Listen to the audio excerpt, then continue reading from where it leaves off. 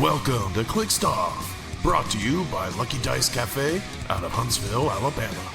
Check them out at LuckyDiceCafe.com. And now for your hosts, Daniel Powell, Jason Alvey, Alex Coos, and Tyler Spees.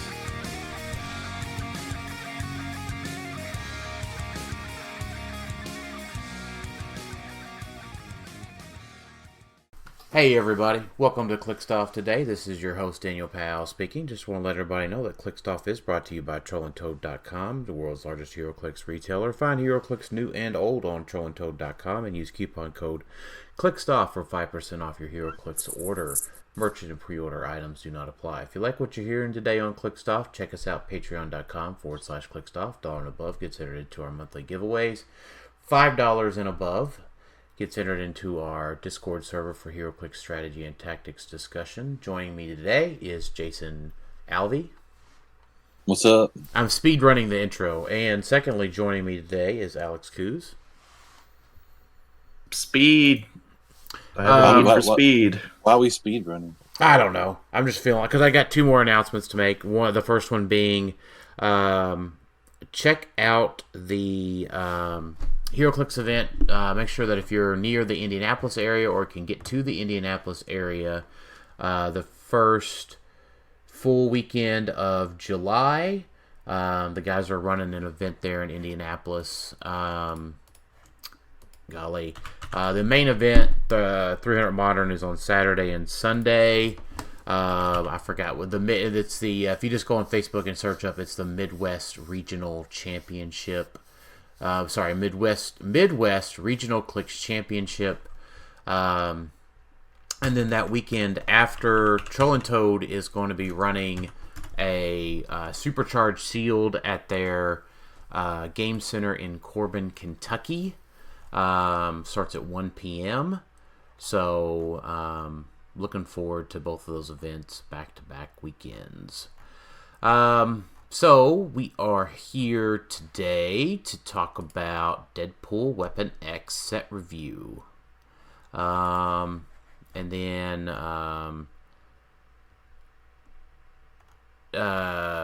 we'll start off with Alec Musser's question of best chimichanga you ever had. Never had a chimichanga? I don't think I have either. That's like the fried burrito version, right? I guess. I'm not even sure what it is, to be honest. Yeah, I know it's a Deadpool thing, but I mean, it falls in the same line. I think it's a what's his face? Jim Gaffigan joke about Mexican food where it's like it's all it's rice, beans, tortilla with rice, beans, cheese, salsa, chicken. It's like, it's just chimichanga, tostada, a burrito, whatever you want to call it. It's kind of all the same. It's just made slightly different. So same thing with Italian food. It's all pasta, red sauce, meat and cheese in different configurations. Yeah, it's just what is the name of the pasta you're having this go around. Yeah. Really what makes it different. What about you, Alex? Have you had a chimichanga? I've probably had chimichanga adjacent. Yeah, I probably have had one, but clearly it wasn't noteworthy enough for me to be like, it was at this hole in the wall place down in so and so. Just right. Well, we'll get started here. We typically record these in two sessions, so if you notice a break, it'll probably be after CUR, depending on how quickly we get through the CUR here. Now, are we going to use this to talk about... We're using the CUR section to talk about pulp some, right? Because we don't do that during our tier maker. We don't. So as a reminder, our set reviews are focused around 300 Modern, with the addition that the CUR discussion now includes competitive pulp discussion. Because we did get the quote-unquote, we're waiting for the results from the pulp results for the whatchamacallit. Yeah, we'll probably have an episode where we cover the results because there's not much to talk about from the actual watch list itself. So yeah, and I can't imagine it's going to be anything that anyone's too shocked about. But we're recording this in the midst of waiting for those results. Yep. So. All right, 01 Wolverine. He's got 12 attack. He seems fine. That's good. Yeah. He's an 001 figure. Yeah, he's an 001 that's figure. How I view one. I mean, his blades is neat. I did play against that figure and at Rock Cup. It was fine. I mean, you're probably not reaching for it in pulp. Nope. But Deadpool. At the beginning of your turn, you may roll a d6 and place it on this card, replacing any other regeneration when there's a Deadpool he may use, and use the d6 instead of rolling. If he does, remove the d6 from the card. It is not free regeneration. He's a wild card. He has 70 points now. I don't see anything. Yeah, if he was 50, then maybe, because that whole d6 thing just gives him like a second chance at regen, effectively. Because it's a May, so I mean, you roll it, and you may replace it, but nah, he's too expensive. Yeah. If it could also be used for his blades rolls, or let's just say any d6 that he rolls, that would have been a lot better. So blades, his super senses, everything like that. And, like, for 70 points, right, I think for 70 points I would have liked to have seen, he can use it for any d6, and then, secondly, he can roll the d6 first. Yeah. This whole, you got to use the one on your card. No, let's see if I roll, right? Because let's say I have a 5 on the card and I roll a 6. Right? Let's do the May. Let's let it roll first. But, I mean, I get it. It's an 0-2 piece. Not a big deal. 03 right. Wolverine.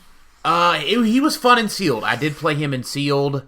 I did hit 6 on more than one occasion, which was really cool on his free roll of d6. So I did get to use like all of the results. So that was those are all good results. I mean, for the most part. Yeah. Yeah, he's got a 15 defense down dial. That's weird. Yeah.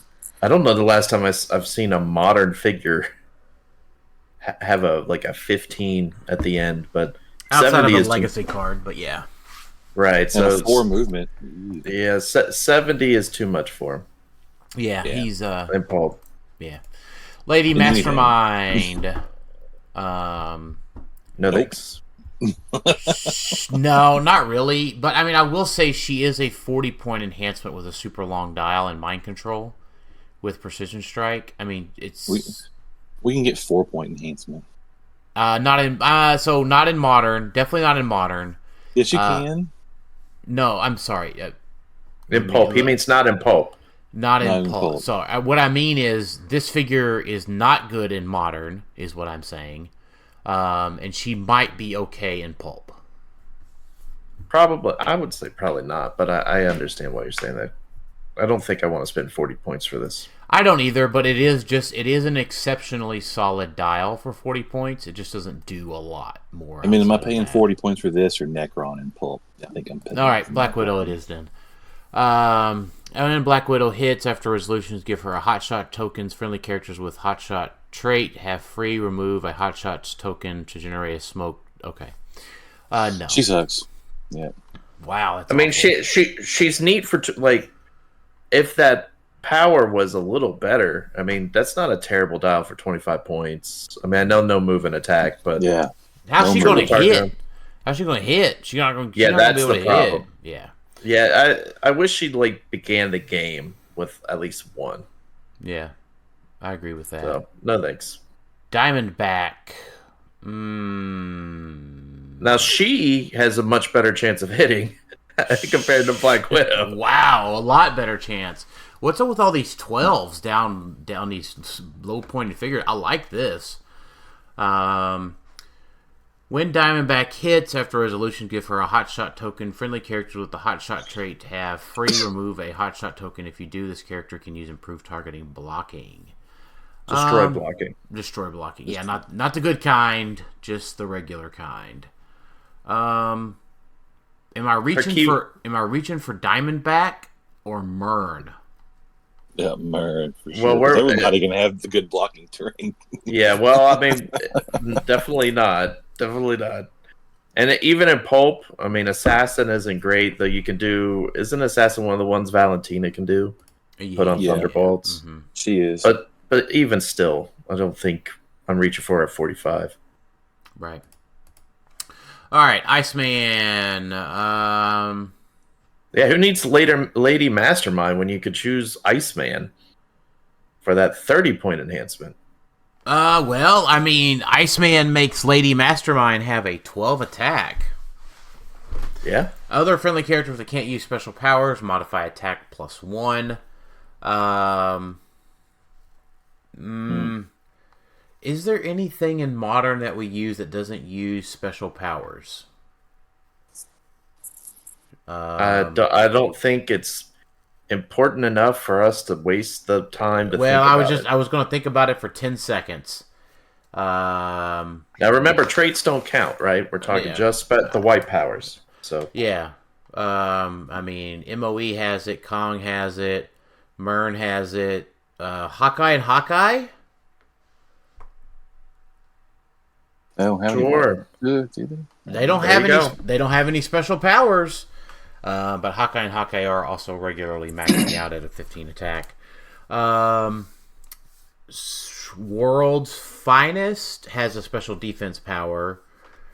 I think your 10 seconds are up. Yeah, I know. We're trying to work I think at least Iceman could be something to consider. I think more so in Pulp, because I feel like in Pulp you're more likely reaching for certain characters that don't have special powers.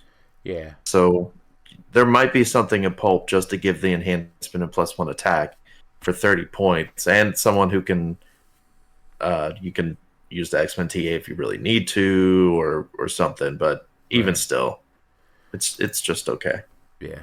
Cannonball does not move the highest point opposing character into another lane. Yeah, this is not a good one compared to that one. No. I don't get the Force Blast is free, but only if he moved at least 1 square. Oh, in my head it was if he moved 1 square, and I thought that's a terrible cannonball. Yeah, 55 is too much for this style. Richter. 60 points is not too much for this style, in my opinion. Like, I know the last 4 are kind of weird. Those are colors of a forgotten age. I feel like on those last 4 clicks, I don't remember the last time I saw so many purples, yellows, and greens. An odd combo of powers. But 60 points, Quake when he uses it, 3 damage instead of 2. Cool. I don't know how he's getting in the fray with only sidestep, but TK and barrier is not bad. So it's okay. Ooh. He is detective. He is detective though. So that is a desirable keyword. It is. If we could have just got the first 3 clicks for like half the points, that would have been better. If we could have got the first 3 clicks for like 20 points, that'd have been better. Sure. Copycat. Let's see here. All right. Not as good as the previous one. Let's see here. All right. So at the beginning of the game, choose an opposing character of 100 points or less. Place Copycat and that character in each other's squares, and that character becomes friendly to your... Wait a minute. Oh. That's definitely not what this one does.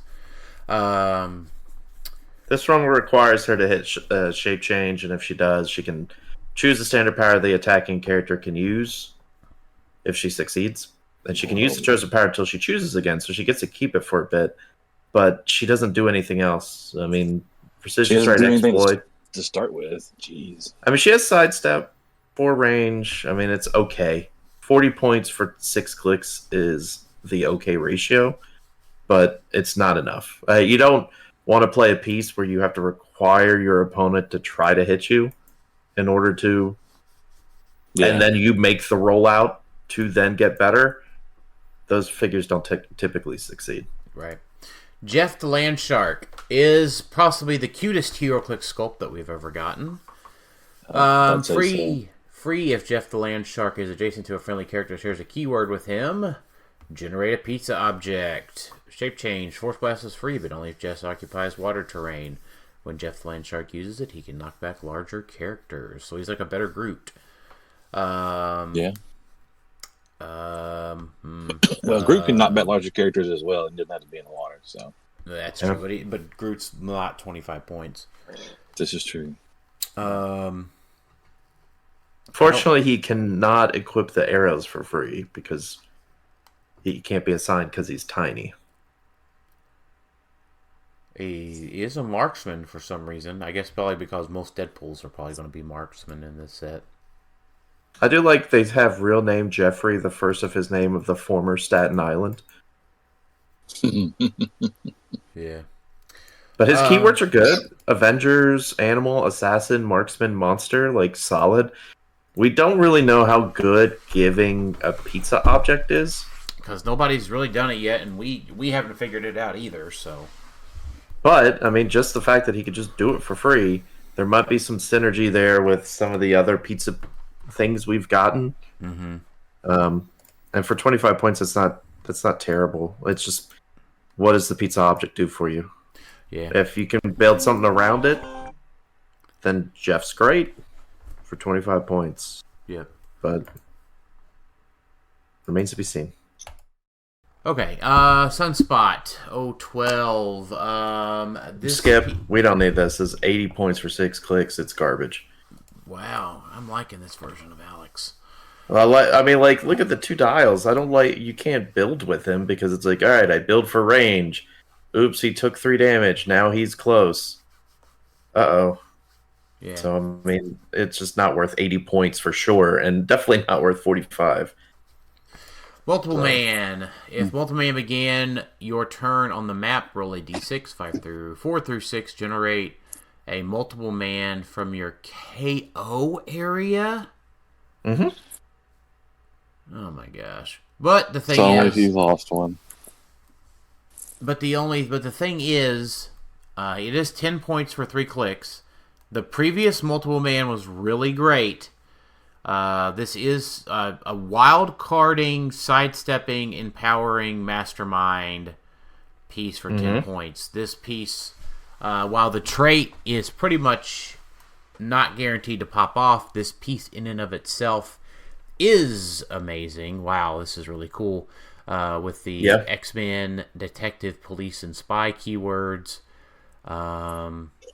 Yeah, I think this piece is very solid. He's effectively your mastermind fodder. I mean, even though he has mastermind, you're probably masterminding to him. Yeah. To just soak up a lot of the damage that you might get from someone else. Wow. Because, oh no, you lost 10 points. I mean, hopefully you probably at least want to play more than one. Otherwise, that trait means nothing. Yeah. But 10 points, like you said, for a team player and empower. Not bad. That's solid. Not bad at all. Very solid. Wow. That's insane. Why do they keep making Multiple Man so good?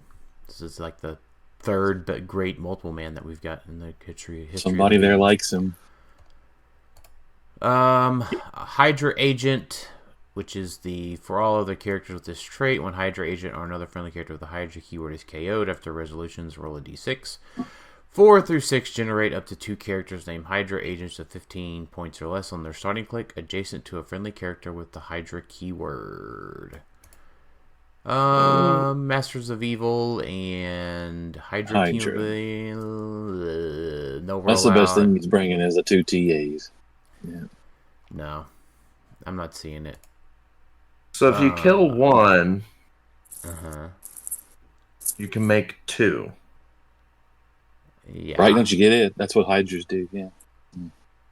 Oh, that's a good point, Jason. To cut off one head, yeah, that makes sense. Yeah, and 2 take its place. That's not terrible. I mean, the problem is Hydra's a terrible keyword. Yeah, well, I mean, there's some legacy pieces. You got Black Skull. I appreciate the thematic of the trait. But Yeah, I do actually like that. This isn't terrible, but you're probably not playing it. Right. If that Empower was top dial, I would say maybe worth it for Soldier and Spy teams, but no. Yeah. Deadpool Robot. Weird. It's weird because he doesn't have any traits to like get him off those other clicks. I mean, I know he has regen and steal Here's one of those energy. figures that Iceman can make him a 13 attack. There you go. Fair. Oh my gosh, Very fair. this is painful. I mean, golly, this is not worth 75 points these days. Yeah, the problem with him is that his damage powers feel like they're reversed because he's got range combat expert with his charge and he's got close combat expert with his running shot.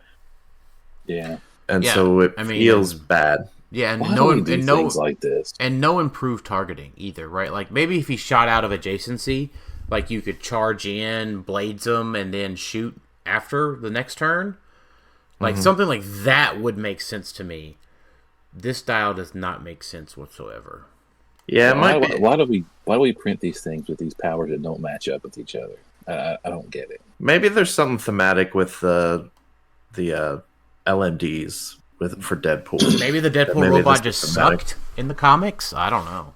Yeah, that's what I'm thinking. Like, maybe there's something thematic there. All right, so the best common we have gotten in a little while, Timebreaker. Oh boy. Now, let's go ahead. I know we're not towards the end of the set where we talk about the Pogs from the Chase Prime booster, the Bystanders. So let's go home. It pains me to talk about this because I'm just pulling up Timebreaker real quick. So let's talk about the Pog real quick. Why? Why does it pain you to talk about it? Yeah, why do we have to talk? I'll tell you why it does. They go together. I understand. Here's why it's painful. As far as we know, at the time of this recording, the only way to get the Timebreaker Bystander Pog is from a Chase booster. Okay. We don't believe they come. We don't know. Nobody has gotten the Dyson token pack yet to see if a Timebreaker comes in there. Do you know how many Chase boosters I've seen opened? Like between Facebook and all these other places? It is going to be super hard to get this Timebreaker Bystander. And it is really, really good. So I would say... Yeah. Yeah, oh my gosh. So the Timebreaker Bystander is 25 points. It has 8 phasing, super senses, 18 defense, with probability control. So, as a reminder, bystanders do not break theme team. And then at the beginning of the game, generate up to 2 Deadpool, Weapon X, 015 Timebreakers. So this brings your Timebreaker to any theme that you would like. Right? Yeah, so for 15 points, you could do that. I'm doing the old rules of how we dictate things when we did it for the figure that get the free rings. We deduct 10 points, so we get 2 free Timebreakers. Oh, okay. 15 so 25 goes to 15. That's what I'm saying. So he's worth effectively, you're paying 15 points because you're getting the 2 free Timebreakers. Right. Yep. Okay. And Timebreakers are insane. Yeah, I don't know if I'm convinced that playing the Pog, I get it. I get why you guys are saying that. Still, 15 points for the Pog feels a little much just for a 1 click because it's a Pog and prob. But it gets them onto your theme team. Because their keywords mostly suck. Cosmic, future, past. Yeah. I mean, they don't really suck, but I mean, they're not. You don't have, ruler. I said mostly. Yeah, mostly. I mean, you don't have like ruler, mystical, Avengers, monster. Just let's face it, future, past, and exiles are not theme teams people are playing. Okay. Right. Yeah, for sure. So let's talk about this. They are 5 points, 1 click, 16 defense with sidestep. They are tiny. Free. If another friendly character has not activated this same effect this turn, generate a Timebreaker on click 1. Okay? So and really, the Paul gives you 3 of these guys because he makes the 2 and the 1 can just make another one immediately. Yeah, turn one, you end up with 3 of these guys, and you four. Yeah, four. Yeah, four effectively. Yeah. So power, choose an adjacent character that does not say friendly or opposing. Place that character up to X squares away from their current square, where X is the number of time breakers, both the figure and the pogs, adjacent to that character. So you just place them through walls, through terrain, I don't know, through characters. It becomes an insane effect. It's like Blackheart, but way cheaper. Yeah, the downside, I think the biggest negative right now, the Timebreaker, is the fact that a Mutt's Tomb still exists. Yeah, I don't think that's going to stop anybody at this point. I think it'll stop people from playing the Pog version. No, because that's a lot of points to give up. I don't think so, especially I don't think people are breaking their thing because here's why, Alex, is that Timebreaker becomes a way to navigate that stupid ass Morlock Tunnels map. Right? Now, but when you talk about the combination of having Myrn and a super good placement effect on whichever theme you want to play, you're now going out on turn 2. So you'll have the Pog, the 2 that it makes. Turn 1, you get to make 1, so that's 4. Turn 2, you'll have another one, that's 5. So you're immediately out 5 squares. Okay. With going through walls and everything. Okay. So if you're stuck on that stupid Morlock Tunnels map that everybody has to play because it's too good not to, now you are time-breakering through that map. It's just nuts. And there's no keyword restrictions. I think that's being mystical or monster like Blackheart. Yeah, I think it's interesting. I think it's good. I think the bigger problem is a Mutt's Tomb just makes it not as good. And no, it allows you to hit. It allows you to hit with one character. Yeah. But that might be all you need. And then they come over and hit, like, just Kong comes and quakes. No, but you understand. 80, if you 90, 100 points. That character by taking out all your time breakers. That character that you get to hit with, right? I don't know. Probably gets to make like 2 or 3 attacks because they probably have the trick arrows on them. So they're going to attack once, drop a big arrow, quake you, attack again. Whether that's your Kong or your Hawkeye or your Silver Surfer. Sure. I mean, yes, they're doing everything that Blackheart does for cheaper. My question is, it's once again a Mutt's Tomb problem. Like, I would feel more comfortable, depending on the keywords and whatnot, right? Probably feel more comfortable playing Blackheart than I would necessarily these guys. Until a Mutt's Tomb is fixed. Yeah, because I'm just looking at 15 points per time breaker. Like, that feels real bad, especially when you're mass producing these guys. The key thing is if you look across the table and you see that they have a Mutt's Tomb on their sideline, just don't make them. Well, you have to do the 2 ones at the beginning. It's a generate. It's not a May. No, you don't. It's a May. Oh, up to 2. Up to 2. Yeah. So you just don't make them. That's fine. But that does throw off your plan. I mean, it does, but I mean, if you're that worried about it, I'm not personally that worried about it. I'll make the little stink bugs. Yeah, I think this is once again just another far cry of a Mutt's Tomb is a problem. Yeah, but a Mutt's Tomb being a problem does not mean that time breakers aren't insane, and they won't be everywhere. I don't know if they'll be everywhere until a Mutt's Tomb is fixed. So I hope a Mutt's Tomb gets fixed. Because I like time breakers, and I think they will be. They are fun. Like, they're just a fun piece. I like them. I'm just cautioning of, let's just spam them everywhere when a Mutt's Tomb is already a problem. And it's just now feeding more fuel to I'm just going to stay in my starting area, break a bunch of blocking, and then defeat your constructs and time breakers to score a ton of points and not actually do anything else.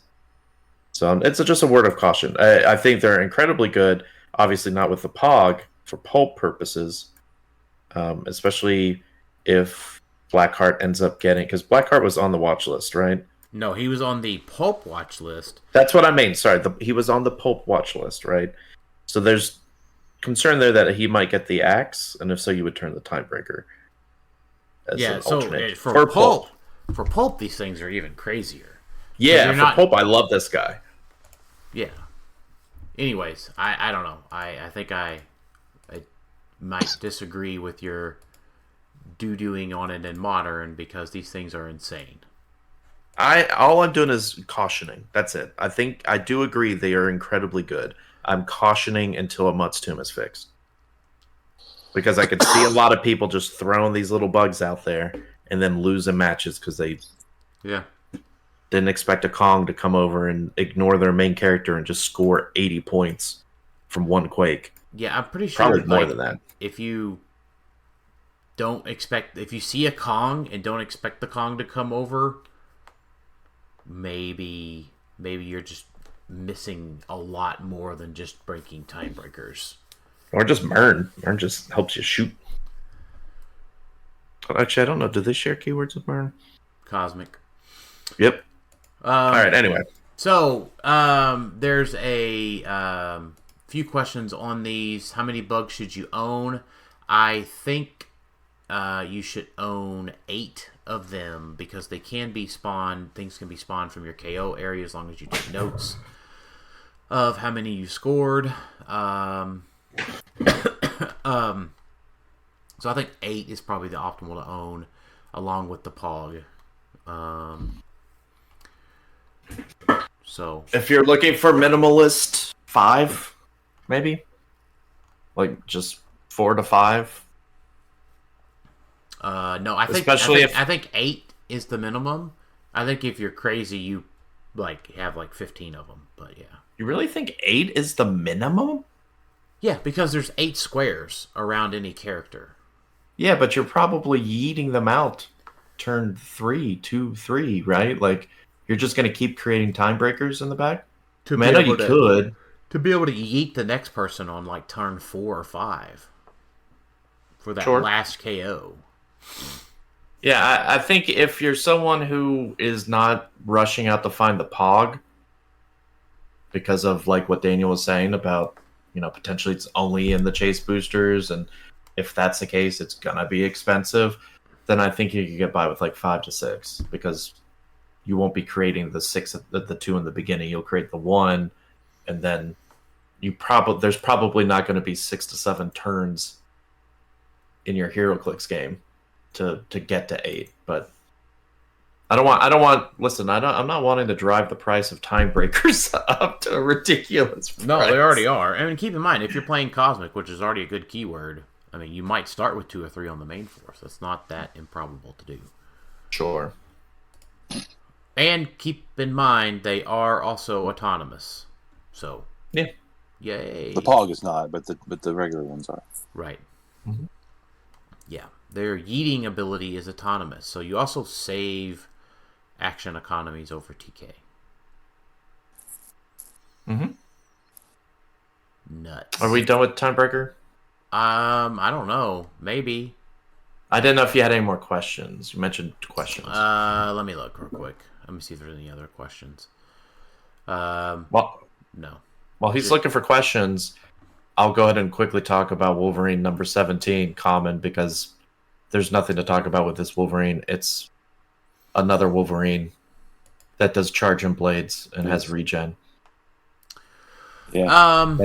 That's about it. Uncommon Wolvie. Did you miss me? Did you miss me? When Wolverine is KO'd, roll a d6, 4 through 6. Instead of removing him from the map, you may place him adjacent to another friendly character and turn him to click 1. He's still scored.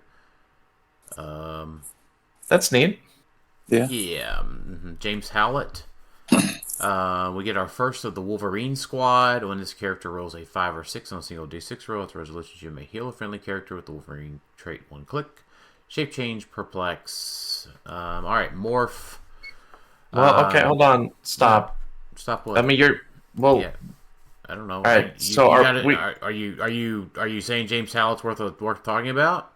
Well, we got to consider pulp for all of these, and I feel like we're not. Like Wolvie is maybe a consideration in pulp because of 30 points and being able to come back.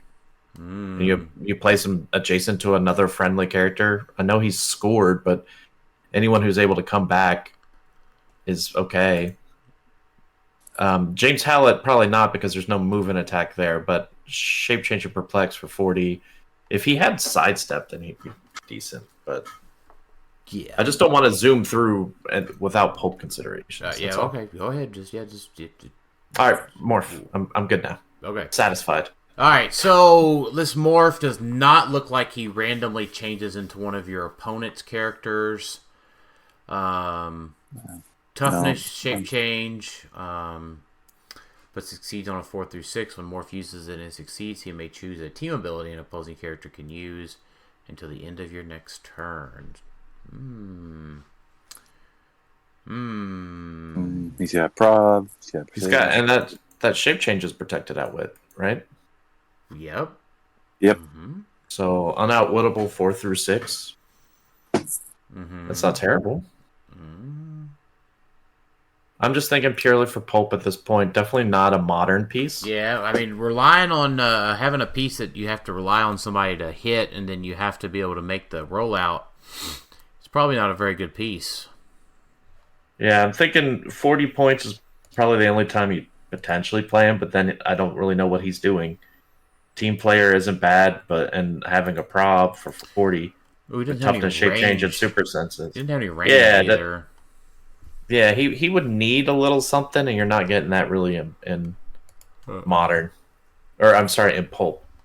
So, probably not there. Decent keywords. Outlaw. When an outlaw hits with a range attack, if it was the first attack if it was during your first action this turn, after resolutions, remove an action token from her. Hot shots. Yeehaw! When Outlaw hits after resolutions, give her Hotshots token. She does not have a 12 attack, so it kind of sucks. Free, remove a Hotshot token from this character. If you do, they have knockback, and characters they knock back can't reduce knockback damage. No. Yeah, definitely not. White Fox. Charge, plasticity, his Hotshot. The last something or hers. I'm not going to mess that name up. Friendly characters, if you do, until your next turn, when an opposing character attacks this character and misses after resolution, so she has Mystics. Well, yeah, and so that she could give that to any of the Hotshots person.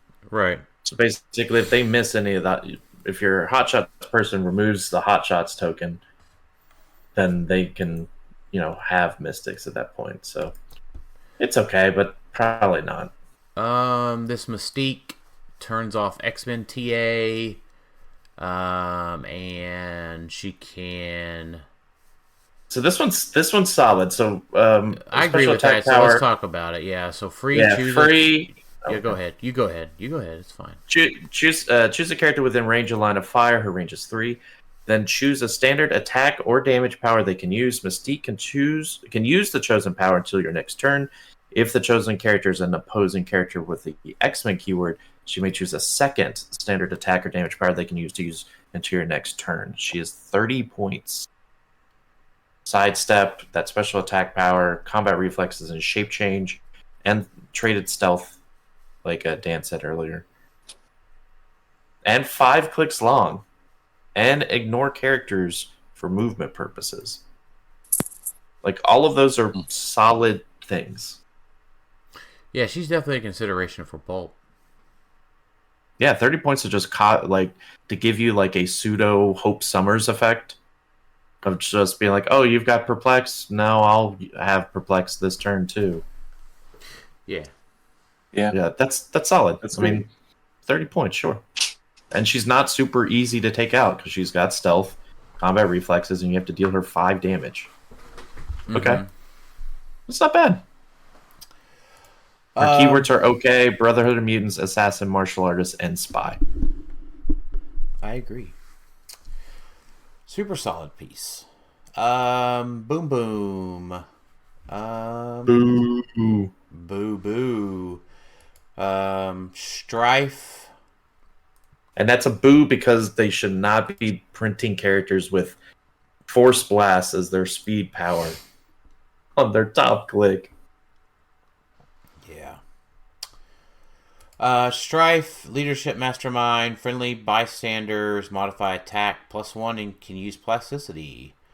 What do we got here? Mutant Liberation Front Armor, Future Ruler, Shape Change, Outwit, Friendly characters with no action tokens have Safeguard, Opposing Probability Control. Man, that is a lot for 50 points, though. That's 4 clicks for 50. He could definitely see some play on maybe a POG team, like with, we were talking about Prime Kingpin at some point. Just giving out another just blanket attack +1 and plasticity. Solid. He gives you a leadership if you need it. He can mastermind to a POG. Like, I like him at 50. He also gives you the TK. Like, I think he's solid at 50. Probably not in pulp, because I don't think there's a lot of... No, not a lot of bystanders. Yeah, unless I'm forgetting some. Safeguard opposing prob is huge. That is a big thing, by the way. Man, I just... If you gave that to me for 40, I'd be a lot happier about it. 50 is just a lot. I mean, he's got shape change, toughness, and mastermind to protect himself, and stealth. I mean, I don't hate it. Yeah. I mean, what pogs are you running? Like, I mean, I'd probably still run Two Gun Kid. I just go non-theme and just run. That's not a pog. That's not a bystander. He's not a bystander. Not Two Gun Kid. I'm sorry. Shoot, there was another pog I was considering. I'm not sure off the top of my head. But that is a good point. I mean, playing there you go, ruler playing with APOC. Yeah, I was thinking of Legacy APOC as a big deal. Yeah. Jubilee. I think the biggest thing for Jubilee is she is a sidestep, barrier, perplex for pulp. Yeah. Keywords kind of suck unless you're playing X-Men, but also the thing to keep in mind in pulp, though, is there's no Scott Porters, so you're less incentivized to necessarily play theme. That's right. So that's a solid dial. 3 clicks, 25 points, barrier, pulse wave, perplex. Sure. I mean, yeah, definitely not a 50. Definitely not a 50, though. No, it's strictly a 25-point play in pulp.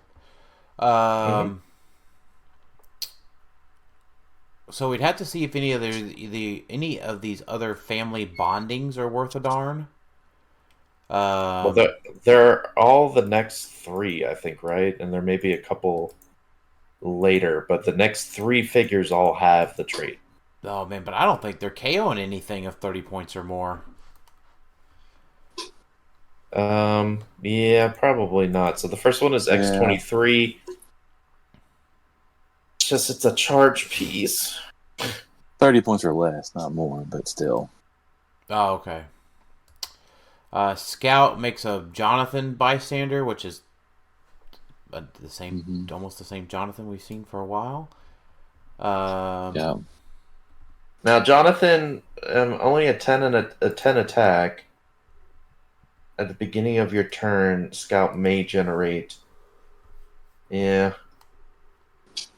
I'm just looking at, because her Scout's thing is that when a friendly bystander hits after resolutions, friendly character with family bonding may make an attack. So that's okay. I mean, there's a combo there with herself and Jonathan, right? Because she can, beginning of the turn, create a Jonathan hits, then she can make an attack. That's very unlikely to actually work. Right. So, Dakin. Once per turn, when Dakin hits with an opposing character with the X-Men keyword after resolutions. Oh gosh, he has to attack X-Men. great. Not great. These three are neat, but So, and the reason I say Dakin the way I do is that in Snap, when he comes out, he generates the Muramasa blade, and it like snaps onto your screen, and it makes me think they play Dakin because the Muramasa blade goes to their hand. Anyways, solid thought process when Dakin is played in Snap. Bob, Agent of Hydra. Friendly characters within range of the Deadpool Corpse keyword or Hydra have Hydra. Probability control, but only if an opposing character is within range and line of fire. So within 4 squares. If you're within 4 squares of Bob, you're probably attacking him. yeah. And if you have the Hydra keyword, you probably have the Hydra TA. Yeah. So I don't nothing's think fun. not playable in Pulp or Modern. Deadpool. Mm-hmm. Oh my gosh, what's with these blank spots on the dial? I don't know. A lot of them. I don't know why they do special attack powers late down dial that you're never gonna see. Kid Omega. Kid Omega was annoying and sealed. Friendly characters with the X-Men keyword have Brotherhood. Friendly characters with Brotherhood succeed on a 9 through 12 when using it. Okay. But he's probably not worth it. Maybe in Pulp, but Yeah, my biggest problem with, 50 points gives you the TK, the barrier, outwit, energy explosion, I guess. That would have knockback. Cool. This is just another Quentin character, Kid Omega, who's supposed to be an Omega level mutant, and they just never let him be an Omega level mutant. right. Yeah. All right. This is another sore spot where I'm like, HeroClix, come on, give me a Kid Omega that's just nutty. Yeah. So Psylocke does not give you +1 power next turn. It's just so easy, Alex. I know it is. I know. Because I gotta say something nice about these characters. Now, hey, Psylocke. Hey, we got this before. Stealth, mind control. Mind control is free, but only to target an adjacent character. We got this 5 years ago. Yep, and I don't hate her. She also has a special attack power, Blades Calls Fangs. When she uses that after resolution, she may use the effect corresponding to the D6 roll. If you roll a 1, she gets to make a close attack. 2, give the hit target an action token. 3, choose a standard power. The hit target can't use that power until your next turn. 4, the hit target can't use team abilities until your next turn. 5, heal Psylocke 3 clicks.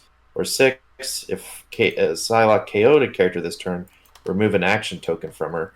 So they have it in a way where it kind of corresponds with, you rolled a crappy 1 on your blades, well, you get to kind of redo it. I'm glad that they made one.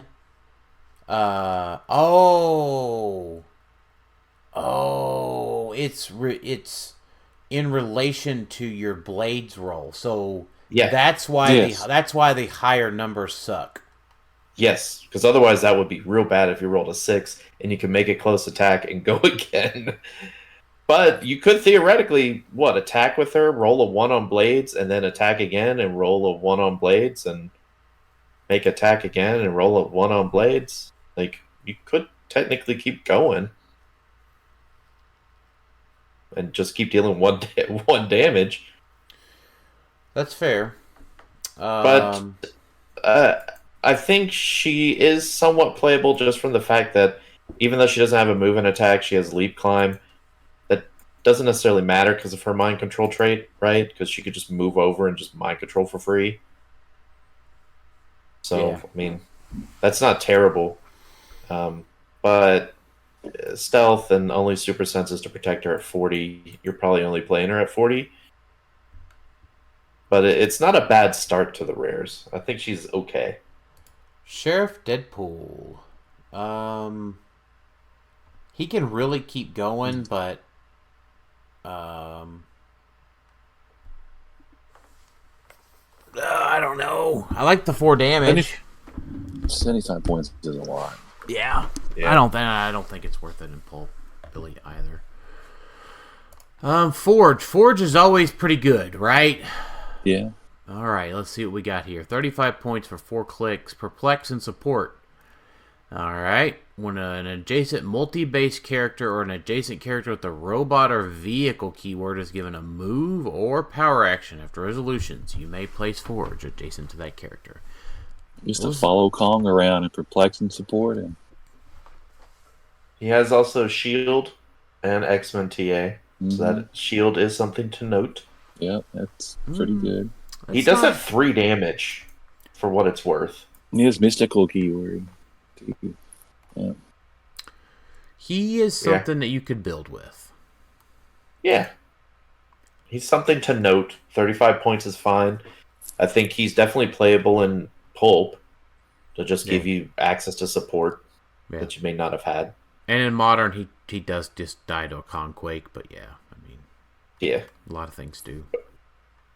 But I don't know if there's just something you could do with him in Modern. Correction. Because he doesn't die to a Conquake because he has toughness on his last click. But anyway, sorry. Because he just gets placed afterwards, I mean, there could be something you do, like Jason was saying with Kong. I don't think you probably do, but with Mystical, I mean, you can equip Forge with something. And he just falls Kong over, gets placed, and then he can do something, right? So, but you're also requiring Blackheart to kind of move Kong, so Forge wouldn't go with him. So, well, Forge would have to be placed with Blackheart, right? Yeah. So at that point, it's kind of a moot point, but right. But either way, I mean, it's an interesting enough ability that you just want to keep an eye on it and just remember, hey, Forge exists. Sabertooth Tiger. Wait a minute. This is just Sabertooth. Charge Flurry, 12 for 4. I mean, this is one of the first 75-point dials in the set that I'm like, okay, I mean, 9 clicks. Heal a click every turn. Yeah, I mean, that's not bad. I mean, it's got to be an annoying pulp piece. It's going to be annoying, but man, it just seems like you just shoot it all to shit and it's done. Yeah, probably. If he had stealth, that'd be better. Like, I would say this might be playable if he had stealth. Yeah, that's fair. Or super senses. Or some sort of rollout of some sort.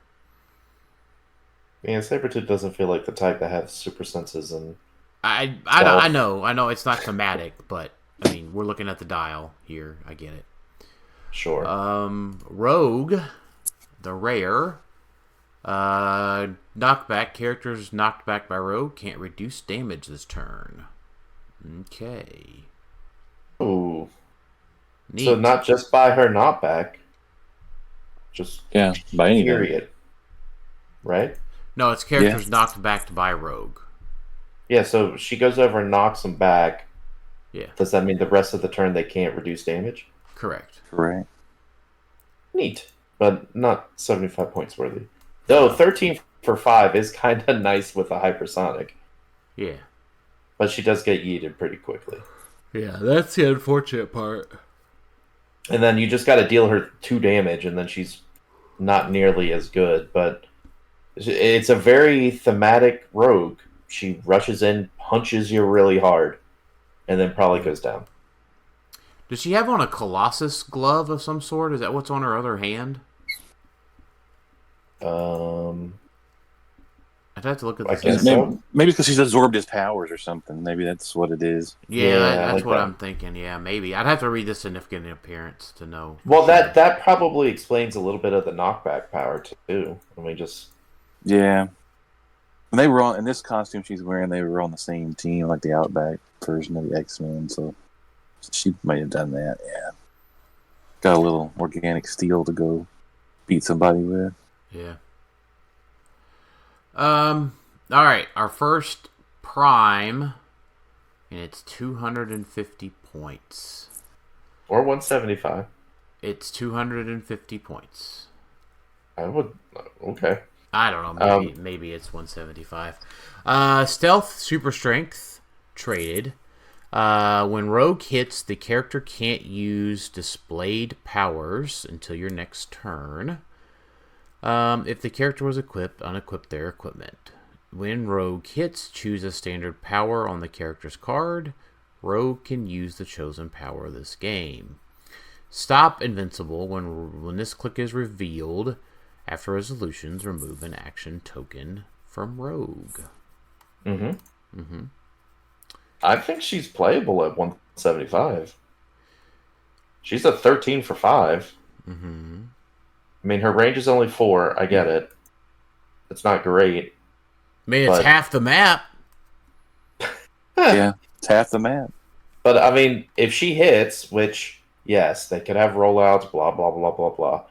If she hits, whoever she hits is getting kind of, not necessarily decimated, but potentially, right? I mean, she can one-shot a Kong, right?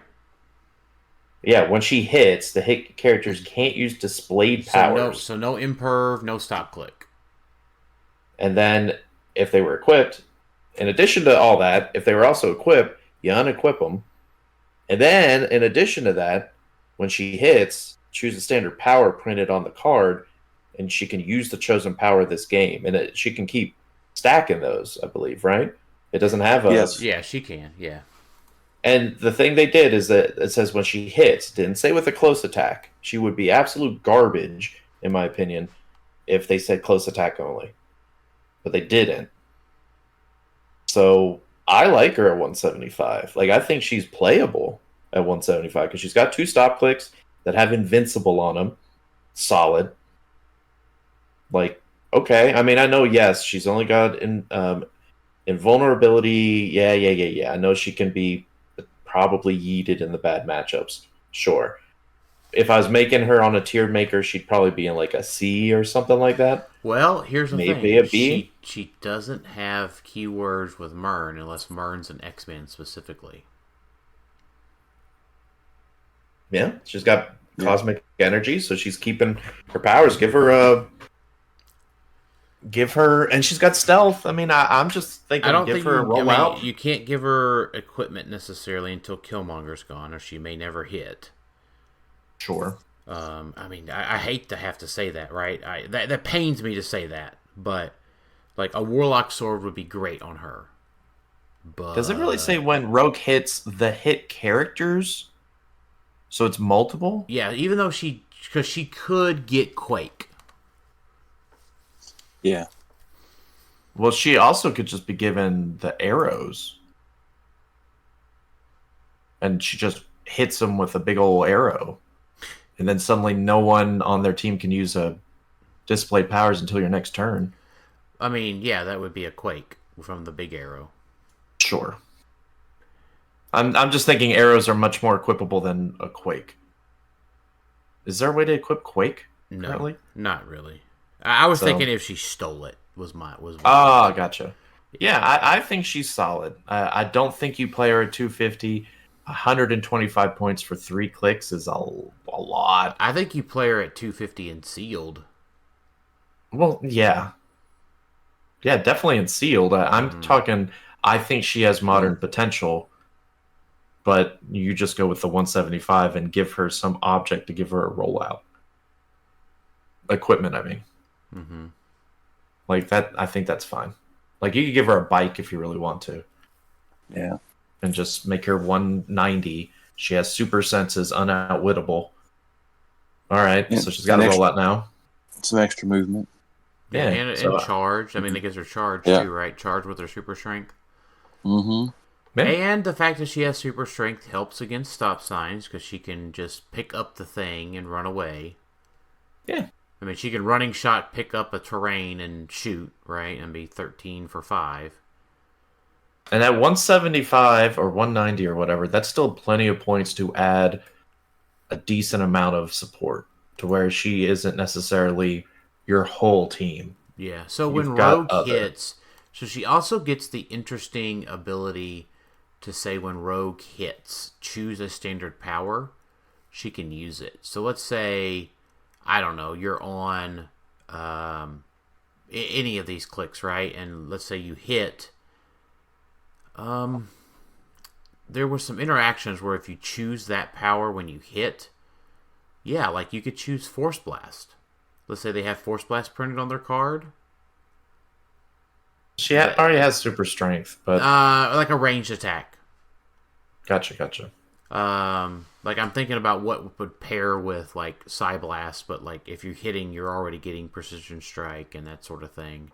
Maybe Exploit. Like if they had Exploit and you're choosing the hypersonic version, sure, you would hit, and then now you could choose Exploit, and now her damage is Exploit penetrating. Yep. That's the kind of things to just think about with the timing on her ability. She's probably playable. I don't know if she's playable until Killmonger's gone, because she needs that rollout. Yeah. But I say you're probably looking to steal a prob first. Maybe an Impervious. Maybe an Invincible. Maybe a Regeneration. Yeah. I like it. Yeah. She could definitely be a force to contend with. Yeah. I think she's a very solid prime. I do. Piece. I think so as well. It's not a prime piece you're looking at and you're like, oh, okay. Boo. We get too many of those, so. Yeah. Huh. I like her. This one has the glove off and she has a fire hand. Plasma energy hand. Yep. You got me thinking about her a lot more than I was before at 175. It's not amazing, but it's solid. Yeah. Atlas Bear. When this character will be KO'd, they are hotshot trait again. Friendly characters with a hotshot trait when this character would be KO'd, if they have any hotshot tokens, instead remove all their hotshot tokens and turn them to their last non-KO click, protected pulse wave. Oh yeah, because the trait has to be protected pulse wave to grant the trait that is also protected pulse wave. That's funny. That is good job on getting that one right. Yeah, so Atlas Bear would be a must play if you're trying to play any of the hotshots effectively. She is also a solid taxi at 50 if you're looking at pulp, because she has sidestep, flight, passenger 5, but only to carry characters that share a keyword, and she has Wakanda, Assassin, Mystical Soldier. There's not a lot of Marvel pieces that have 5 passengers, but 50 points is kind of a lot to pay for that. But she does have a special attack power that's Giant Reach 3, Blades, and then for some reason it gives prob in her attack power. So, sure. That's not terrible for 50, but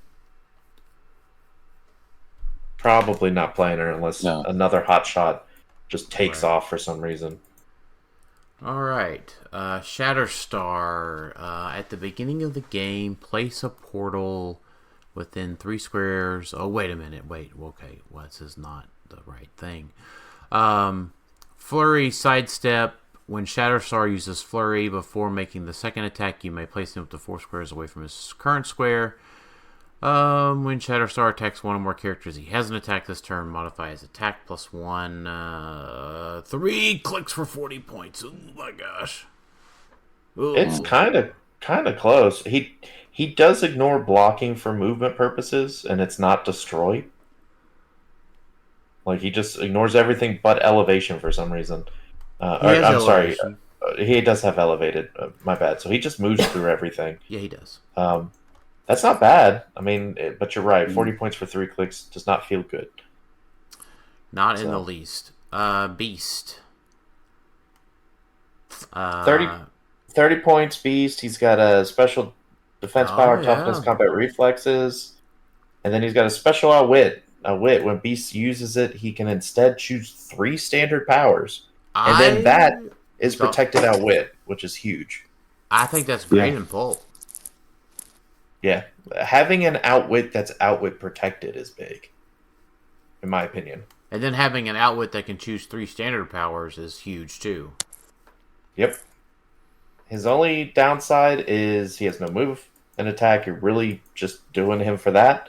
And he only has toughness and combat reflexes. But he has 4 clicks for 30 points. He can outwit 2/3 of the map, Alex. 3/4 of the map, Alex. Sure. Yep. Yeah. Yeah. But yeah, definitely probably not a modern piece, but Pulp definitely, because it just depends on how many Pulp teams are running cosmic energy type pieces. So I don't think there'll be a lot of them after Blue Marvel retires. Yeah, but very solid rare piece, like a pretty decent beast. Lady Deathstrike. At the beginning of the game, for all friendly characters with this trait, give a target token to an opposing character. For all characters with this trait, when a friendly character with the assassin keyword KOs an opposing character with a target token, score 25 points. She has traded combat reflexes. When Lady Deathstrike is KO, choose a friendly character with a robot keyword. That character gains this game. The character gains the assassin keyword and can use the traits on this card. Charge, but don't have speed if an opposing character was KO this turn. I mean, man, Target is getting so close that maybe it's good. I think we got a couple other things in this set with Target, so maybe we're getting close there.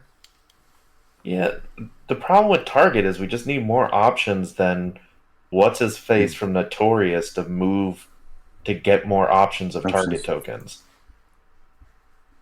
Right. Because, like, it just feels bad being like, all right, yeah, we got all these pieces with Target. We choose one character, and we did it. Good job. Yeah, good job, guys. Yep. It's over. Yep. But Lady Deathstrike is not a good piece, so. No. She might be. I mean, if there's other good targets. I mean, we just don't know. We haven't read the rest of the set yet. Panda Pool. I had the great pleasure of pulling Panda Pool at Rock Cup and being able to be the first person to display his card. It was great. He looks cool.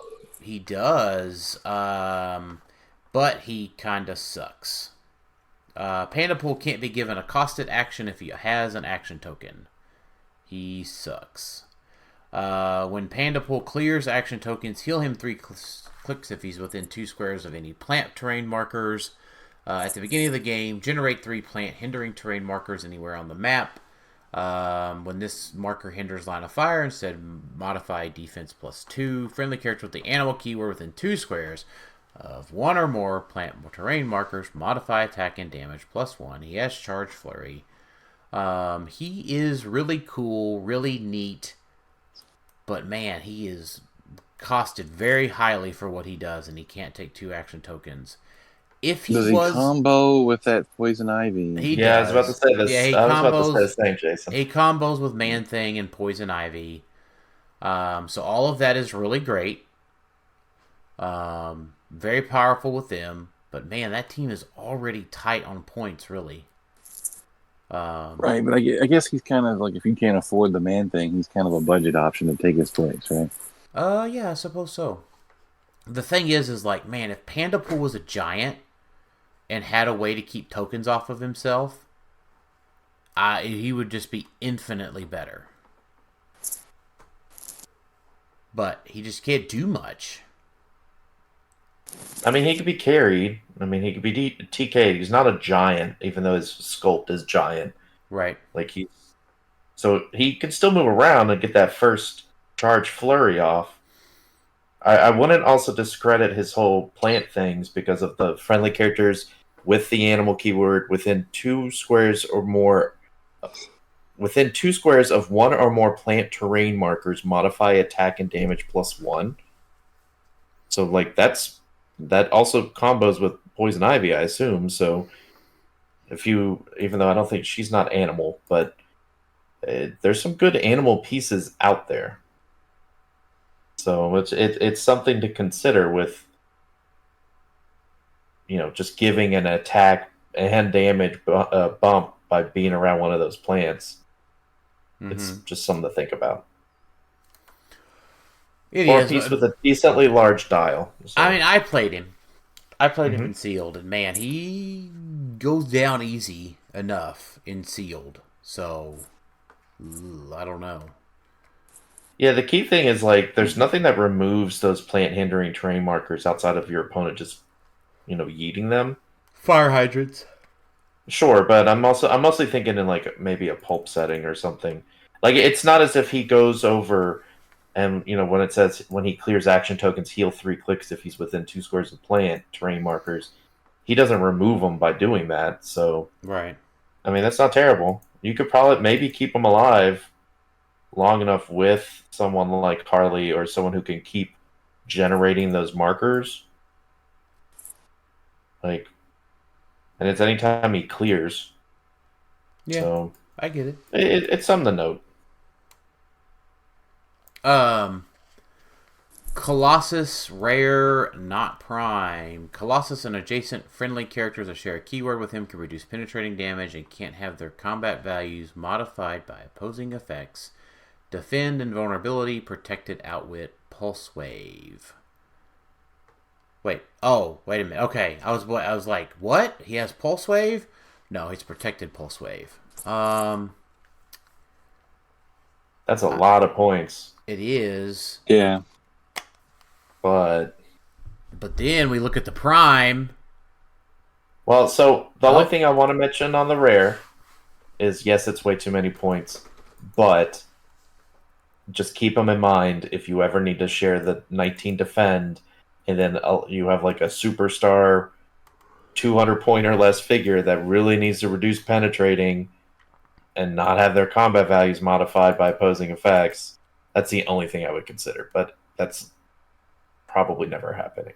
Right. So, all right. To the prime. You've got me thinking about this rogue, though, a lot. Because I'm like, boy, that's some nice powers on his dial. Be ashamed if he didn't have it at all. Yeah. And the rogue just dealt 4 damage to him, and then, yeah. Colossus Prime. Now, this is an example of what a higher point dial should bring, so we stop just looking at lower point dials. Mm-hmm. Yeah. Finally a higher point dial that's worth more playing than the lower point dial. Yeah, 4 clicks for 20 points, and they got great stats. 20 defense. Whoop, whoop, whoop, whoop. And he can reduce pen, and he has impervious. Right. Yeah. Until Rogue shoots him, but I mean, I'm not gonna say that too many more times. But he has charge, a 12 attack, 5 damage, 20 defense, breaks through blocking. He also has mind control. As a reminder, mind control also works as a close. Mm-hmm. Just for in case folks forget out there in HeroClix land. When Colossus uses it, after resolutions, deal a hit character damage equal to Colossus printed damage value. So why you just charge, mind control them, have them deal damage to their own team, and then deal them 5. And then you have the mind control card up, and you deal them 5 more. That's so bypass stop clicks. Mm-hmm. So does his next trait, do you ever consider him in silver? Yes. With a good old Thanos? Yes. Because the whole opposing character, just a blanket across the map, doesn't matter. Opposing characters can't use safeguard mind control. And I like they put in there, including from Battle Fury. Yeah. So my assumption is probably, they're going to think, oh, this is too powerful, and, Thanos is going to get put back on the ban list again, or bench list, or whatever. We're going to be like, oh, can't be mind controlling. That's just my guess. But yes, if Thanos is not benched unfairly again, then yeah, these two go together like bread and butter. Yeah, I think the biggest thing negative to Thanos is that you have Mern now. So Mern could target Thanos. Right. So I think that's really what would prevent them from banning Thanos again, is because now you have the answer to Thanos hiding in the corner. Right. And Yeah. behind a bunch of barrier. The answer in Silver with that is just you play the Ultra Chase Thanos with Mern. And then everything becomes the Yondu and Space Leo instead. So yeah. It's the But Colossus does give you protection from all those pesky emotional modifiers. Yep. Mm-hmm. It also allows you to mind control Kong, which is kind of neat. Oh man, I really want to do that once with the mind control card up, and just charge, mind control Kong, deal him 10 damage, and he gets KO'd. So if you can't tell, we really like Colossus Prime. I think his point values are pretty spectacular at 80 or 60. 80 just feels better. Yeah, he's an 80-point piece. Yeah, yeah. If you think about playing Colossus at 60, just don't. You might on Thanos, right? Like yeah, on the you Thanos might. game. Yeah, that's true. No, because in Silver, you give this guy, you give him the Captain Carter shield, baby. Yeah, that's true. Give him a 20. Defend. That's solid. I mean, not that a 20's the easiest, the hardest thing to hit, but it is harder than an 18. Yeah. So, yeah, we really like Colossus Prime. I mean, I don't know. The problem is I think I really like him, but I don't know necessarily that I have a team built or a use case for him. That's probably the problem that I have more so than anything. Is that like the team I start out with is like, Colossus Prime, let's play it. And then you're like, what else do I play it with the other 170 points? Yeah, there's not a lot. Thanos is the key person because there's not a ton of like long range mind controllers. Yeah. Nowadays, if there was, like, maybe there's something there, but I can't think of any off the top of my head. In modern, at least. Yeah, I'm with you. But he's there, gets around those pesky Tri-Sentinels too. So. Mm-hmm. And reduces impervious, reduces penetrating damage is great. All of it is really, really great. What's not great potentially is Cyclops. Oh man, yeah, that guy. Yeah, he's not potentially. He's not great. No. Jean Grey is maybe good.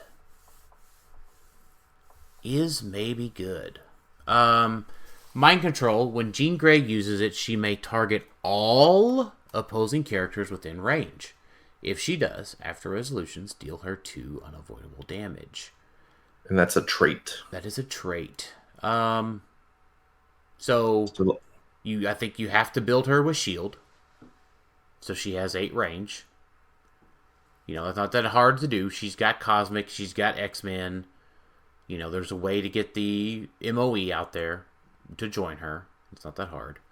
And also, MOE and Porters keep her healed. So the 2 unavoidable damage is not that big a deal. 10 attack kind of sucks. But it's not hard to make that a 13. There's not a lot of Battle Fury in Modern. You just play with Colossus if you care that much. Yeah, and I don't think you do. Right.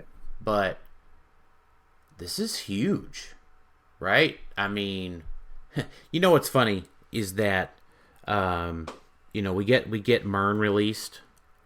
We have this Jean Grey who mind controls through everything. Thanos did no wrong. Thanos was unjustly errated day after day, or in 2022. He was unjustly errated twice. Because things like this, nothing blocks it. She may target all opposing characters within range. Black Lanterns don't stop her. Blocking doesn't stop her.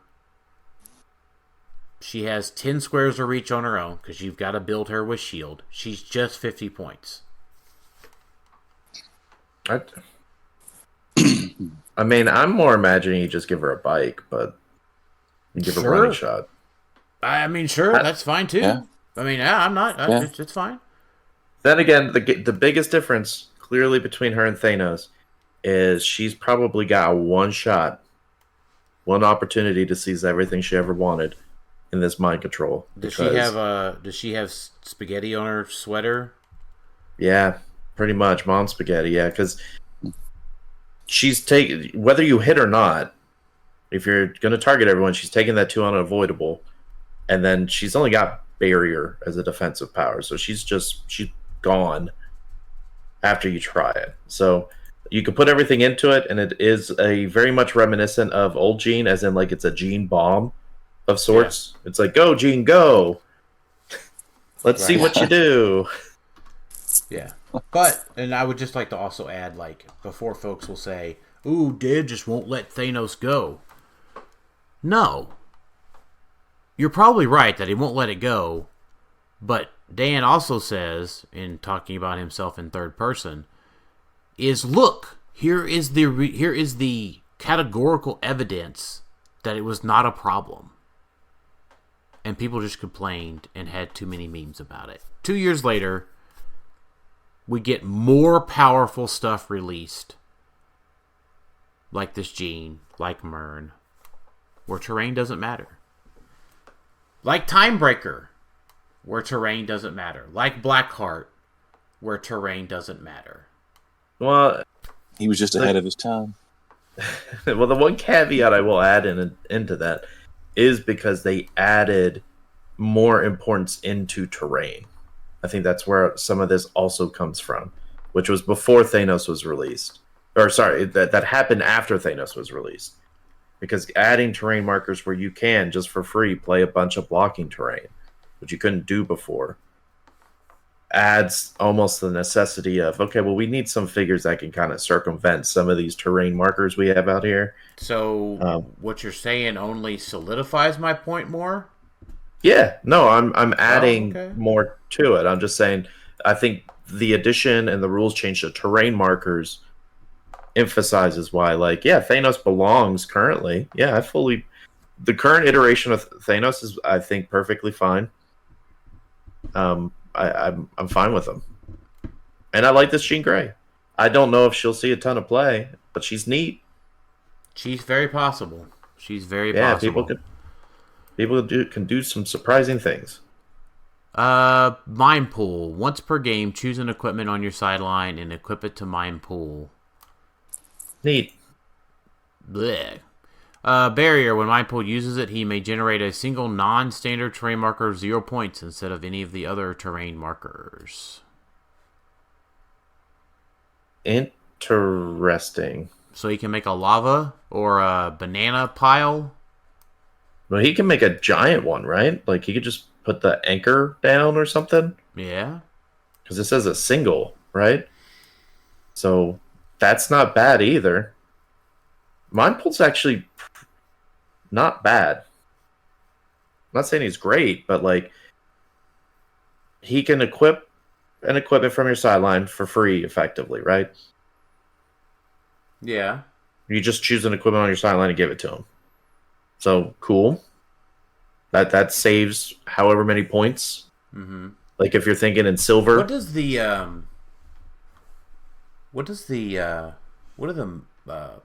emoji stand for? Be quiet, raise hand, be quiet, hi. He's a mime. I know, but what do the emojis stand for? He's trying to say something. That's him doing, like, the wall, I think. Like a... No, the first one is zip, like zip. Oh, I guess the bottom one is the wall. The wall.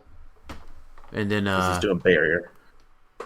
Yeah, but what's the first one? I don't know, is he doing like the little more like the rope action of a mime? And so he's like getting an item? I don't know. Like zip it up? Be quiet. I mean, you could be quiet. Hi? Question mark. I mean, you could give him a bike to give him some move and attack. the barrier with the non-standard terrain marker, I think is interesting. Because that can... We don't have anyone that could just, instead of normal barrier, throw out a non-standard terrain marker. Right.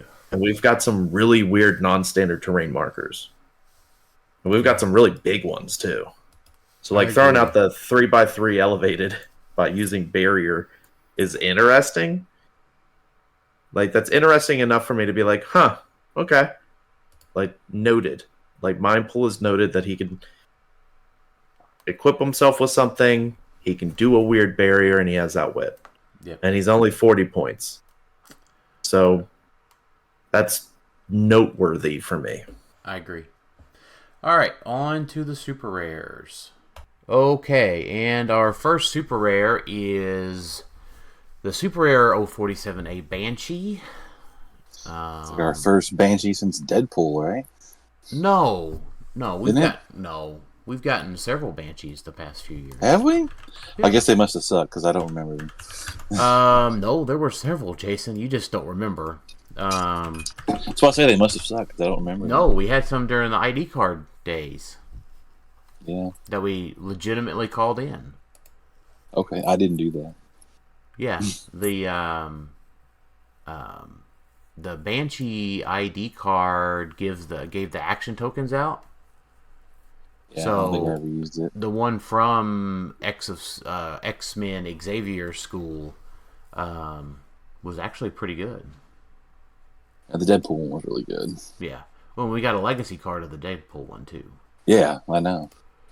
And it's not as good. Not as good. No. And this one from the set is also not good. Yeah, even though he gets some cool stuff, he's just not. I don't know. He's 50 points. He has no reducers. No reducer. No rollout. Yeah. No rollout up top. Yeah. I mean, no reducers, no rollout, 50 points for 6 clicks that you can just chew through, right? Yeah, I mean, he has running shot, leadership, and pulse wave, but I mean, the improved targeting's decent, but it's like no. When you compare this 50 points to other 50 points, it's not very good. Yeah, I mean, let's just say let's compare it to Kong, Surfer. I mean, we're grading this on like a competitive scale, right? That's what we're doing, right? Obviously, always, yeah. I mean, it's 50 points for Surfer, 50 points for Kong. This is nowhere near that category. Yeah, I mean, let's just see. So, I mean, let's even think about what might be good post-retirement at 50 points. I mean, that's still Kong.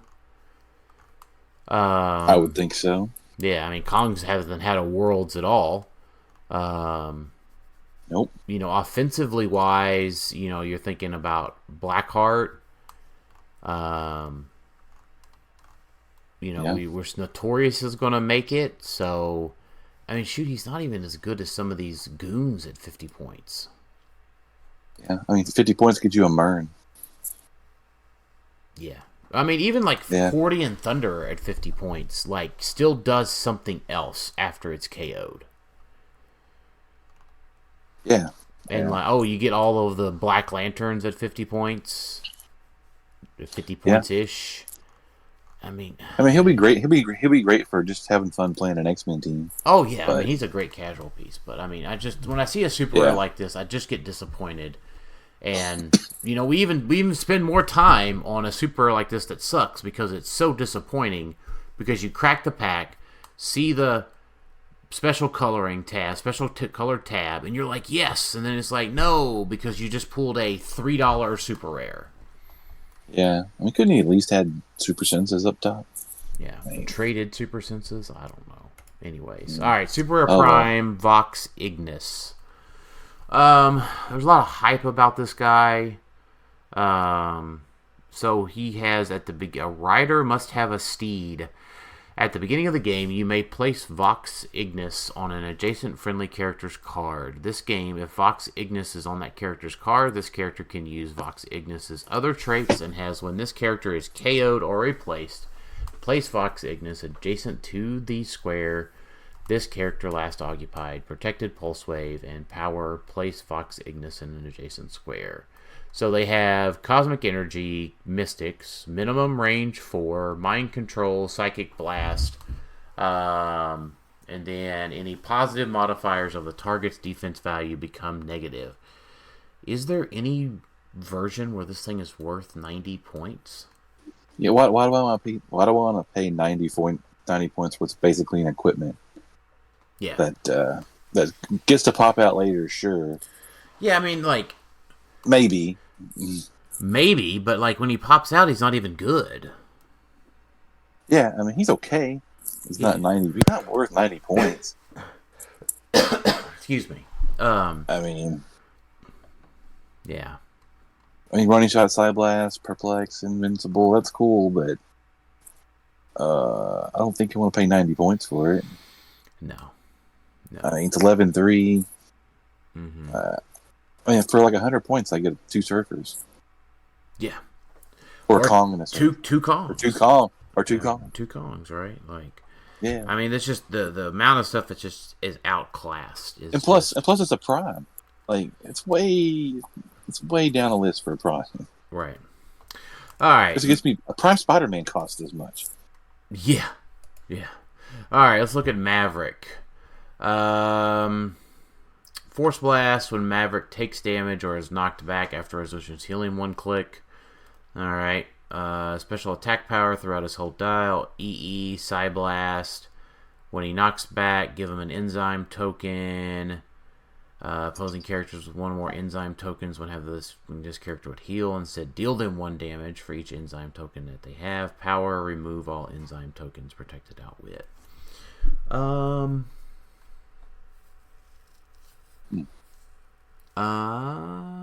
And 75 points.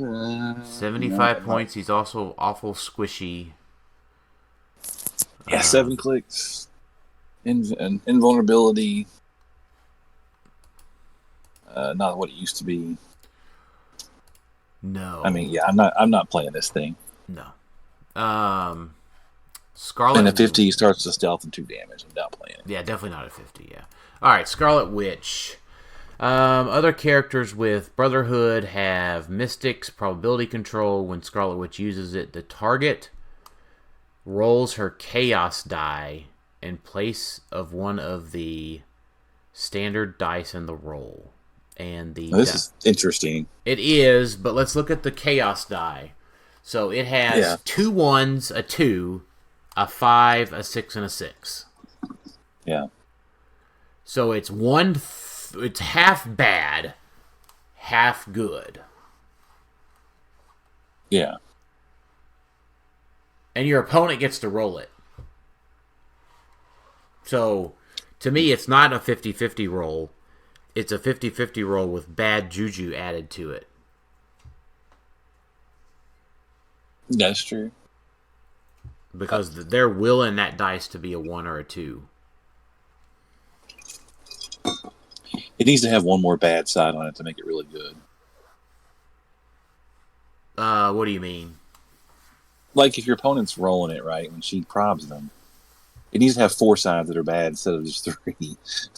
No. Oh, no. Okay, sorry.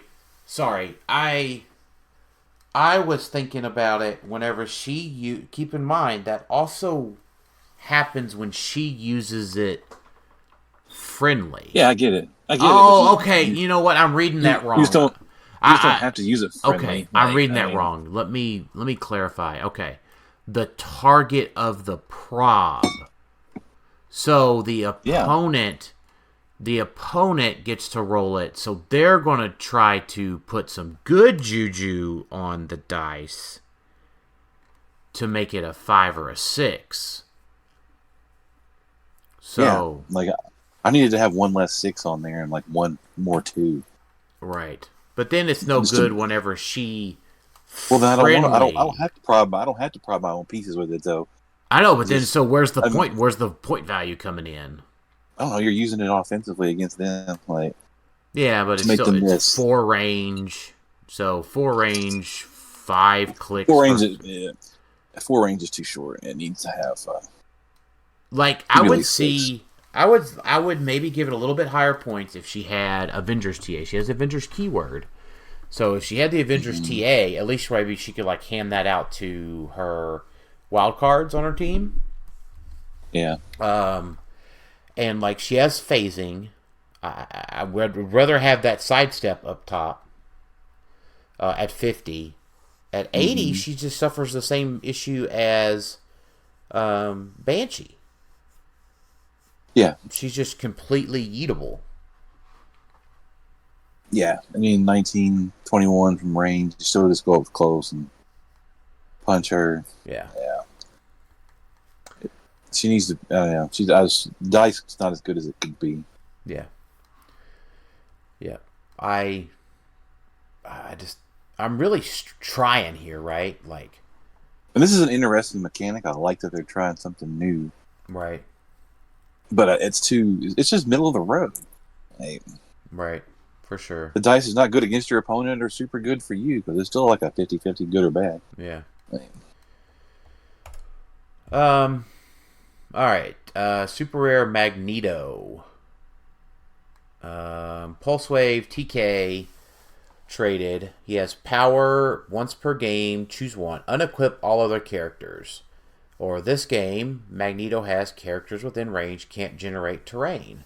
This game, characters with the robot or vehicle keyword modify attack, defense, and speed -1. So, I thought that electromagnetic pulse trait would be really good. But you know what doesn't matter about building barrier? Mern. So, like, it would have been really great to just say, oh, Dan, you can't build your 20 squares of barrier per game. It didn't matter. I'm not playing barrier anymore. I'm playing Mern. right. So the unequip all other characters. I think we already looked at this, didn't we? There's nothing in Modern that's unequip KO, right? I don't think we saw anything that was. Right. So, but it does unequip everything, so you could like Kong could like quake it and destroy it or something, or right. But then it's stuff like that. 100 points minimum for that. Yeah, 150 points for that combo. That's right.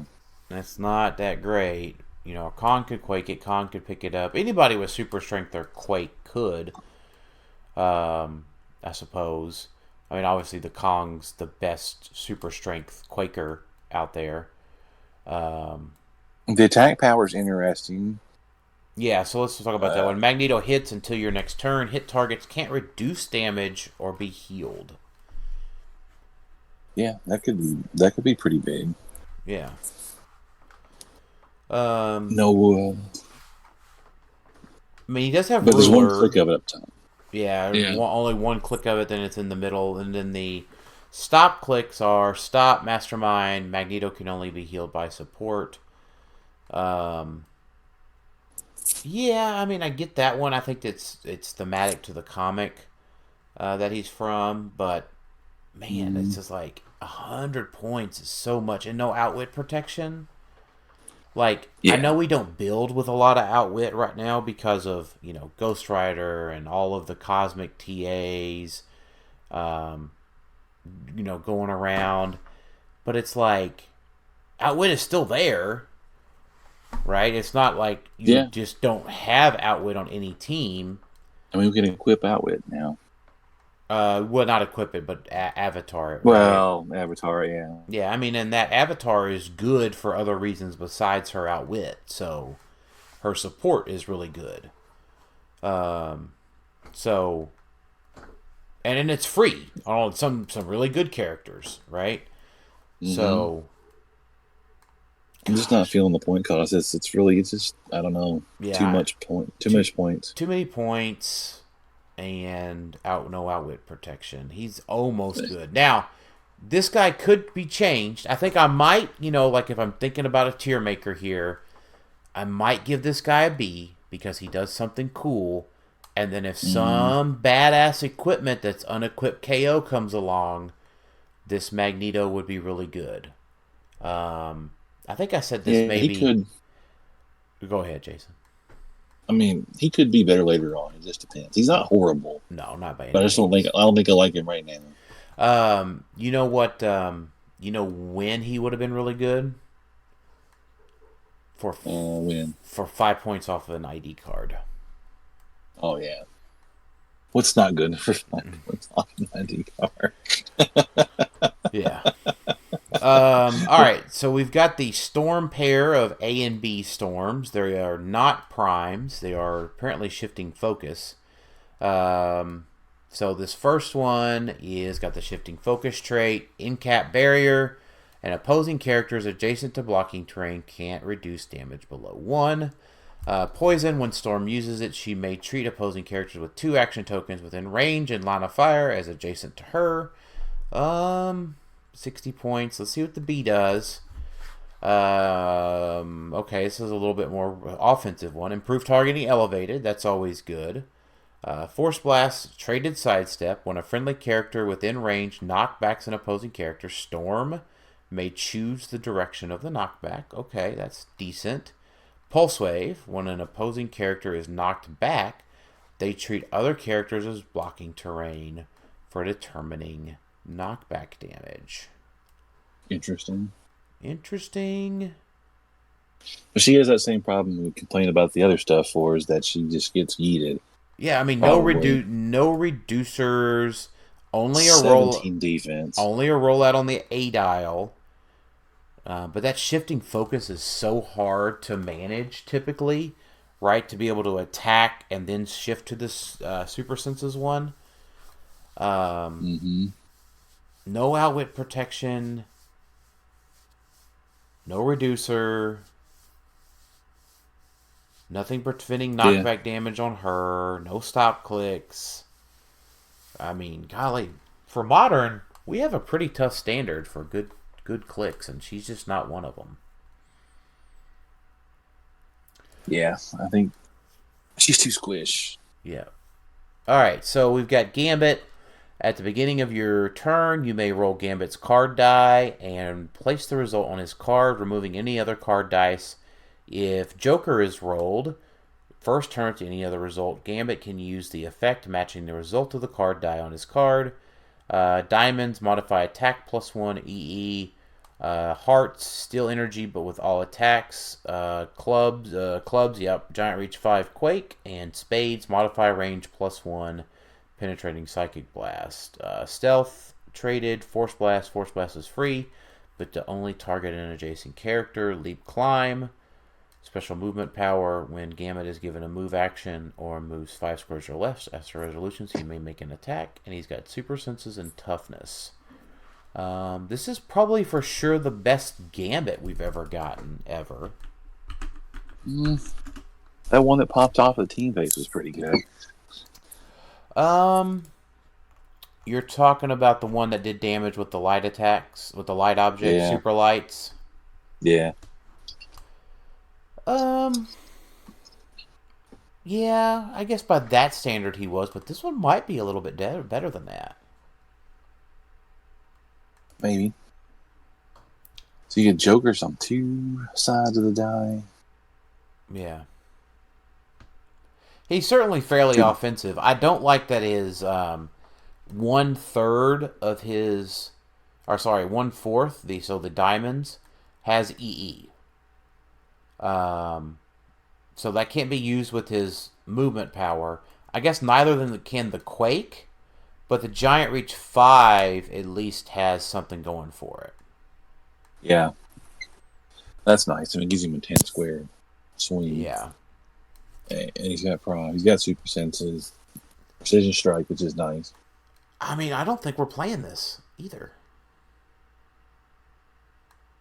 Yeah. It's not telling me I want to. No, not in competitively. No.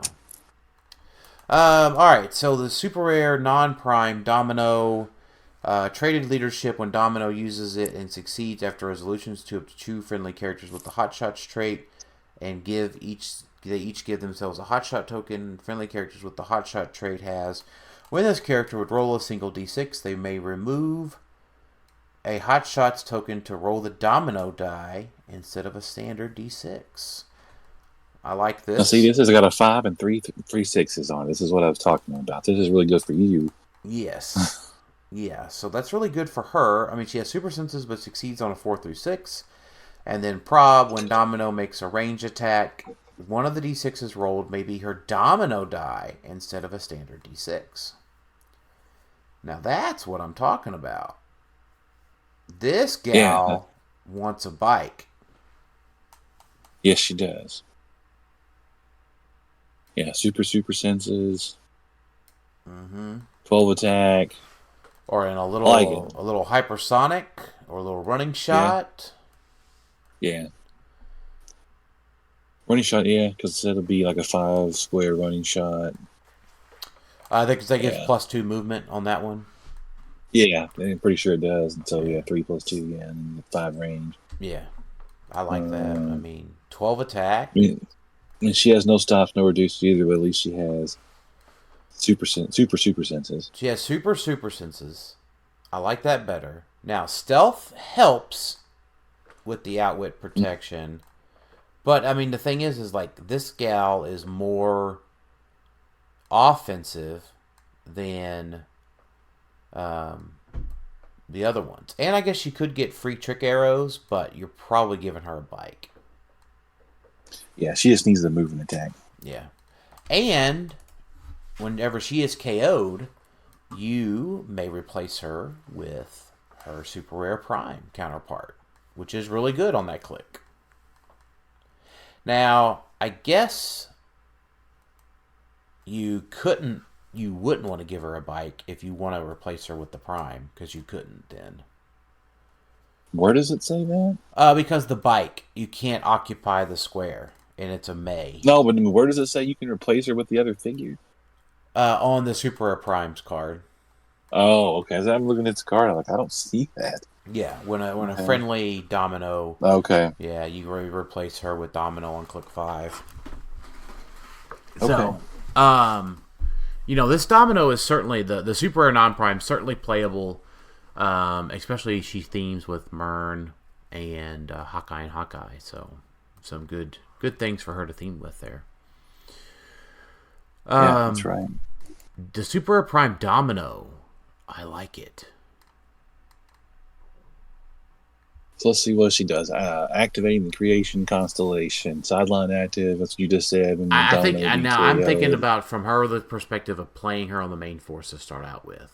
Yeah, I know. I'm just reading the card. Yeah. Celestial. She has special attack power. Celestial shot, penetrating psychic blast. When Domino hits after resolutions, roll a d6. 1 through 3, give each character an action token. 4 through 5, deal each character 1 unavoidable damage. And 6, make an attack targeting character Domino hit this turn. So that's all great. Yeah. The 3 stop super senses. Super with super duper senses. Cosmic energy. Yeah. And then special attack power, walking cold streak. When an opposing character in range would roll a single d6, Domino may roll a d6. If she does, she may replace the opposing character's roll with her. That's pretty cool. Yes, that is super great. Now keep in mind, right, how many single d6s do you roll? Blades. Well, super senses, shape change, blades. Yep. Support. Roll a regen. Yep. Blades roll out from the X-Men. Yeah, from APOC. Yeah, from APOC. Yep. I really like this. Leadership, willpower. Yeah. And it's just a thing that happens. You don't have to take an action of any sort. Yep. She may roll it. If she does, she may replace. It's got the maze in the right spot. Yeah, you don't have to use a better than they roll, so there's no drawback. There's no drawbacks. That's the best version of HeroClix powers. There is no drawbacks on this one. 3 straight stop clicks. Yep. And with plenty of great ways to heal. So. Yeah. I mean. This is a really good figure. It is, right? You want to avoid hitting her. But she's decent enough to start out with. Right? Like, precision strike and 3 damage is not great for 70 points by itself. But if it's a figure that your opponent never wants to attack, and she can just keep harassing them. And she does all this other stuff that Right. incidentally, and you're going to wind up on that 13 for 4 click. So now I think this one major weakness of hers for looking at Nationals and Worlds this year is boots exist. So a porter, theoretically, a porter could knock her onto click 3, and then a couple of boots knock her to like click 5. That would feel really bad. But hopefully she gets enough off before that happens to make it worth it. Yeah, I don't know how much that's happening, but yes, you're correct. Yeah. I mean, I just think that damage power is super duper great. Yeah, it is. It's insane. It's not line of fire. It's within range. We have lots of great access to shield these days. Can be at 8 range pretty easily. Yes, it could be through walls or what have you. Mm-hmm. Mm-hmm. Yeah. Yeah, that's pretty nice. I like it. And she's got cosmic keyword, so Yep. that's not a bad keyword for her to have. I would play this. Yep. I think it's my most wanted prime besides Colossus Prime.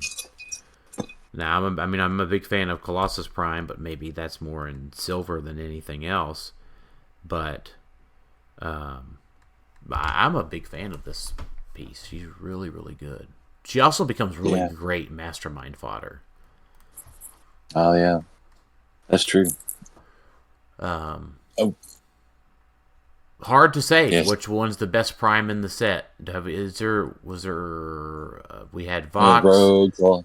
Rogue, Colossus. Man, 3 out of the 4 primes in this set are very playable. Yeah, Vox is easily the worst. Yeah, and he's maybe not playable at all. Yeah, I don't think he is. Yeah, but Rogue, yeah, Rogue could be. Rogue definitely could be. Colossus definitely could be, and Domino definitely could be. Yeah, man. If you get any of those 3, I think you're doing pretty good. Yep. Especially, yeah. Either one of those is great. Yeah, I like this. Bringing back some great primes. I mean, because we don't really have any. I'm thinking about this really hard. Do we have any, like, good attacker primes that we're playing right now? Spider-Man. That we're playing right now? But people aren't playing Prime Spider-Man anymore? I haven't seen a lot of him lately. I know he's still out there. You haven't seen a lot of anything because nothing's happened since Well, that's March. totally fair. I mean, yeah, that's unfortunately true. yeah, it's just we haven't nothing's happened. So yeah, I was just looking real quick. I mean, we haven't seen a lot of camo lately. Yeah, I mean, you're right, Jason. yeah, I mean, Camo is really good too, but he's a little expensive. Yeah, he's a little expensive now. I mean, AB man. I mean, he's just incidental on the teams, though. He just gets played. Yeah. He just comes for free, so yeah. So that's why he gets played. I mean, Hulk. We've seen a little bit of Hulk. Little Hulk. A little bit of Hulk this year. And Hulk's 10 points, and people still aren't playing him a ton. Right. So. All right. Let's. Domino. I really like Domino. Patch. Once per game, chooses a square within 3 squares of patch. Patch can use free, or Quake is free, as if he occupied that square after resolutions, destroy all blocking terrain within 2 squares of it. Flurry, sidestep, stealth, special movement power. If he occupies hindering terrain, choose 1. Place Patch in a hindering terrain within 4 squares. Or place him adjacent to an opposing character within 4 squares. Only shape change at 60. Oh man, I just don't want to keep saying no, but probably not. Yeah. It hurts me just to look at his dial. Yeah. It's all that red and orange. I don't know. Yeah, I mean, at 40, he's got 2 damage, so you could roll a 1 and just be stuck with it on the blades. You don't even, right. 17 defense toughness, no rollout. Yeah, and 60 doesn't really add in a bunch extra. Man, there's a bunch of super rares from this set that aren't that great so far. I'd say he's better at 60 than he is at 40, but still. Yeah. He doesn't have charge, he has sidestep. Blech. Yeah, I get he gets the boop. But it's a very conditional boop. It's conditional though, yeah. Alright, let's look at Longshot. Alright, when Longshot makes an attack, if his attack is modified +3, increased damage dealt by 1. When Longshot is attacked, if his defense is modified +3, modifies the attacker's damage -1. Perplex. When Longshot uses it, he may instead roll the luck die and modify the chosen combat value by the result. And you've got 1/1/1, 2/2/3. Sidestep, leap, climb, improve targeting characters, 4 range, so a 6 square reach, precision strike, super senses, 3 damage with prob. So he's certainly better at 60 than 40. 3 bolts too. So, I mean, you're playing this guy with Porter, so his attack's always going to be modified by +1. So, that leaves you to a 1/3 chance of getting to the +3. Just without another perplex, right? So, then he's a 14 for 4. Well, that's an increased damage dealt, but I'm just saying by itself, it's a total of 4 dealt. And then his defense is always going to be up 1 because of Black Shirt Porter. Yeah. So man, his just reach is so limited, though. Yeah, 6 squares is not much. I wonder why can't these things have running, shot, and charge? Yeah. Maybe they forgot that existed. I don't know. I hope we're not benching stuff again. I hope not either. I mean, I like what he does otherwise, but yeah, his reach is really, really, really low. And then, like we said before, he's really squishy. Yeah, he's really squishy.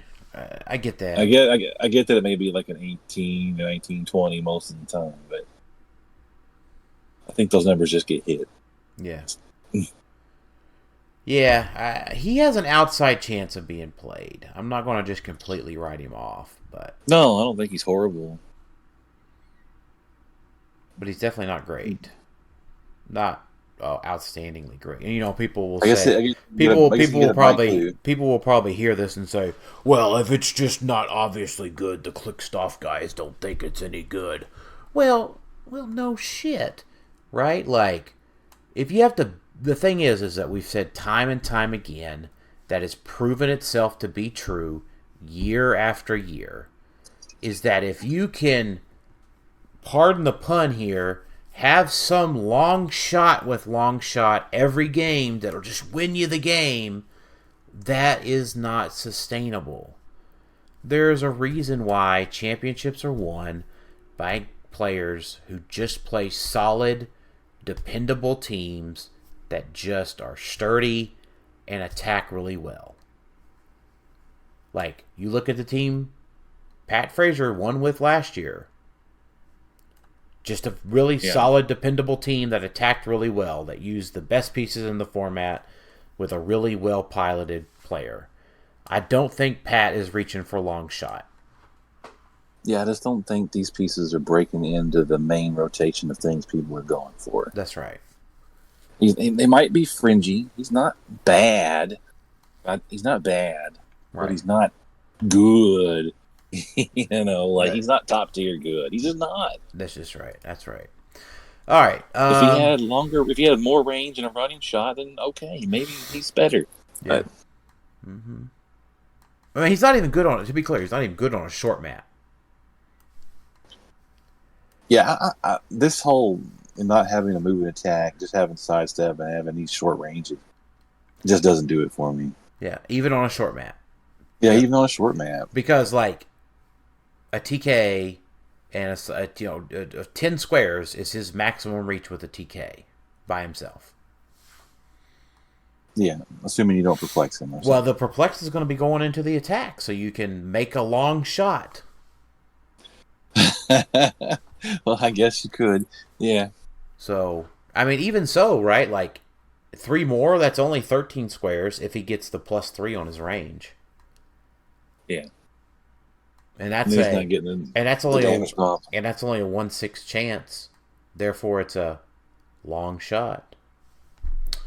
I guess technically, Jason, it is a 50-50 chance, but yeah, right. But anyway, yeah, he's okay.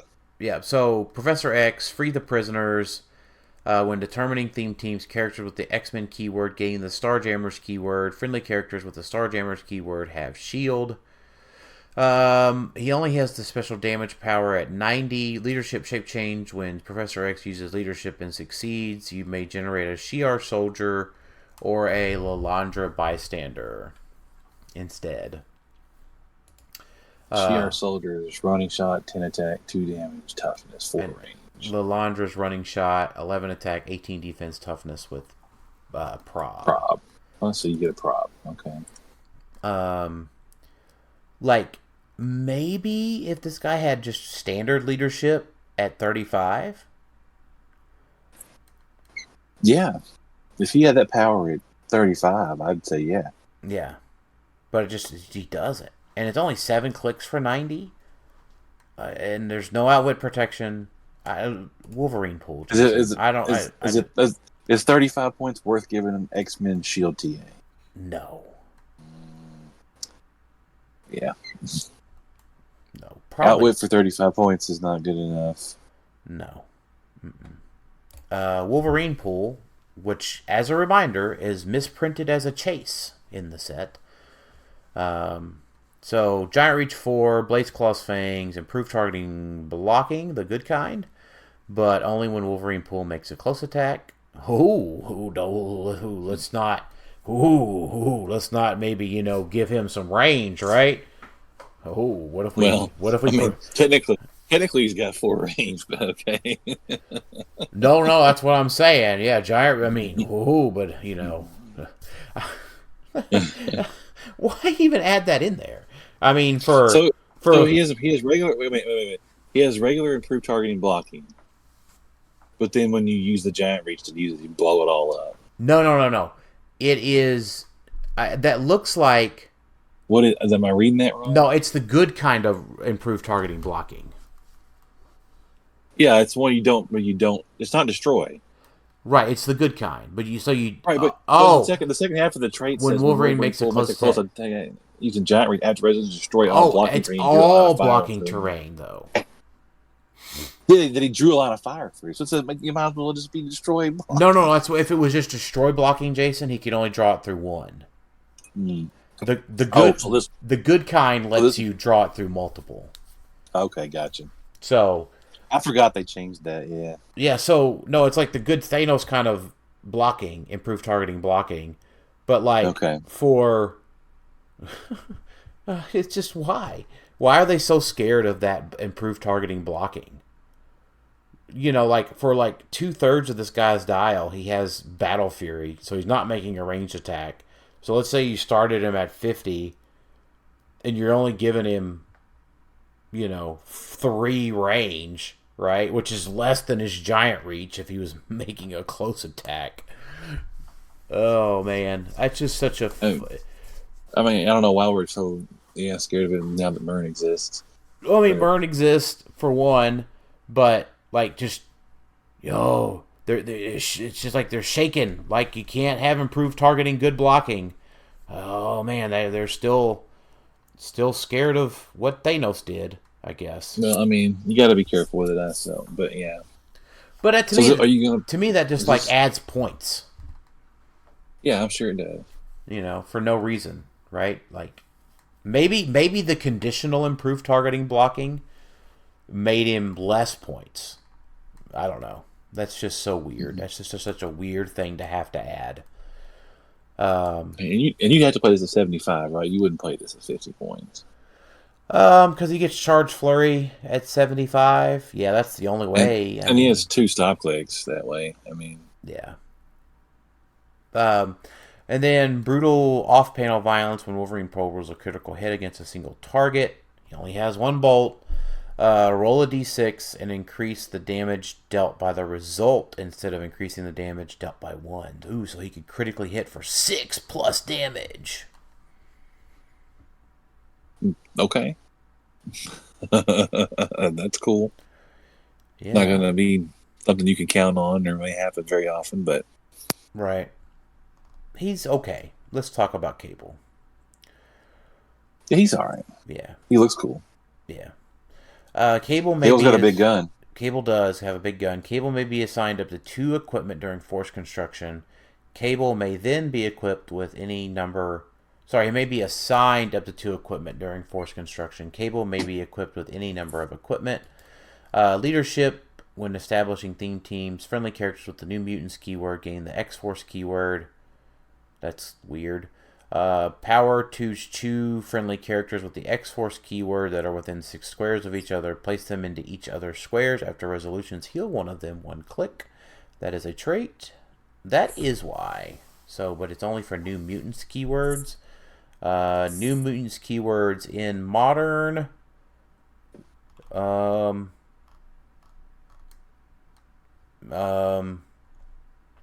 Not that many good things. Not at all. But characters with the X-Force keyword,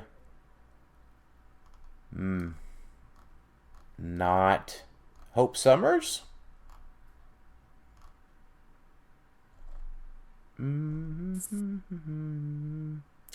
Hope Summers.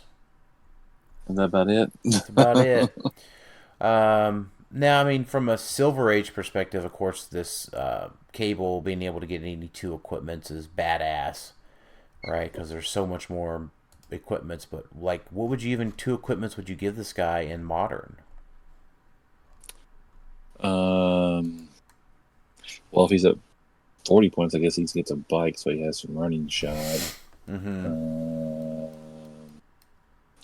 rollout, which if you give him shape change, you can give him a sword, give him a warlock sword and a bike, so he has super senses and shape change. Well, there you go. I guess the bike with super senses gives him charge, right? It would, or it could. I guess you just give him 2 bikes, right? So he has charge and running shot, or hypersonic speed and running shot, or whatever. Well, yeah. So he has super senses and a ranged attack. Yeah. Either hypersonic or running shot in super senses. Maybe. I don't know. You can give him, let's say, you can give him shape change and super senses, but then you're packing on like 25 points. You gonna pack on 25 points to this? You mean, yeah, that's right, yeah, because it's not for free. No, it's not free. Like if I pay for the sword and the bike, it's 25 points. So you're not paying that. 4 clicks for 40 points. I mean, he doesn't have an attack power up top. There's no psychic blast. Why is there not any psychic blast? I guess he's supposed to get that from the equipment, Jason. What? Okay. Are we maybe giving him some rings? Would some rings make him any better? Not really. I don't know. I mean, he's packing a big effing gun and doesn't have any attack power. Right. And he only has willpower at 90. Ugh, that's awful. You can shoot out of adjacency. That's cool. And his sculpt is lacking of pouches. Yeah. He should have a lot of pouches on him. He doesn't. Oh, man. I'm just disappointed. Yeah, I think he could have been better. He's kind of lackluster. The big muscles trait is cool, but it doesn't give you free stuff. Right. Wolverine and LCD. No. Oh, that's right, because they have Battle Fury a bunch, don't they? They do. Yeah. So, like, they get touched and they move to Battle Fury and can't use their free Pulse Wave. They have it on 5 through 8, like the back half of their dial. Right. Yeah. Yeah, not a fan. They had 2 clicks of charge up top for 90 points. And this is a chase, right? This is the first chase, right? It is, yeah, first chase, yeah. Yeah. Yeah, and TJ pulled this at the Rock Company. I'm showing me this, and I'm like, bleh. Right. Right. And his keywords are not great either. No. No, yep, pass. All right, the Oebe Wolverine. You know, everybody's going to want this guy because his sculpt is super badass, no doubt. Yeah, he looks badass. Yeah. And, old man Phoenix Wolverine, whatever you want to call him, is just a character people like. Yep. Is he playable as an OMA? Well, he does have cosmic energy. Yep. He does have stop clicks. He has multiple stop clicks. Yeah, he starts out. Those are things we're always looking for on these characters, right? He's a 13 attack. We like that. Yeah. Mm-hmm. So he has flurry traded, so he gets to make multiple attacks potentially. That's good. It doesn't work with his hypersonic, which is unfortunate. Yeah. He has to be pretty down dial to make use of a charge. Mm-hmm. I mean, he gets based. I mean, I get that, but yeah. Stop, but only the first time this click is revealed. Impervious super senses. When this click is first revealed, choose an opposing character within 3 squares and roll a d6. Deal that character penetrating damage to half the result. That's cool. Yeah. But he doesn't have any way to self-heal either. I don't see any traded steel energy here. He does. He has flurry regeneration is free if he's taking damage from the opposing character. Yeah. Okay, so he does have free regen. Yeah. It increases the result of his single D6 rolls by +1 for each adjacent opposing character. So if they're on him, he has a better rollout or a better regen or what have you there. Well, his rollout is only impervious on his stops and super senses on the stop and down dial. I know. Yeah, I'm just saying.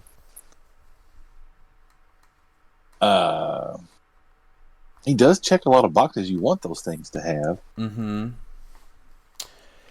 He will certainly probably be tried. Yeah, I think so. He's almost... Regen is free is pretty good.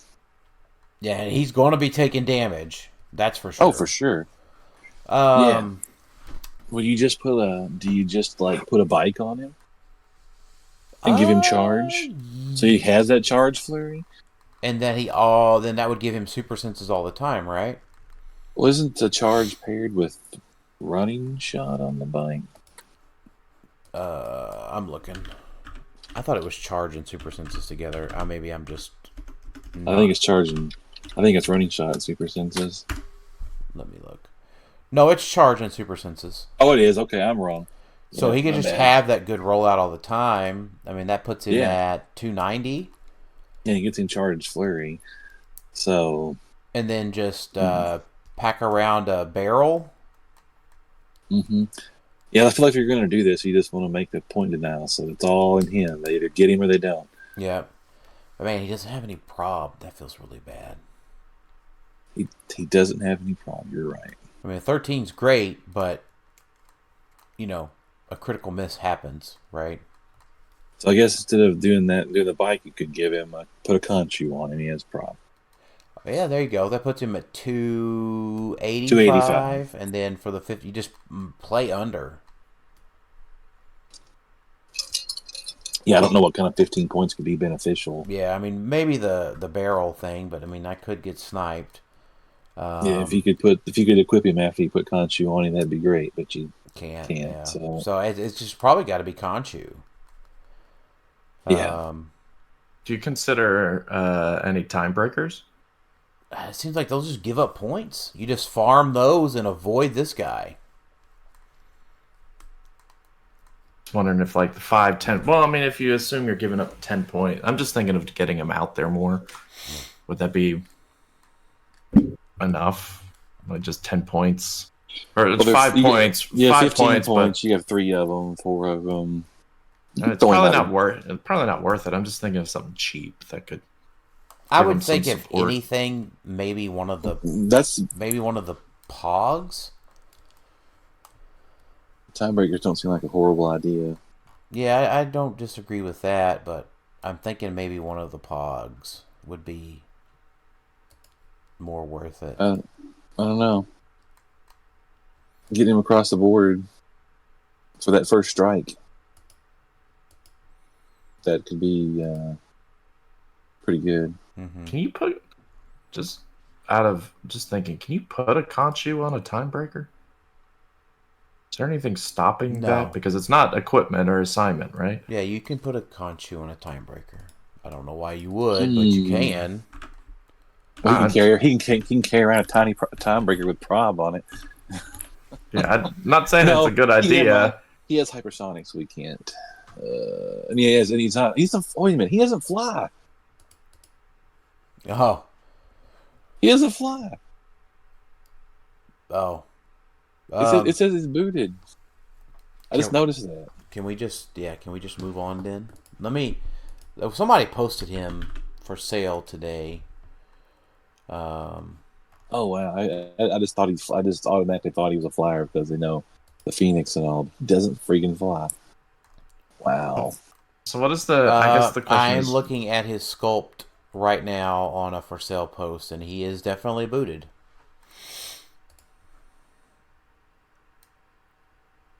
So that just basically the limitations there is just elevated and I guess outdoor blocking. Yeah, elevated outdoor blocking. Yeah. Yeah, 'cause he ignores characters. So characters, yeah, he ignores characters. Yeah, so that helps. I think that takes him down a notch. Yeah, it definitely does. Yeah, a big notch, really. There's no way to circumvent that.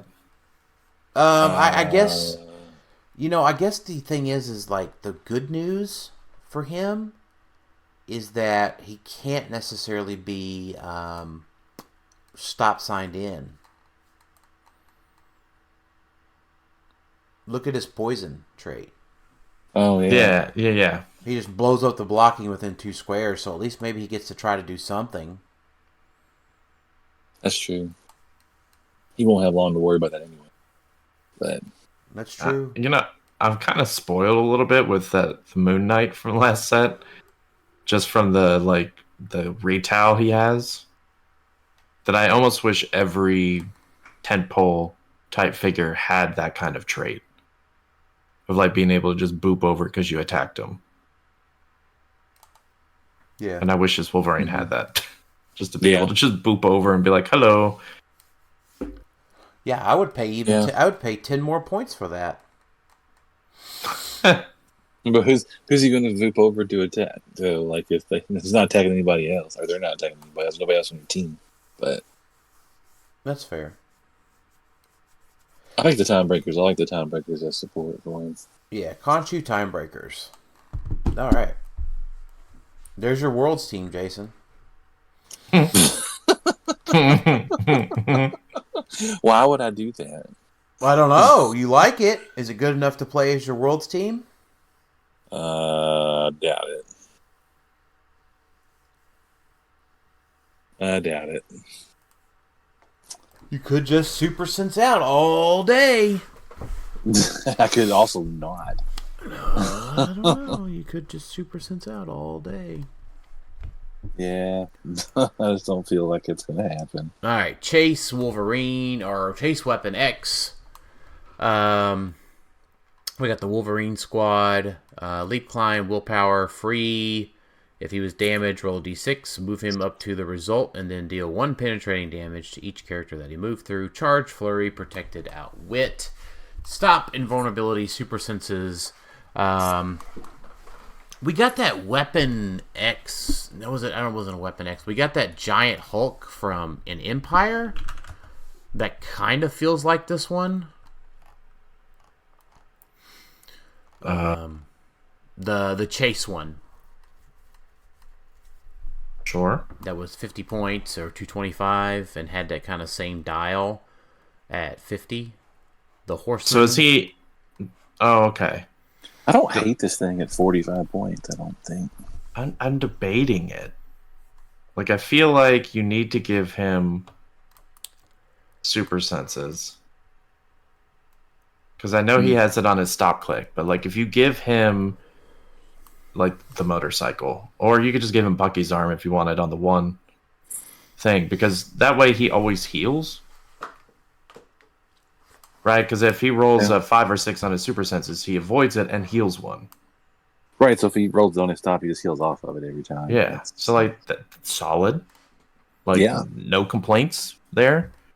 You can't with his charge. You can't with his flurry. Mm-hmm. That's good. Bucky arm makes him 12 for 4. Yeah, he has precision strike. Leap, climb, willpower. And then even if he was hit to stop click, I mean, he's got that cool movement power.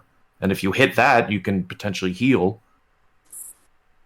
as well. That's a single D6. So if he takes damage, gets to stop, and somehow you roll out of that one, but say you roll a 4 on your super sense roll, he has willpower and the D6 for that trait, which is free if Weapon X was damaged since your last turn. Roll a D6, move him up to the result, then deal 1 penetrating damage to each character he moved through. He ignores characters for movement purposes. So he has improved movement characters, is what I meant to say. So, I mean, that's not terrible. It reminds me more of the X of Swords Wolverine, the rare one, or whichever one. Like, if he rolls a D6, like he keeps healing, and he has like that was the real expensive one. Yeah, the 145.1. Yeah, because it's like he had super senses, leadership, willpower. So like you were consistently rolling D6s. You know what would feel really good about this piece? I'm going to bring back a term that you haven't heard in a long time. Battlefield promotion. Wow. What percentage of listeners do you think know what that is? I don't know. And that was not a great mechanic either. Not really. But it could be really great, right? Because imagine like this guy turns into one of the other chases, like promotes into one of the other chases. I don't know if any other chase is as good as this. I don't know. Just something. Yeah. Just something. Just a thought. It's probably silly, but I like it. Yeah. I think the downside is like I'm trying to find ways to justify this figure as a chase, and usually if you're having to do that, then it's probably not that playable. Mm-hmm. He's got team player, but like 45 is probably only where he's getting played. Though having Impervious at 75 gives him another D6 potential roll. Mm-hmm. Yeah, his keywords kind of suck. Animal and soldier, not bad. I mean, themes with Mern. All right, zombie Wolverine. All right, Wolverine squad.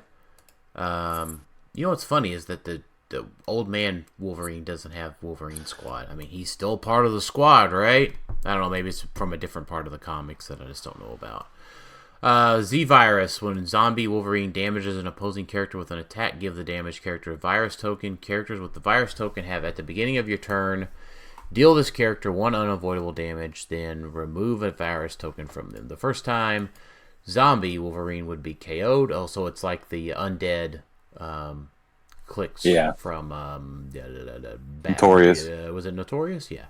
The first time zombie Wolverine would be KO'd, you may set and turn him to click 9.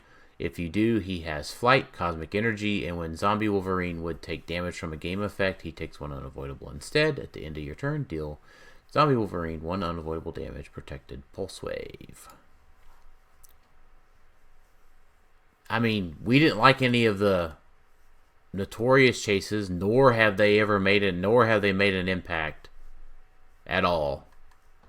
I think the difference here is that he's better. How? Like way better than those, I think. Like he doesn't have his only bad dial is 4 and 5 because he doesn't have a move and attack. But you could give him whatever, like a biker or something, to give him permanent hypersonic. Like, Well, I think it's 2 speed on his last clip. Okay. Well, if you give him a bike and give him the charge, it'll be a 4. But, like, I don't hate him. Like, I honestly think he's pretty good. He's a Herald, so he'd get Conchu or something for free if you wanted to. I think he's better than the other ones because he gets Power Cosmic and Flight when he turns into Other Zombie mode. And then Other Zombie mode, he has Hypersonic, whereas the other ones were, like, Wonder Woman was maybe the... Like, Hawkman had hypersonic, but he got worse as he kept going. Like, his dial wasn't. I feel like all the other zombies were just kind of charge pieces or hypersonic pieces for Superman, whereas I feel like the Z virus trait is something. Like, just dealing someone one unavoidable is fine. Maybe better once the porters are gone. But I don't hate this guy. I think he's actually pretty good. The porters will be around as long as this guy's around. As a reminder, porters have not had a Worlds yet. Yeah, I suppose that's true. I mean, you don't suppose it. It is true. I mean... Well, we don't know what WizKids decides to do. Yeah, I don't know. We have not had consistency yet. Oh, and since we recorded the first half of this episode, we did get the watch test results and still nothing on Modern, so yep. We'll talk about Pulp next episode. But so what do you guys think about Zombie Wolverine? I think he's better than the Notorious ones, but yeah, I'd say he's better those. But I'm still not reaching for this guy. I'd play Weapon X over him for sure. Yeah. Major Logan, Wolverine Squad, Sidestep Flurry. Flurry is free, but only to target a character with Colossal, Giant, or the Robot keyword. I like more attacking. Leadership, if there are one or more opposing characters that share a name with another character on the map, friendly characters increase their d6 rolls by 1, and opposing characters decrease their single d6 rolls by 1. I'd say that has a good chance of happening. Mm-hmm. 2 Scott Porters. 2 Kongs, 2 Surfers, lots of Time Breakers. Mm-hmm. You know, I kind of ignored this Major Logan a little bit, but for 50 points... Well, how are you ignoring him? He's right here in front of you. I meant, like, as far as, like, chases I wanted to pick up from this set. Like, ones I'm looking at, like, oh, that's got some meta potential. I mean, I feel like that damage power has potential. It does, because, I mean, you gotta remember, if there are one or more opposing characters that share a name with another character, so if you're just both playing Scott Porter, this counts. Mm-hmm. Yeah. And it doesn't even have to be the same one. Like, you could be playing White Shirt, and they could just be playing Black Shirt. Yeah. So just giving your whole team +1 on D6 rolls. Like, any single D6 roll. So that boosts blades. Also, like, there's a lot of D6 rolls. Well, you missed our domino discussion. Yeah, we listed all of the single D6 rolls that you could roll. I think pretty much all of them. Yeah. Well, play him with domino if you really wanted to. Yep. Like, yeah, I'm fine with that. The thing is, he's a little weak defensively for 50 points. Well, you could give him super senses, and then it's a 4 through 6. That's fair. Yeah, that's fair because he has sidestep again at his 50-point dial. So yeah, I don't hate that. All right, not bad. Patch. Wolverine Squad, free if Patch is not equipped and is adjacent to water terrain, which you can make him at the beginning of the game with including a patch of water. No pun intended. On your build sheet, choose an equipment of 10 points or less from your sideline and equip it to Patch. Stealth charge, but don't have speed. If Patch began the turn in hindering terrain, he deals penetrating damage, which is not hard to do. Combat reflexes, super senses when a character with the assassin or martial artist keyword, Scott Porter, attacks Patch, modify their attack and damage -1. Well, that won't really come into play because Porter's probably pulse waving. Yeah, it's true. Yeah. I like the 9 clicks for 75. Yeah. I like the charging with don't having speed. I mean, Yeah. eight movement charge is half the map. Yep, with Just on its own. with a 12 attack with shape change. And he ignores characters for movement. There's a lot of ignores characters movement. Yeah, it's like they finally realized that that's a pretty good power to have. That's the best. What equipment? It's the best. Improved movement characters is the best improved movement power that there is, by the way. Or improved What movement equipment are we giving ability. to this guy for free? A sword, maybe? He's not an X-Man, so keep in mind he does not benefit from, say, Apocalypse. Right. So just a thought to keep in mind there. The only negative I have with him is also that he just does not have flurry, which feels somehow bad because most pieces with charge have flurry if they're good. That's true. So he's just running up with one hit, which is okay. I mean, you can give him... I don't know. I'm trying to...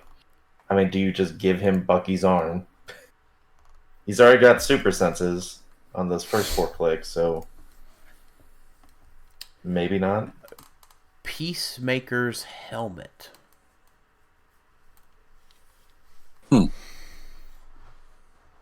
I do like Peacemaker's helmet, though. It's one of those roll to see if it works, and people typically stay away from those. Well, it always gives him something good. It gives him invulnerability, or flight and sidestep, which he gives him more reach.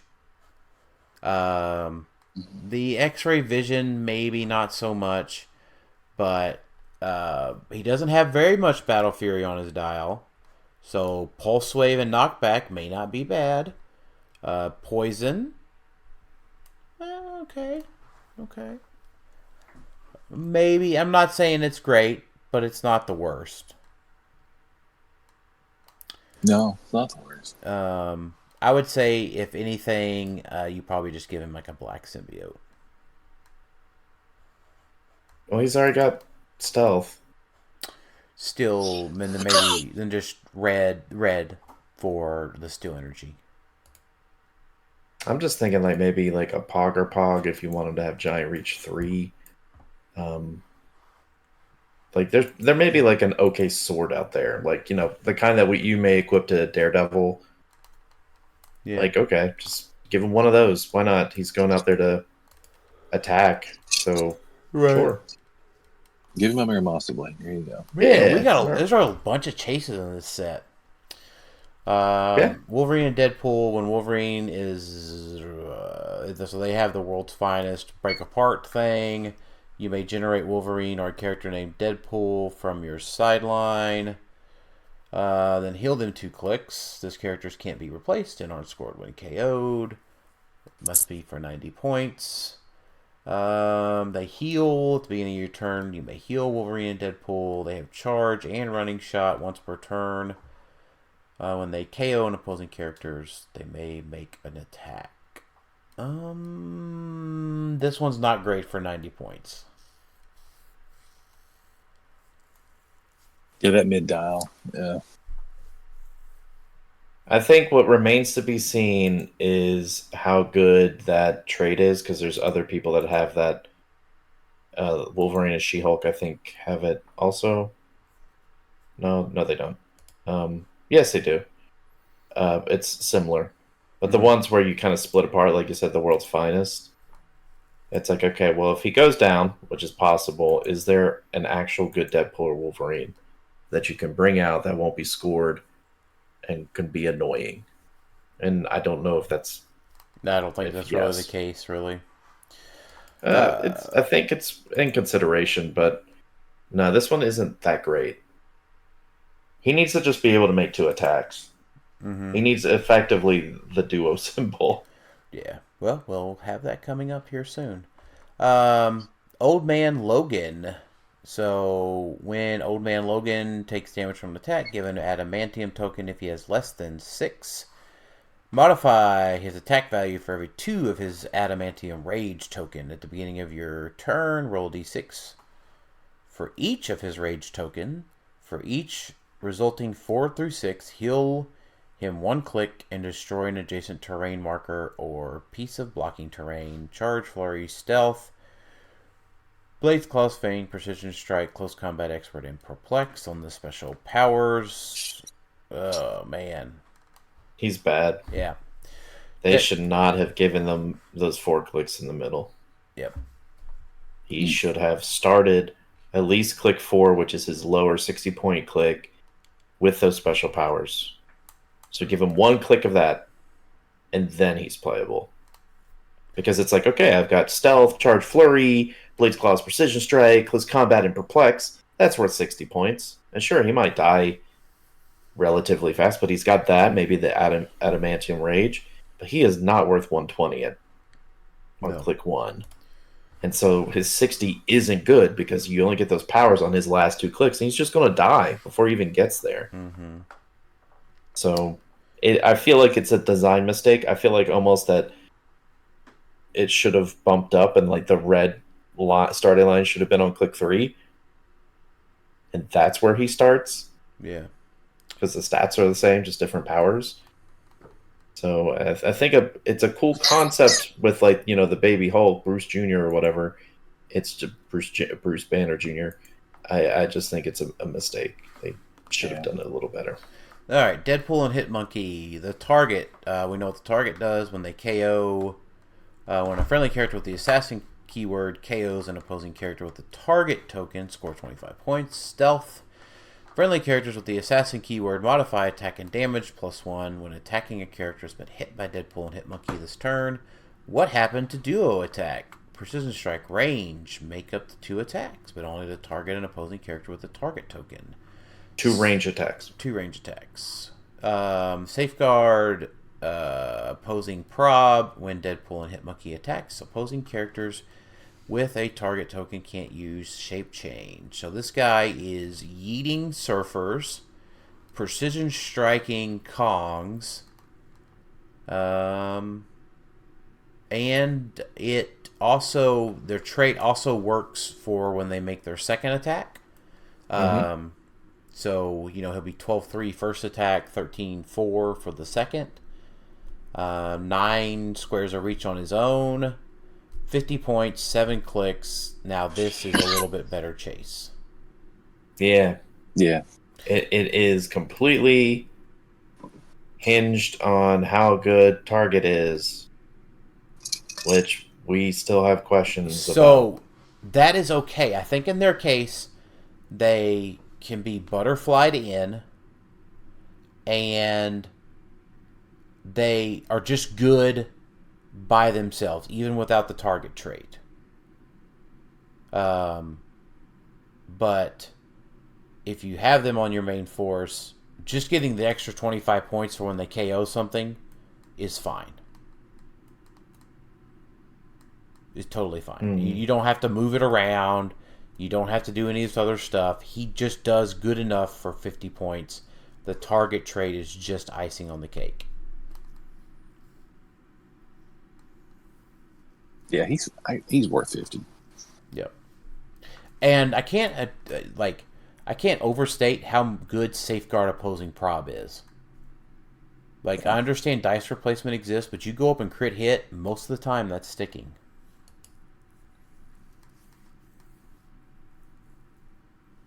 I just wish we had one more character besides Ra's al Ghul that can give you another target token. I know. I agree. Because he's 80 points, and that's a lot.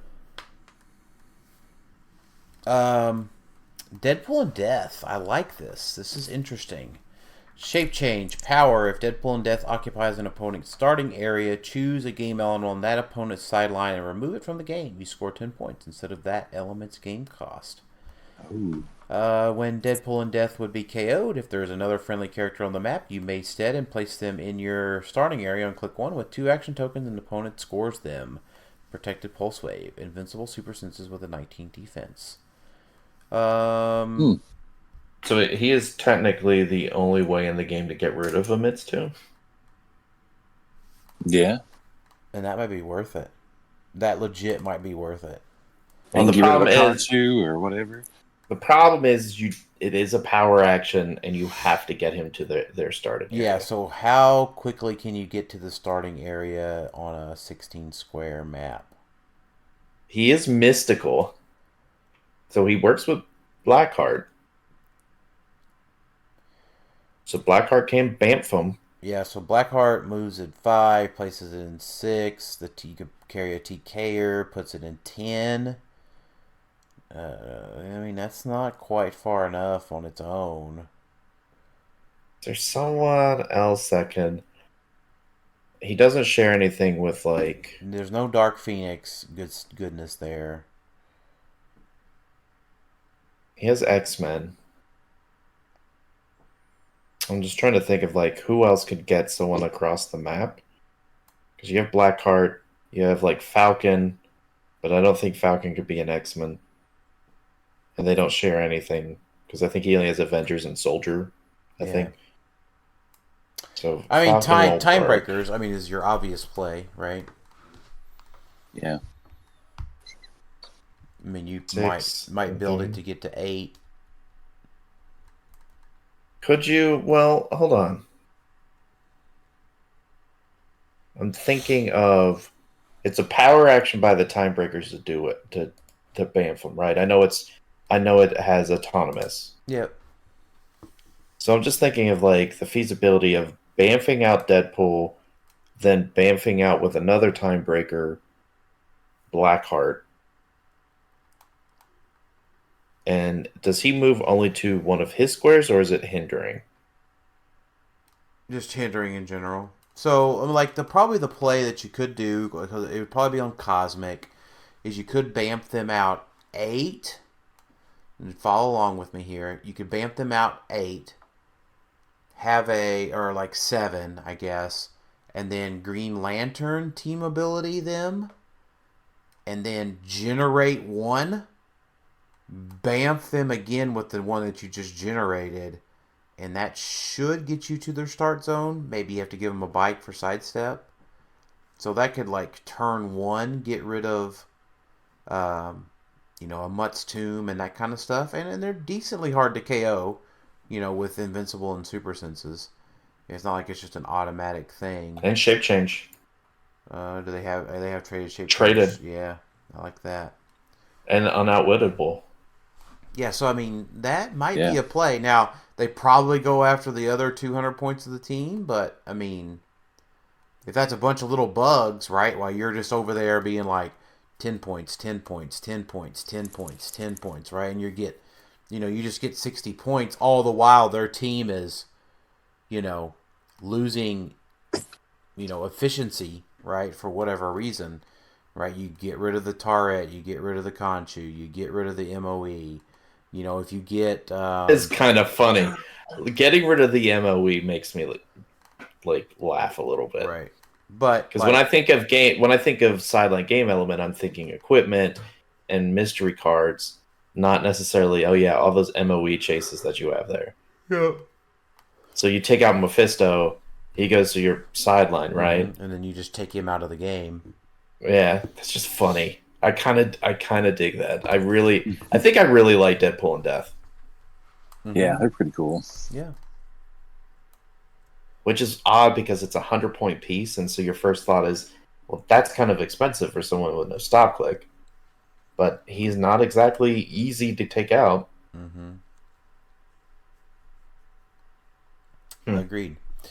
All right, King Deadpool and Elsa Bloodstone.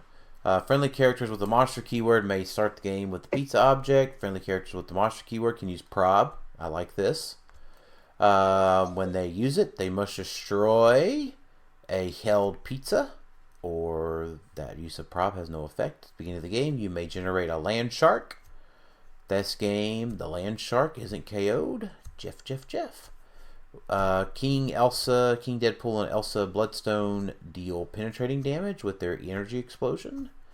Or not, sorry. They deal penetrating damage and they also have energy explosion. My bad, dog. When King Deadpool and Elsa Bloodstone uses EE, characters within 2 squares of the original target become targets. Stop, combat reflexes, super senses, toughness, regen is free. Regen is free on a stop click is kind of tasty. I don't hate it at all. I actually kind of like it. Because he will get, obviously, the arrows for free, because he's got marksman. Your whole team will basically have prob if you're doing monster. For a little while. And For a little bit. Well, you can also, at the beginning of the game, you'll make Jeff, and Jeff will keep handing out pizzas. Because he'll share a keyword with all the monsters, so he'll just run around giving pizzas to them to keep doing prob. So who could ask for more prob, right? Like, please, give me more. So that's fine. And getting a Jeff for free that isn't scored is fine. And then having leadership, and then also dealing damage, like being a pretty solid attacker is fine. And the point value is great. 55 is a nice sweet spot. It's not too pricey, not too cheap. Well, there's no too cheap, but I think it's fine. I like it. Yeah. He's good. You probably only play it on Monster. Right. Yeah. I agree. All right. Wolverine and She-Hulk. Range, choose an opposing character within 6 squares line of fire. If you do, replace Wolverine and She-Hulk with a character named She-Hulk and a character named Wolverine, placing She-Hulk and Wolverine and She-Hulk square and the Wolverine adjacent to that character. The total points of the placed characters must be equal to or less than Wolverine and She-Hulk's point value. After resolutions, make a close attack. When they replace this way, She-Hulk has free if the replacement... This is the one that's getting a possibly a errata, right? Free if the replacement Wolverine is adjacent. Replace this character with Wolverine and She-Hulk on this character's click number. So you can cheat out your 95 point piece to go up to 160 point piece. 95 to 160. I don't think I care. Yeah, because it's two clicks for 65 points. Yeah, like you're still giving it. Wouldn't you still give out the 160? No, I don't think so. Because you're replacing. So whenever you replace, you always. Oh, that's true. Yeah, I mean, yeah, you could then go up to 160 points. Yeah, you're right. So yes, please do this. Well, then I guess I guess then once you do it again, you can replace with a higher pointed Wolverine and She-Hulk, and do it all over again. Which there's not a ton of crazy ones. Like we don't have a lot of Wolverines that are just nutty. Like the one you probably switch to is the one in Wheels of Vengeance. Yeah, because there's the bike one. Because that's solid at 95 or 60 or whatever. Yeah. Because that's a very solid piece. So you could do that. It's just we don't have a good She-Hulk. And I still kind of wish they let you just swap with the Pog. Because then this would be a much better option. Like, so basically you could replace with, what is she, 25? Is that how much the Pog She-Hulk from... It was a 10-point She-Hulk. 10 points. So you could, at 95, swap, if they allowed this, 10-point Pog She-Hulk, and then you have 85 points of Wolverine to work with. Like, that would have been ideal, because that's probably what you're doing. But there's not a lot to swap with currently. All right. So it's a little underwhelming. That and the dial itself isn't that great. Right. For 95, it's just easily KO'd. Yep. All right. Play at home kit Wolverine. The family bonding may make an attack at the beginning of your turn. You may heal in 1 click. He's not that great. Play at home Deadpool. No. Give a mark token. It's like target, but it's a mark. It's only for Deadpool. Yep. Choose a power. He's kind of a pseudo power racer if he hits. Yeah, but he's 80 points. But he's not that great, I don't think. He's okay, but you're probably not playing him. Lay at home kit, multiple man. Power generate a multiple man bystander. When multiple man takes damage from an opponent's attack after resolutions, generate a multiple man bystander for each click of damage taken. Protected pulse wave. Power, choose an action type. Actions of the chosen type given to friendly characters named multiple man don't count against your action. Toggle perplex, but only to target itself when multiple man uses it. After resolutions, modify the chosen combat value on all friendly characters named multiple man +1 until your next turn. I can say multiple correctly. We know the multiple man in the set is good. The Pog is not great. Look, it does have X-Men team ability for what it's worth. Yeah. But anything that could just power action make a Pog, we still don't have a ton of those. Like, remember, WizKids went through a phase where it's like every Pog generator is based off of leadership, or you roll on a D6, you got to hit a 5 or 6. So having someone that could just create mastermind fodder is always going to have like a little bump up for me, just a tiny bit.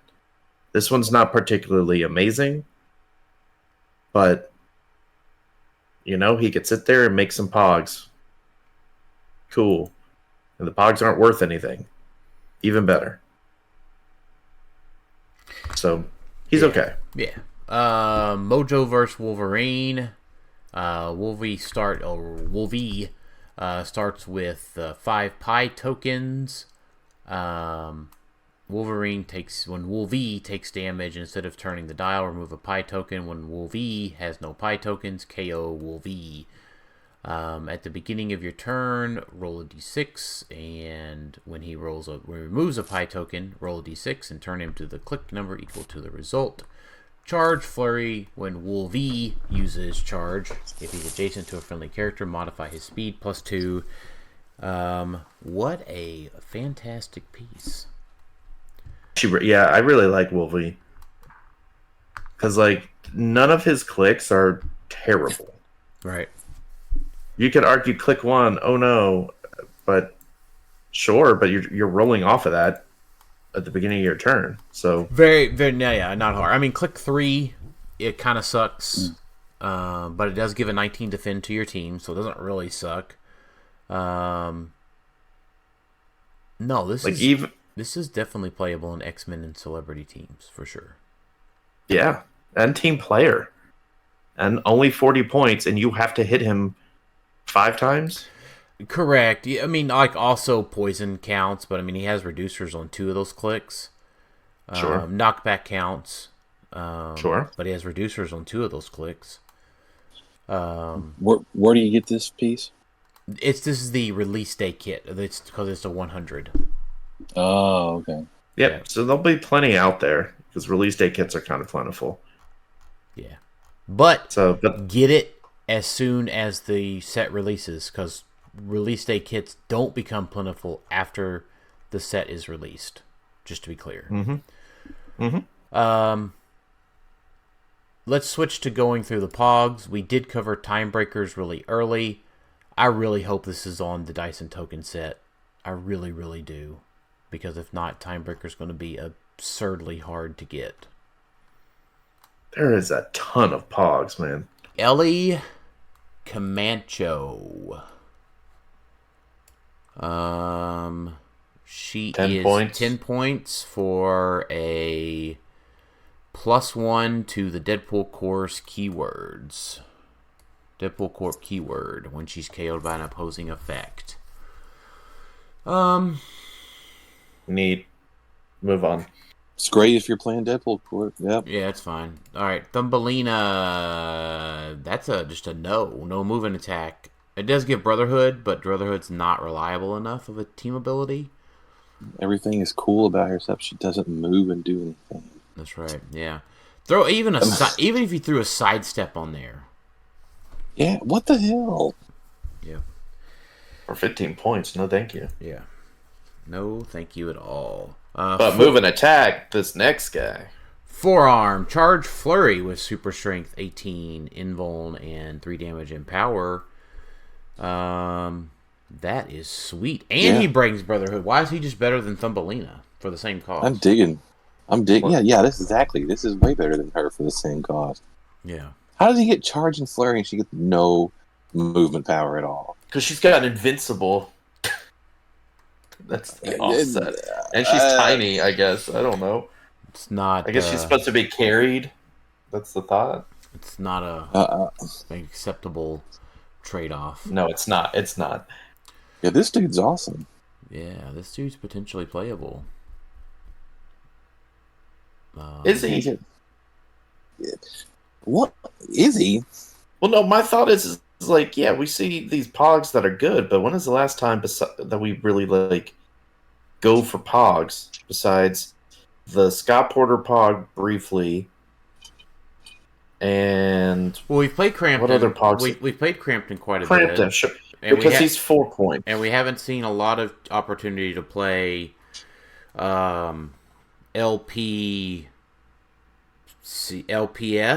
I gotta come up with a new name for those. I just saw people calling it the Lucas Pog, which is hilarious. Because he's just the first name listed on there. Yeah. But, I mean, I think in Timebreaker's super playable. Super duper duper duper duper duper playable. We've already talked about that twice. I don't know. Sometimes I just got odd points. Nothing really is that great, figure-wise for that amount of points. Charge flurry and power for 15 points. That's fine with me. Yeah, there might be a void. I mean, depending on what events that we get to play, where there's not a lot of equipment post-Worlds, and something like this will be a good point filler. In a post-Surfer world, right, we assume that he's going to retire this year.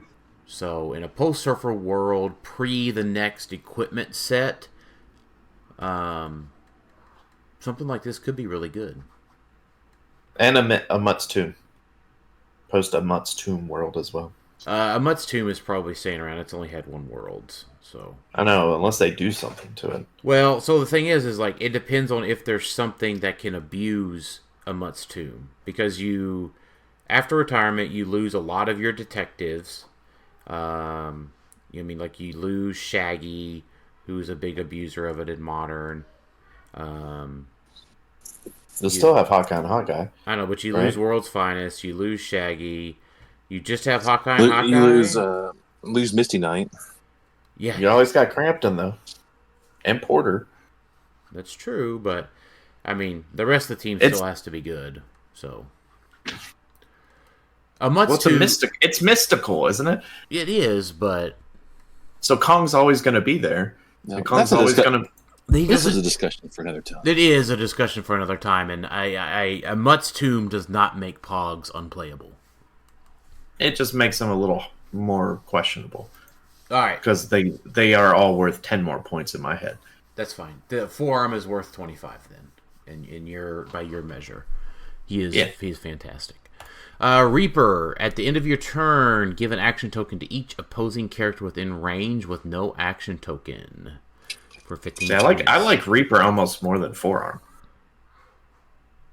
Yeah, I mean, it's a cool effect. Yeah. Because you can perplex that bad boy up. Yeah. And he's given half the map. And it's within range, not line of fire. So you just perplex him up, send him out there. At the end of your turn, he's just giving everybody on your opponent's team an action token. If they have no action tokens. Right, yeah, if they have none. Right. Like, I'm okay with that. Yeah. That's kind of huge. Yeah. It's a nice, cool, unique effect. It definitely is. Dogpool, very similar to what we got from the Deadpool set in 2014. His tongue's not big enough. Yeah, Jason-friendly characters can use Mastermind, but only to choose Dogpool. Yeah. 15 You saw the dog pool in the movie commercial, right? His tongue is huge. Oh no, I haven't seen that, honestly. Oh yeah. I try to avoid too many of the trailers after the first type trailer, just to take a little bit of that just to have a little bit more. Is anybody to it? Is anybody playing this for that trade? Oh no, sorry, this is not. We didn't dog pool. It was head pool that allowed that. I think. Yes. One of the two. Yes. Something like that. Been a decade. I don't know. Maybe. I don't know. It soaks up one hit. I don't know if that's worth it or not. I'm just thinking like post MOE world where you don't have the healing and like the free mastermind from what's his face? Inquisitor and Mephisto? Inquisitor. Yeah. It's like once those go away, it's like, well, for 15 points, you can kind of give yourself one get out of jail free card, assuming they're not using energy explosion or multiple targets, right? Or, Kong's Quake. Sure. Yeah. But I'm just throwing that out there of like, well, maybe. Maybe. I agree with the maybe. Hit Monkey does not hit the mark.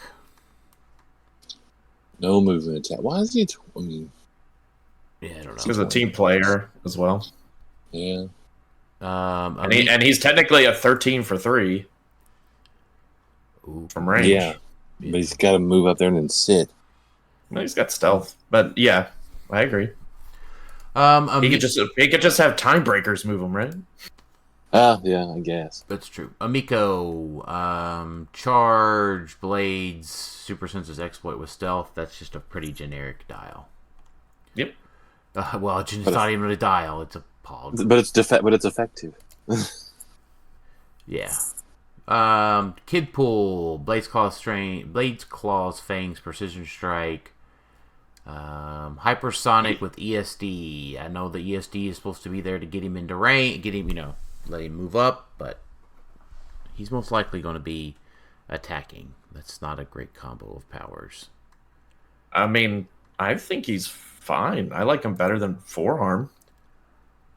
Mostly because of that second word in his trait, or I guess second power, Precision Strike. Precision Strike is nice. If you think about, who was it? The one Precision Strike piece we got from that Iron Man that made Pogs? From Earth X? This Stark Tower map? Sure, yeah, the Stark Tower map, thank you. Well, the Iron Man did it too, but yes, it was the Stark Tower map. Wasn't there one that gave you like a hypersonic Precision Strike? Yeah, that was Bolt. There was. That was Bolt. Yeah, Bolt, and it's like he was great. You could count on him to like go up there and maybe hit someone for one after all the reducers with that Precision Strike. Well, in today's world where everybody's got super senses, I mean, I could see someone playing Kid Pool just to give an option, especially since it's a hypersonic.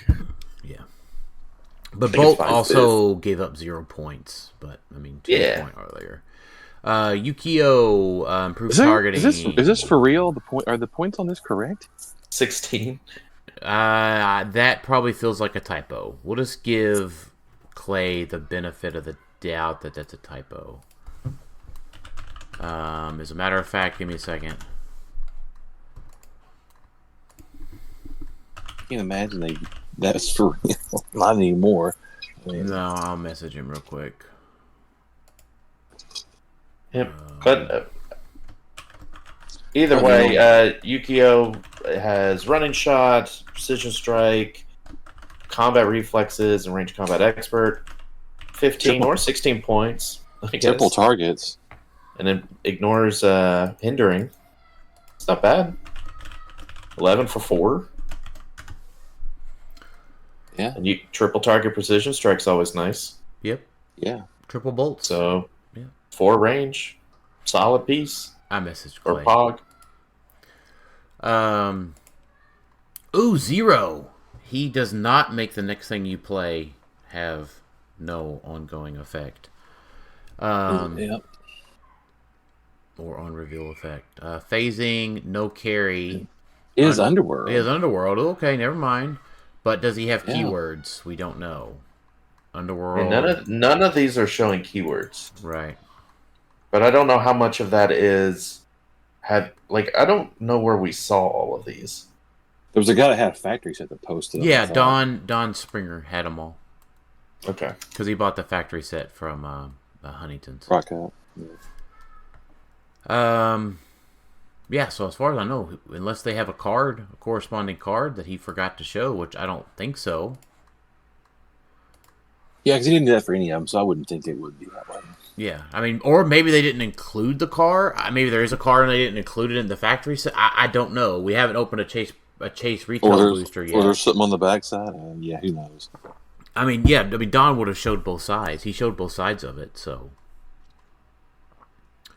I mean, if there was a card, then I don't know. There's no answer. So 0 and not having keywords either needs an errata or it's not very useful. Wild side, shape change. We got a sidestep, precision strike, super senses, shape change when wild side uses it and succeeds. After resolutions, deal the attacker 1 penetrating damage. No.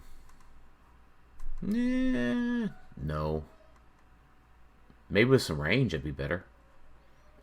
Yeah, I mean, it's neat. Yeah. It is precision strike. Head pull. Sidestep, 9 attack, poison, 19 defense, perplex, and tiny. When an adjacent opposing character moves or is carried, after resolution, place head pull adjacent to that character. This looks like the head pull that we got from the Deadpool set. It's a nice throwback, but the severed head gets a movement power, while Thumbelina gets none. Correct. This would have been cool in the ID card era. I know this is not relevant to anything, but you could have moved, placed adjacent, called out a 20-point ID. Yeet. If only it wasn't tiny, you could have given him a ring or something. Yeah. All right, Karma, mind control, special attack power, special movement power, 6 range, triple bolt. I like this so far. She's 20. When she uses it, opposing characters modified defense, -1 with precision strike, super senses, and prob. I really like Karma. Not bad. Not bad at all. And X-Men TA. Mm-hmm.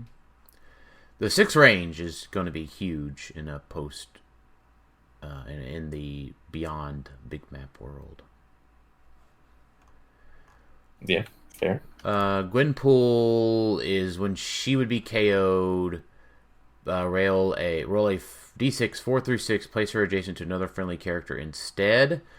Oh yeah, this is the good one because she brings Avengers TA to any team. Yeah.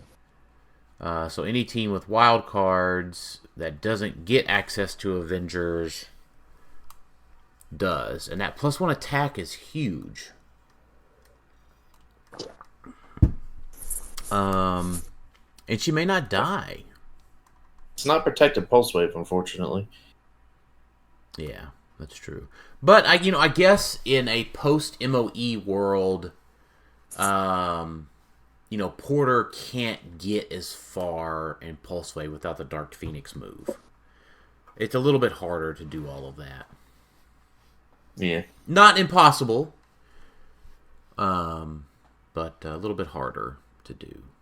So, but you just play Gwenpool with her friend. Never mind, she doesn't have a reducer. I was going to say her friend Lucas Pog, but she doesn't have a reducer, so that doesn't matter either. Last one is Weasel for 10 points. Very much like the Deadpool the old Weasel. one. Was he? Is he? I love that figure. You played it quite a bit, didn't you? I played it quite a bit. Yeah. He can use enhancement once per turn. When he does, also modify the attacker's range, attack, and character's attack and range values by +1. Yeah, the old one could do exactly that. Yep. Yes, he just does that all the time. Not once per turn. He just does it all the time. Yeah, so that's better. Now he does have pulse wave. Now his previous special attack power was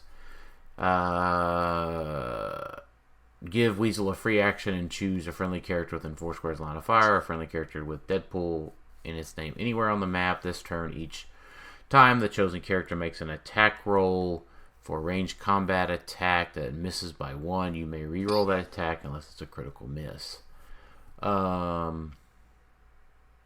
Yeah, so they just got the back half of that dial. The better part of that dial. Yeah. with a better That's defense pretty cool. value than before.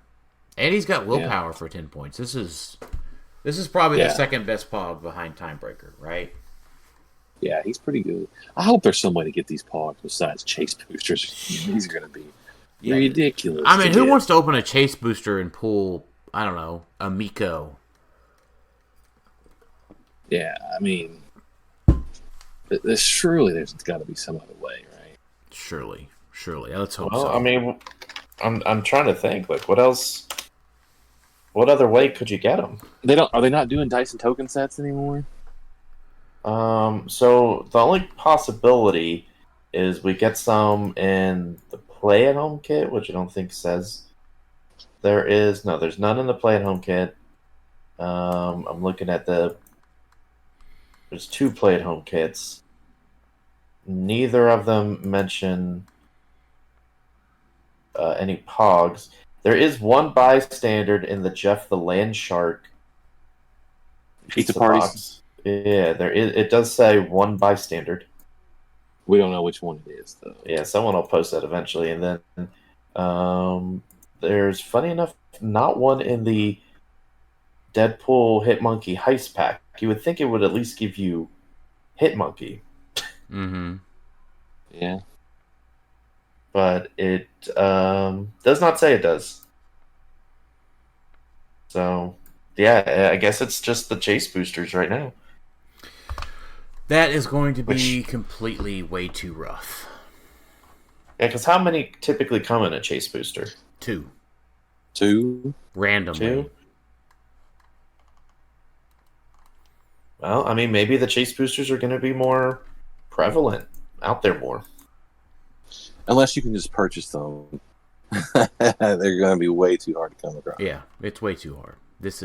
Luckily, it's an unsustainable acquirement model for people that collect and people without a local play group. I mean, 15 of these? Yeah, so for like Jason and I, right? We only have one store that gets Chase Prime boosters, and they'll probably get 2. So that means we get access to 4 pogs out of the. You said 15? 15 looks like, yeah. Yeah, there's no way. That's just not sustainable. I'm all for it being. You know what? I guess maybe. You know what? Correction, guys. Are you ready? Mm-hmm. Yep. Okay. You know what, fellas? I'm sorry to tell y'all, guys. I don't know if you've read it on the side of the box yet. HeroClix is a collectible game, fellas. Nut up and, collect the collectible game. Sure. I don't know how to respond to that. I don't know. I don't it depends on is Dan being reasonable. Nice, Jason. Good job, Jason. Yeah, I don't know. It depends on is Dan being reasonable today or whatever. But yeah, I mean, I'm all for the chase boosters having significant things in there. It's just because honestly, I think they're one of the best things here WizKids has done. I'm not complaining about chase boosters. They're great. Sure. That's not my thing. It's just that you can't have this many options in there and have so little access to them. Like, why couldn't we just get 2 Dyson token packs with like 6 different ones in each one? I agree. I think those would sell pretty hard. Mm-hmm. Would you say these are going to end up being more rare than, I guess, like winnable Connelly's? Yeah, by so. far, yeah. If that's the only way to get them, right? Mm-hmm. I mean, I would also assume maybe they throw some of these bad boys out as prizing somewhere else, like Gen Con or something, at the tables. I know that's cool. not what they've listed, but that would make sense to just have a big stack of these bad boys and just be like, okay, here's a box Connelly, something else, and then here's a pog. Yeah, that would be cool. One of the pogs out. Yeah, it'd be super easy and super prizing people would probably want. Yeah. I mean, it's possible. They gave out Conics, constructs before. Yeah. I don't know. You know what? Here's the thing that I'll say. If I want one of these pogs myself, I will go get it. Yeah. No problem. Right? You will not hear me not have this Pog on my team if I want it. So I'll just say that. It's not a brag. It's not a thing. It's whatever. I'll play HeroClix to play HeroClix. I'll do what I gotta do. Whatever. But, speaking, for the people, this is not a sustainable acquisition method. Legacy? Yep. Mystique from the Days of Future Past set. Shape change. Opposing characters that aren't on a theme team. Well, whatever. That's a useless trait. Can't target Mystique unless they began the turn adjacent to her. So, just another reason to play 2 porters, I suppose. Got a special defense power, mastermind super senses on her first 3 clicks. Then special damage power, outwit and poison on her first 2 clicks. No move and attack, but she's only 40 points. Yeah, So she's not that great. We 40 didn't like the points. 15-point piece with no move and attack. Come on. Well, this one you can actually equip. Well, this is true, but then she's like 65 points. And then Yeah. There we go. Sure. 40 isn't terrible for her, but in a world where she's definitely going to be on a theme, like your opponents are on a theme Yeah. team. Yeah. Not worth it. Hitmonkey from Deadpool and X-Force. Target trait. Running shot, sidestep, stealth for 30 with 6 range. Improved movement elevated. Hitmonkey modifies attack and damage +1. Okay. When targeting one or more characters with the assassin keyword. If the target also has a trait named the target, he modifies attack an additional +1. Okay, so like he's 11 for 3 versus a porter. For 30 points with super senses, running shot, sidestep, stealth. He's like a better 2-gun kid. He is not. Take those words out of your mouth. Nope. I am definitely sticking with those words. He's like a better 2-gun kid. Does he? He hits twice. He goes across the map. He has a full range running shot. He doesn't have He has a prop. prop. Yeah, he's got a prop. No, he doesn't have any of those things. Yeah. So, I had to get and you. 2-gun kid's 10 points less, I believe. Isn't it? I had to get you excited about something tonight, Alex. Yeah. That wasn't Definitely. excitement. Do not listen to Dan. He's definitely not better than 2-gun kid. No, not at all. He's not bad. I mean, he's not bad for No. 30 points, but He's not bad. he's maybe better if, once again, if the target takes off and it's something useful, then maybe, but probably not. We're going to need some other figure for the target to take off because it ain't doing it right now. No, not at all. Shikla from she was Deadpool X-Force as well. She starts on click 4. But the line is at 5. Yeah. So still Does she start on 4 or does she start on 5? 4, I guess. The card says 4. It means 4, I guess. The line's probably in the wrong spot. I mean, I'll check the card. But go ahead. You have the card? No, I mean, I have the thingy up for it. I think Oh, the picture of the it. post. The Yeah, post. Yeah. It's I'll look for it real quick. Yeah, I mean, so she starts the game on click 4, still energy, but with closer range attack. When Shikla uses it, she may heal past her starting line. Free, once per game, place a friendly character named Deadpool or Dracula adjacent to Shikla. Remove all action tokens from that character. I mean, obviously, starting out on the running shot. I mean, it doesn't matter, though, does it? Alex? So the card definitely says start the game on click 4, and there is the green line that starts on 5. So there will have to be an errata because No, not necessarily.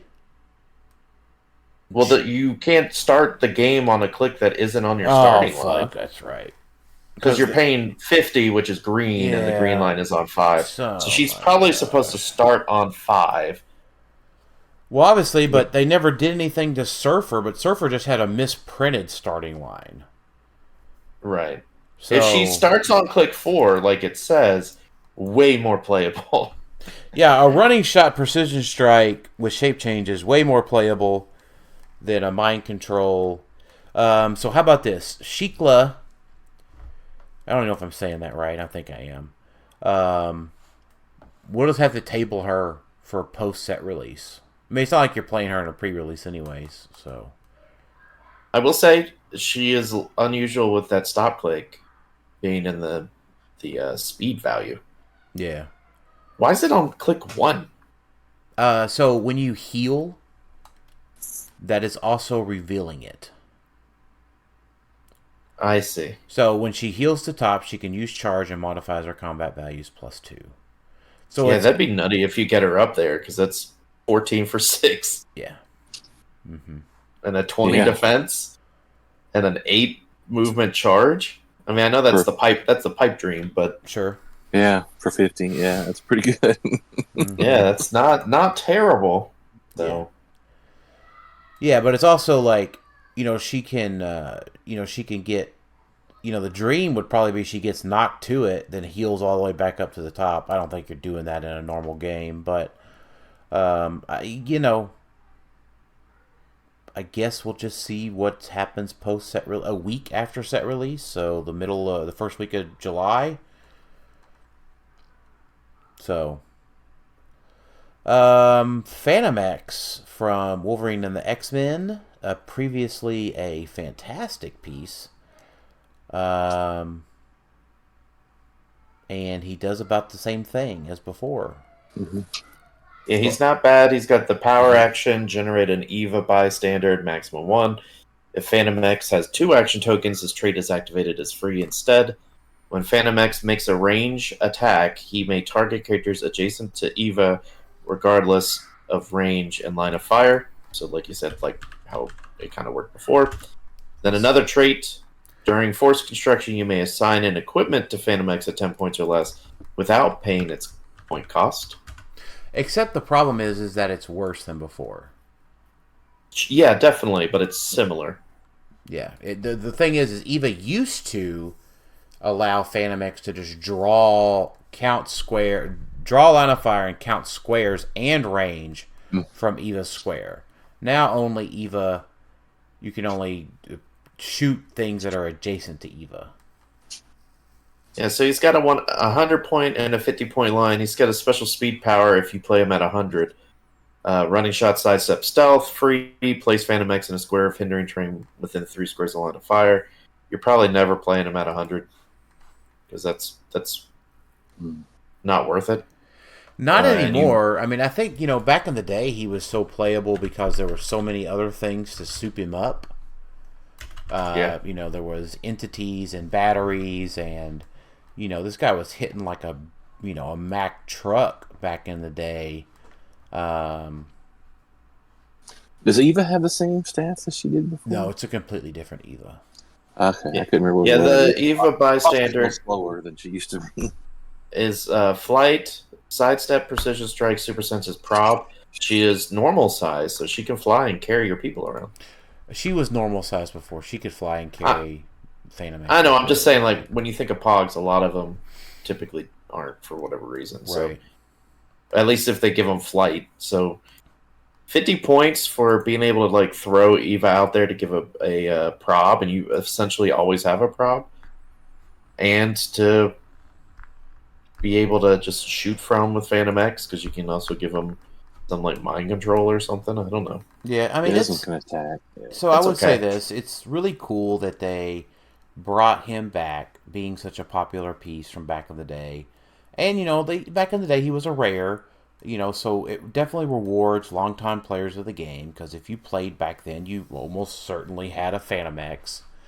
But so at least it's not like a must play. He's just okay. Knock their speed down by 2 fast. But they gave her sidestep. Deadpool and Bob. When Deadpool and Bob hits with a range attack after resolutions, they may generate a sheep bystander adjacent to a hit character. Does the sheep do anything? Nope. No, not really. It's annoying. When Deadpool and special defense power, it's protected outwit, protected pulse waves, but it's down dial, so it probably doesn't really matter. Yeah, it's only on 2 clicks, 7 and 8. Yeah, that's where they had the ridiculous regeneration before, though. No, I know. It's just... Yeah. just having it in the middle of the dial. Yeah. Or near the end of the dial kind of sucks. Yeah. I get that. And then they have the special damage power on the first 5 clicks. When Deadpool and Bob make a ranged attack, modify all targets defense -1. When Deadpool and Bob uses Hydra, modify the target's defense -2 instead. Mm-hmm. That's okay, but definitely not playing this guy until after. Well, I guess you could. You just don't have to make the sheep. Thank goodness the sheep thing is a May. Yeah. Yeah, I mean, I do like the 9 clicks for 80 points and the 12 attack with the 4 damage up top. That's not bad. Improved movement characters is always good. Improved targeting hindering always good. Just so keywords like Hydra and Assassin. It's just maybe if there's something with sheep that I'm just not thinking about, like just being able to create a bystander for whatever reason. Yeah, I mean, maybe if the sheep was autonomous and you could at least try for crit hits with them, but yeah. Hellcow from Deadpool and the X-Force. Does this have the same problem Equa has? Yeah, it starts on click 6, so it starts on a worse click. When Hellcow uses it, she may heal past her starting line. Hellcow modifies attack and defense for each friendly character that shares a keyword with her. Alright, so she's rocking a 13 attack and a 20 defense if she starts on click 5. Which she should, because that is where the starting line is. I think it's just the numbers wrong. Because I think that's where she started before. Mm-hmm. Let me check. The previous one... She had 2 clicks. Oh, no. She started on click 6 before. She only had 2 clicks. Yeah, so maybe the starting line's the problem. Yeah, for sure. Stop, 2 stop clicks or 3 stop clicks all throughout that dial. Smoke Cloud is free but only generate 1 marker. Friendly characters occupying terrain generated by Hellcow heal an additional 1 click from Steel Energy and Support. So, I don't know. Maybe Hellcow's good. She's pretty good. Maybe Hellcow makes a little smoke cloud for her friend Surfer. Yeah. I mean, Hellcow's very good. Good on like Black Lantern teams if you're going like the monster variant. Mm-hmm. Just to be able to give support, and then they would just heal an additional 1 for if they're in that smoke cloud terrain. Yeah, so they would have to be, for that to work past their starting line, they would have to be occupying Hellcow smoke and adjacent to a grave with Necron on the map. Which is nothing to do. Which is, yeah, I'm not saying it's hard. I'm just saying, just remember, like, you're now manipulating 2 pieces of terrain instead of 1 to make all of that happen. Yeah. At least Necron says adjacent, so... Or, yeah, adjacent instead of not just occupying. That would be... But I think Hellcow's perfectly fine for 30 points. I mean, you could get in a position to where Hellcow can attack because of the +1 to attack and defense when they're adjacent to somebody who shares an adjacent friendly that shares a keyword. So you can get the attack high enough to start healing a bit. But for 30 points, that's fine. Yeah. It's not a big investment. No. I will say, I did look up Shikla also real quick. Her starting line is also incorrect. It's supposed to be on 4. The previous one was on 4. So it is the line that is drawn that is on the wrong one compared to the old figure. Okay. So, but the two things are definitely in discrepancy with each other. Yes, the line is in the wrong place. Yeah.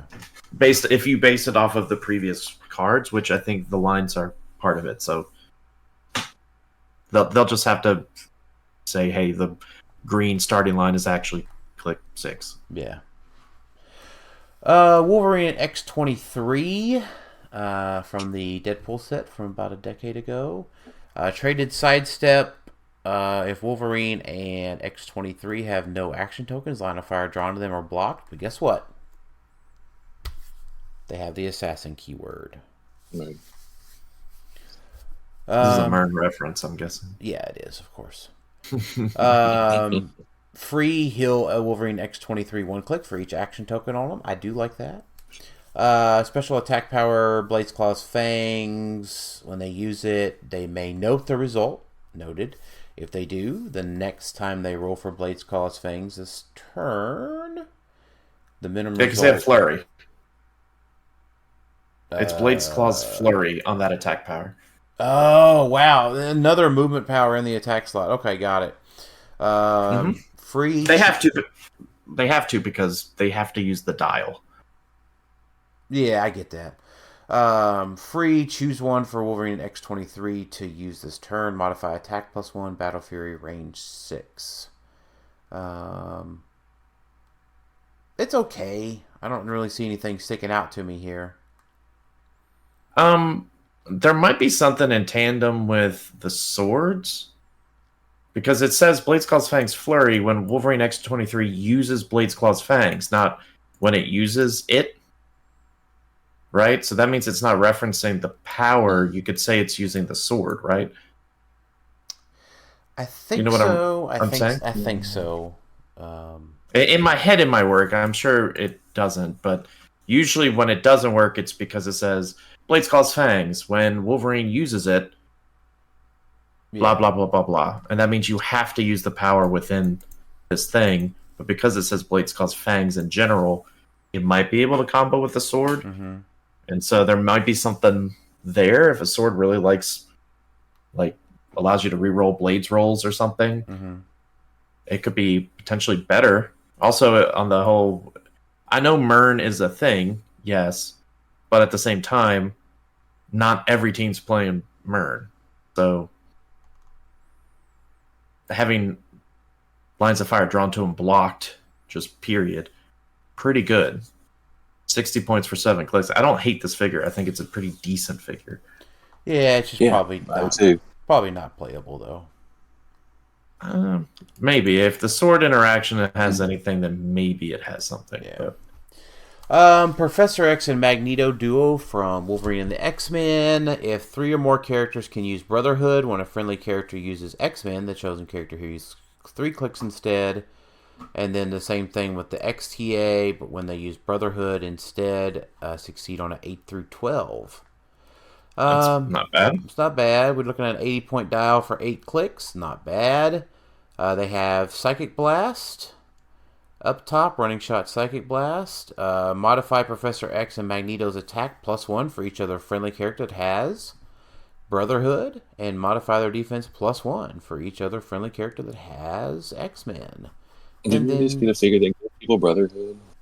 It's has, not can use. You are thinking of Kid Omega. Yeah, okay. That we just talked about in this set. Not just talked about it. They also have TK and that special attack power on the first. Ooh, you know what? He says that they have it. So it's not that they can use it, they have it. So that works with has. Has and have are the same word. Has, have, had. It's a nice little combo. I wish the special damage power was up top. That leadership perplex shape change. Mm-hmm. That would make this way playable, I think. If that were at least way more playable, but yeah, if they had a low dial that just had that on it for a good bit less points. Yeah, give me those give me the last 3 clicks for like 25 points. With the same trait. Yeah. Healing that using X-Men team ability to heal 3 is pretty significant. It's just really off the top of my head, it feels difficult to make a team that would fulfill those requirements. Maybe not. I mean, if you got Porters and he could just choose, the one can choose either Brotherhood or X-Men TA. But yeah, because that trait is can use. The attack power is has. Not confusing at all to have both things be different. But Tiamat.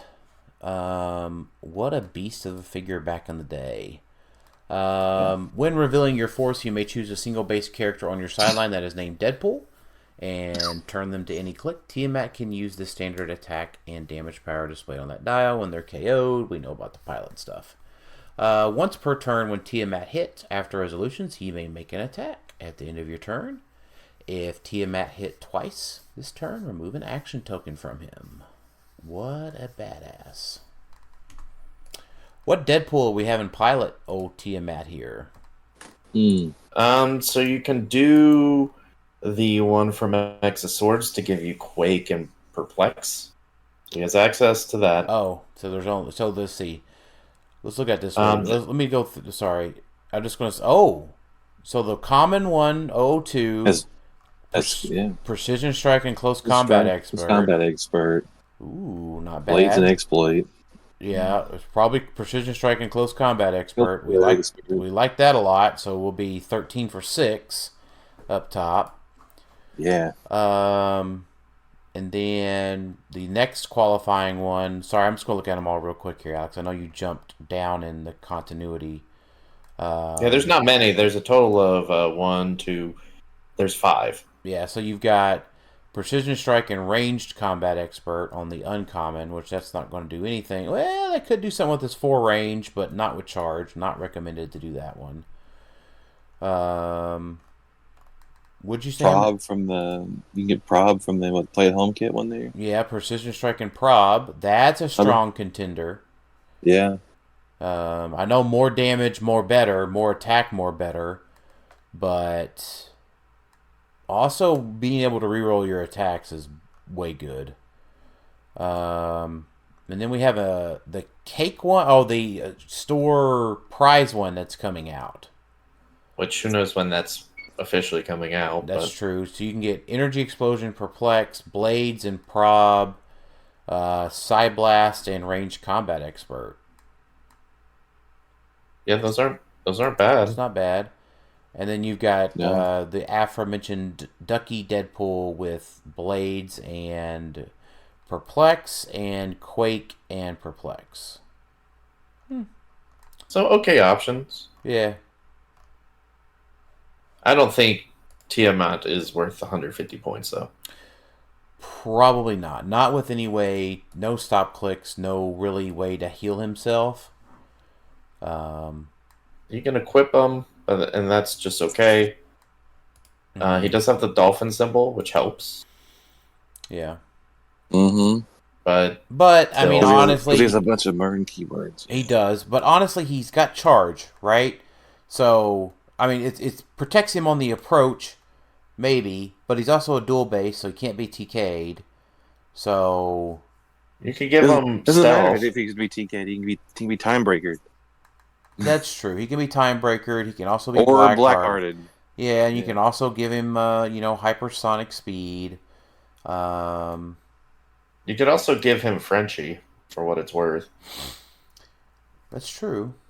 So you can give him the Perplex from Frenchie as stealth, Energy Explosion Perplex, or Precision Strike, Willpower Enhancement, or Sidestep Close Combat Expert. He does already have Willpower. He does have Cosmic Energy. Yeah, so you probably lean towards if you go Frenchie, not saying you should, but you could, that would give him Sidestep Close Combat Expert. Yeah. So that makes him a little bit better.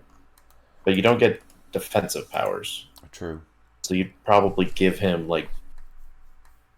the bike just to give him a +2 to movement and super senses. I would say if you want to be a baller and play this guy in Silver Age, you can choose your pilots to be the 2 Ultra Chase Deadpools.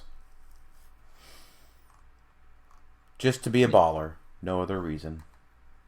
I think somebody will try this guy. Just, He hits way too hard to not try. Mm-hmm. I think I like the comment on him for the Precision Strike and Close Combat Expert. Yeah. I'm a big fan of the prob. I mean, I know he's got prob, but down dial. But I'd rather have Precision Strike and prob on that first hit. So which one? That was the Play at Home kit one, right? Yes, that's the Play at Home kit one. Weapon X. He starts with the fluid tank attached. If the fluid tank is attached, he has immune, immobile, can't be given action tokens, can't be healed. At the end of your turn, is given an adamantium token. At the beginning of your turn, if he's on a countdown click is one to the right. Adjacent characters have.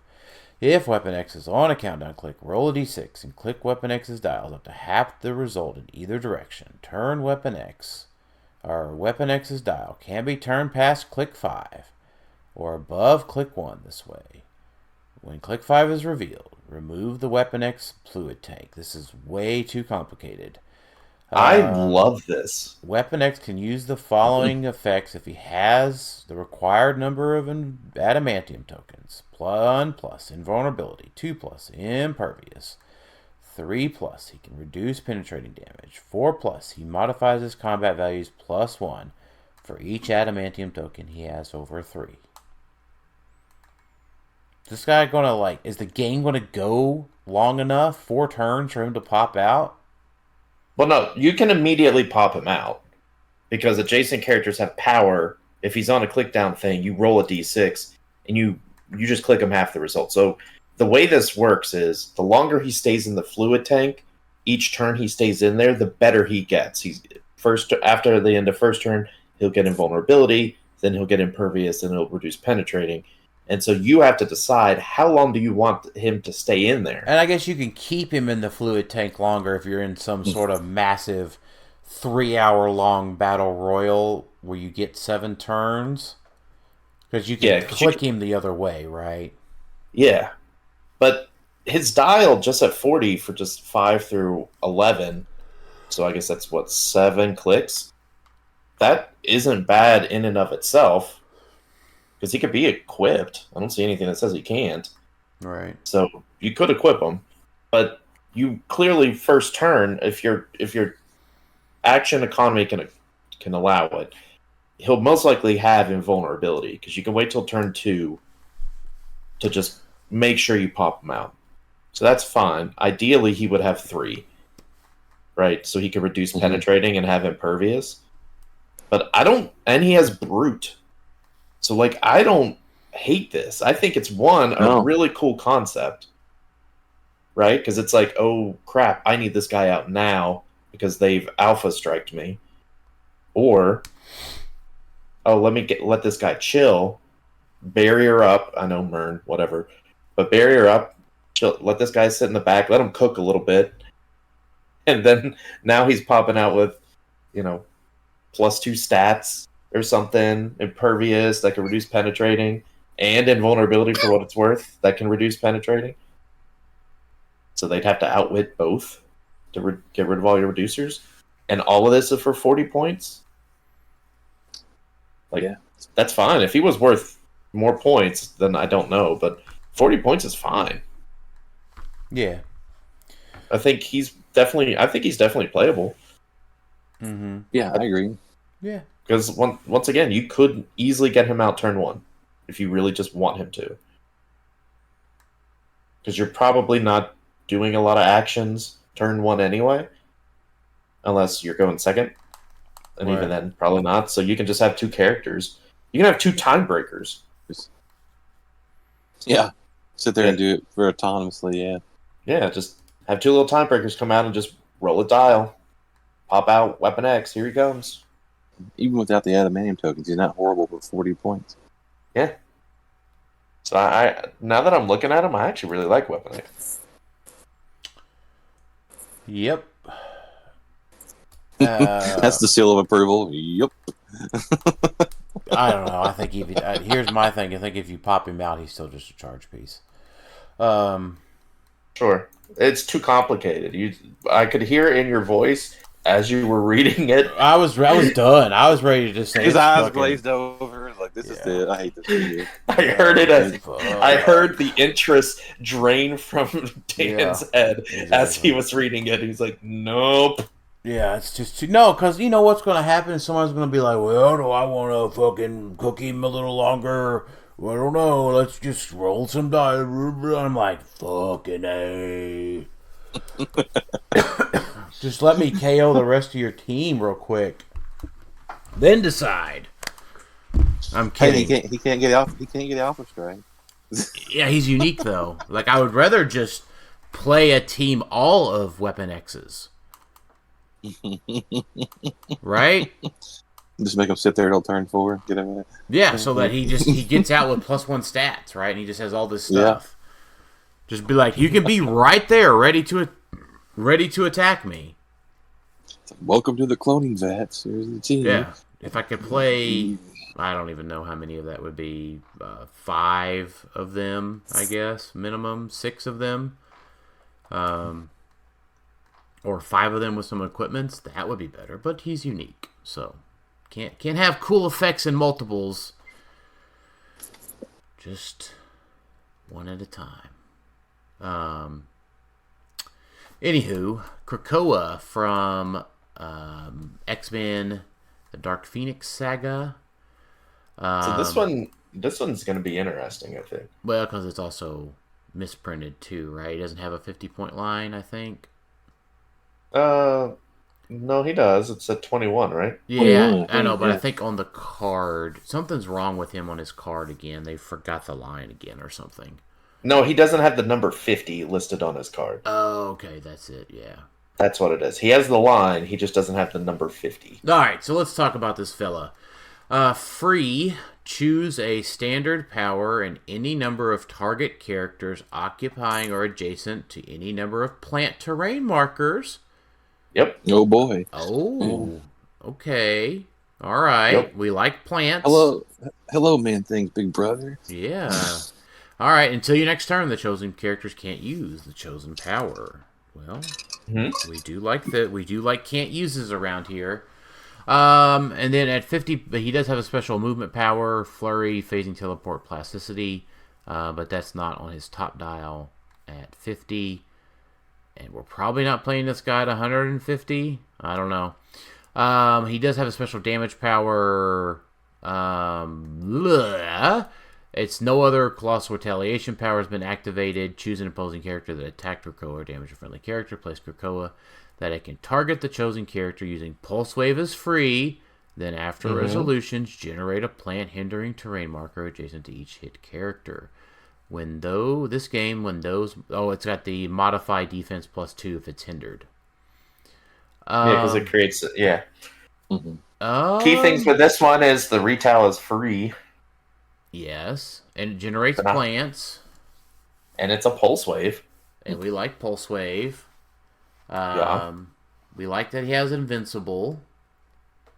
Yeah. We like that he's a colossal. We like that he's a 2x2 because of the pulse wave. Can't tell if he's. I don't remember if he used to. No, he doesn't. He doesn't have like power cosmic or anything, so he could be outwitted. That's not great. Yeah, the old one didn't have it either. So, but you said the ban thing. Man, the problem is I don't think They both monsters, but you don't get the poison ivies that away. That's a little unfortunate. You get Panda Pool though, right? And Man Thing, are they both monsters?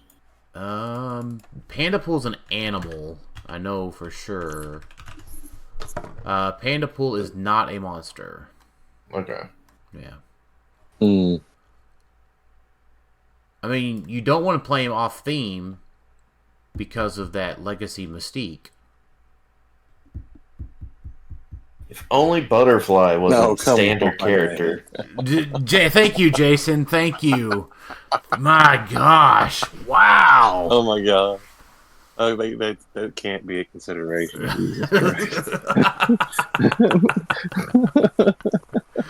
Oh man, I got. It just went right over Alex's head, I think. I was talking, so I didn't hear him. So okay. I'm just disappointed this guy doesn't have like a 15 or 10 point line, but I mean he doesn't have, he's got the retaliation on his last thing. It could have been something cheaper too. Yeah, that guy it'd been fine. Like if he had everything he has with a 15 point click 25, that'd have been way better. Yeah, that would have been with the trait and the colossal retail would have been fantastic. Yeah. Who cares if he has a 9 attack? We can get that up there. Yeah. You can't use. Yeah. Yeah. 50 Yeah. makes it a really hard investment though, without having any reducers. Well, he has invincible. Sorry. Without having any outwit protection. Section. Yeah. Retail on every click almost is pretty sweet. We're used to it just being the end and it being a stop click, which might almost be preferable for this guy. But I think the key thing with him that I'm interested in is that first trait.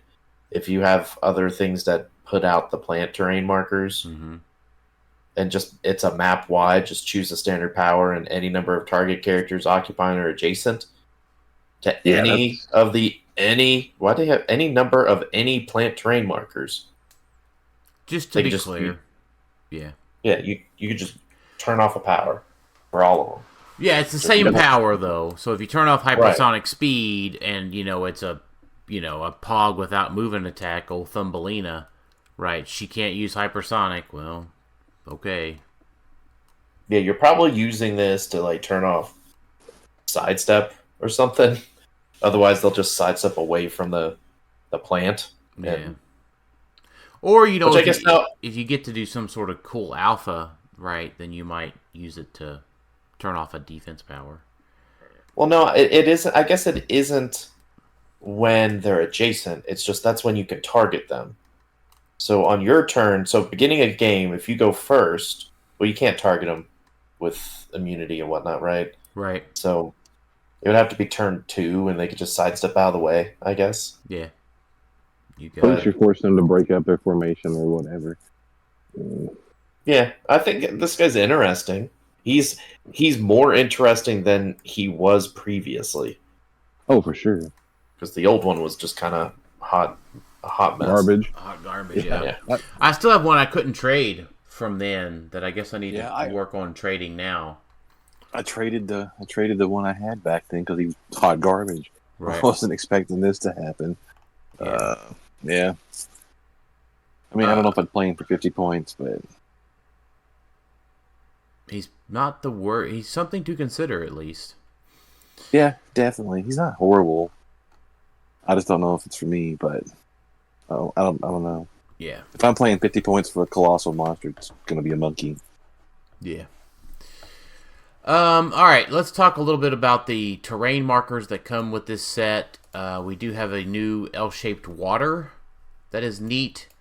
The coffin appears to be a really wide blocking, a 3-square wide blocking. That's 3x1. That is neat. It's like the dirt wall. The dirt wall is 2x1, isn't it? No. Is it? I think it's... Yeah, it's a 2x1. But I think, did we get we have a longer one in the last set or something. Yeah, in next phase, I thought we got like we got a hedge that is a 1x3. Yeah, well, we didn't get we haven't got a blocking that's a 1x3 yet. But hey, you got a coffin for your Halloween. No, hedge is a blocking 1x3. Oh, okay. From next phase. And then the platform lift is a 2x3 elevated. The machine is a 3x3 elevated, so that's a little bit different. Always worth picking up these play-at-home kits for all this unique terrain. I mean, it can really... And maps. Good segue! Hey. So, we got a reprint of the Weapon X Lab. I think that is a... Do we know which maps are in what? Weapon X Lab, I don't think is a reprint. It is. It's not. Is it not? No, We it's used to not. have I Weapon looked up. X Lab? No, we have an abandoned Weapon X facility map, and that is not this map. Okay, I guess that's it what doesn't look like it because this one has water. I guess that's. I just remember that name sounding. Yeah. Pretty cool. And it's indoor. It's okay. Here's what I do like about having these reprints is that the Sentinel. No, never mind. I thought the Sentinel Factory was one from Days of Future Past, but it was from the Dark Phoenix saga. It saw play. Oh, it did. It was really good. But now it's shorter. Yeah. So it's even better. exactly. Savage Land, is Savage Land a replant, Alex? Do you already have this notes handy? Savage Land? Yes. Yes, it's from... It is from Avenger AVX. AVX. We've got some water. It's okay. I mean, not anything too great. Same with Canadian Wilderness. It's an old map, yeah. Yeah, that's from Wolverine and X-Men. Yeah.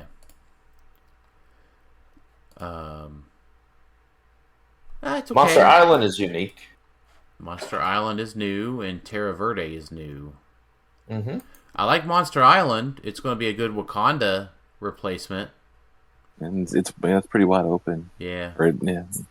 It's also good if you, well, it would be a risk, but it's not bad if you're playing a more dolphin-based team, right? Because almost half the map is water. Mm-hmm.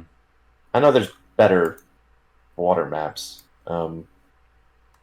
Yeah, like Atlantis or something. Atlantis, yeah. Is arguably better, but I don't remember if Atlantis is a small map or not. It is.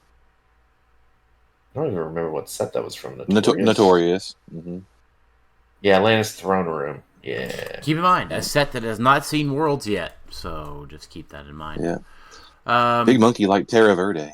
Yeah, it appears to be all elevated. I mean, as far as we know, based on what's on HC units here, there is a level 1 section of the map that's not elevated.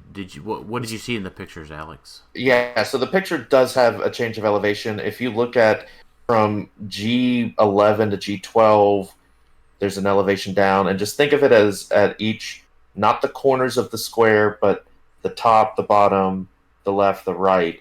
So from E13 to F13, there's a step down. From I13 to H13, there's a step down. So it's just not in the middle corners. Square on each side of that square. Yeah, exactly. There's a step down there. And so it is elevation 2, is everything in the part down is elevation 1. Yeah, big monkey like this map, though, for sure. Yeah. Yep. Is it outdoor? Yep. Even better. Big monkey like map. Which set does this come with? That's a wonderful question. Don't know. We don't know yet because I don't think anybody's open to play at home kits yet. It's just all from that factory set. Mm-hmm. So we don't know. We don't know for sure. So, all right, we do have some questions tonight to go over. Wesley Robinson asks, what Deadpool named figure has the best potential to build around in competition? The 2 to be a Tiamat pilot. Well, he said Deadpool name, so does that mean Deadpool in the name? So if it's just Deadpool itself, I think it's just the ones to be a pilot. If it's Deadpool in the name, Deadpool and Hitmonkey, right? No, Deadpool and Death I thought we liked also. We did like Deadpool and Death, but Deadpool and Elsa? Yeah. Well, I was going in order. So Deadpool and Hitmonkey, Deadpool and Death, King Deadpool and Elsa Bloodstone are all. And technically Wolverine and Deadpool also, but not that one. That one's actually not a good No, we don't like Wolverine and Deadpool, really. I don't think. No. Right. Yeah. I think the one we liked most was the Deadpool and Death. No, that's what I'm saying. My recommendation is Deadpool and Hitmonkey, Deadpool and Death, King Deadpool and Elsa Bloodstone are all playable. They're all playable in their own unique rights. I thought you were just naming all. No. Sorry, I misunderstood. Yeah. No, all good. Those 3 are my recommendation if it's Deadpool in the name, depending on how he's asking the question. Any other thoughts there?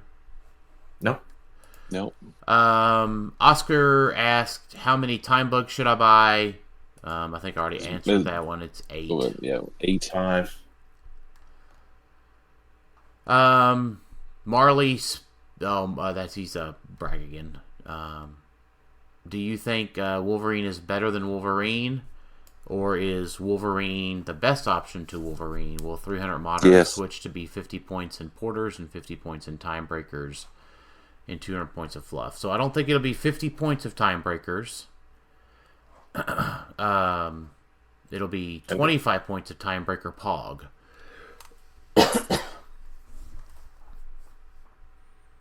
If you can get it. Yeah, if you can get it.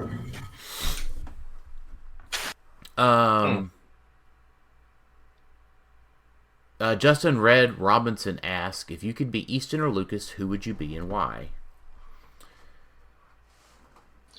Well, Like, if we could be one of them? Yeah, that's the question.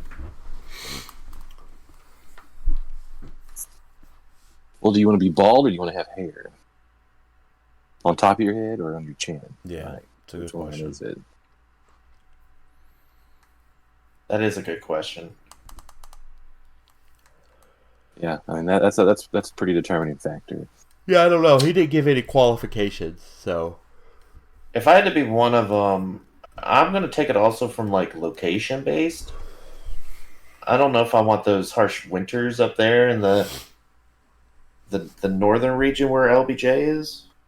Or not LBJ, Lucas Tom Van. I don't know where we got LBJ.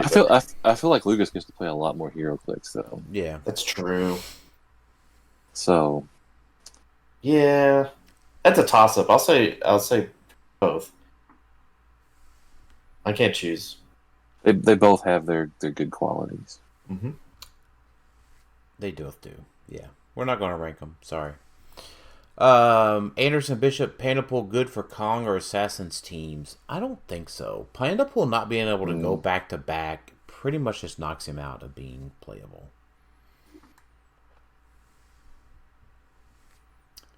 If he was a giant, I mean, it would just be so much better, right?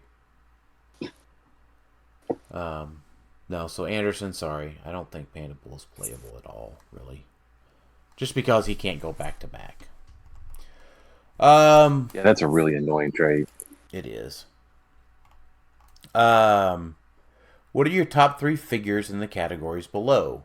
From McConnell Lamar. Legacy cards. Is he talking about from the set or in general? From the set, yeah. Because the question thread was about the set. Okay. So do we each want to do one? Yeah, you easier get one. Yep, that's what I was pulling it back up because I had clicked onto something else. Yep, legacy card. What's your best legacy card? And we could pick the same thing. It's fine. I'm not excluding. I'm gonna do Weapon X just because I like that Weapon X so much. Right. I'll just say Weapon X. Jason? Hellcow. Yeah, I mean, I think Hellcow is categorically probably the best one. Although I would also recommend, if you like tent poles, probably try picking up a Tiamat. Yeah, I also like Tiamat a lot too. But... Your best chase. I like the Weapon X chase. I like the King Deadpool and Elsa Bloodstone. Alec? Yeah, that one was good too. Yeah. I like the Deadpool and Death. Yeah. They all do something really unique. Bystander. Timebreaker. Oh, listen how fast he jumped on that one. Yep.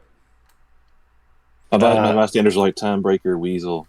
Yeah, I mean, Jason, you could pick Timebreaker too. I mean, it's fine. We're not like it's not exclusionary here. But the standouts are obviously Timebreaker and Weasel. Alex, do you have a third one you'd like to throw in there? I think I like Weasel almost more than the Timebreaker Bystander, but that's just me. 10 points for effectively attack and range +1 and damage +1 from the enhancement. I mean, you can't ask for something better. Yeah, he could go on like an Avenger based Hawkeye team, and you just Ant-Man, Hawkeye, and Hawkeye to be giant, and he's just going to carry Weasel around. Yeah, and get a +1 to attack, range, and damage when he shoots. I mean, I'm not complaining with that. Yeah, that's pretty good. So I'm going to... Clay asked, will any of these pieces change the modern meta as we head towards the summer tournaments and worlds? And we talked about what might become more exciting post-rotation throughout the set review. Now, I think your 2 primes, your 3 primes are the most likely pieces to change the meta. Now, here's what I mean. Outside the bugs, right? Well, no, yeah. So, yeah, the bugs, but even so, the bugs don't necessarily change a lot of what we've seen. Now, what we've seen is big map alpha. Timebreaker continues to support big map alpha, right? So it doesn't change anything.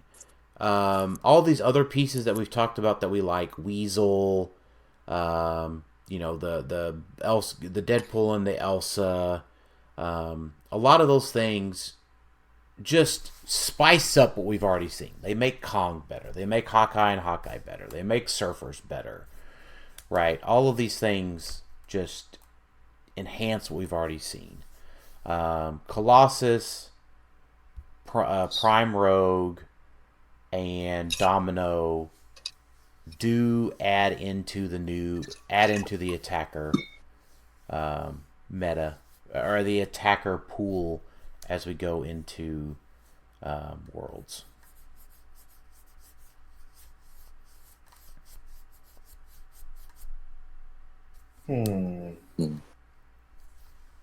What did you guys... I missed the super rares. What did you guys say about Magneto? That he costs a lot of points. Too many points, and there's not any equipment that's unequipped KO, so he's probably not worth it. And it was way too many points to do Kong or any sort of decent Quaker and Magneto to go KO their equipment. And the second bullet point, Mern. Magneto would have been great, except Mern exists, so the amount of blocking goes down. And robot and vehicles don't matter enough at the moment. Okay. So Eric Adams is, which prime are you most likely to build around post-rotation and why? I think post-rotation for me is probably Rogue with an equipment because Killmonger goes away. That's fair. I don't know if Rogue can stand up because she needs a rollout to start out with, whether that be a bike or a Warlock sword. She's got to have something to make sure that she can get that first hit. And I don't know if you can equip her right now because that stupid Killmonger has changed the way the game is played.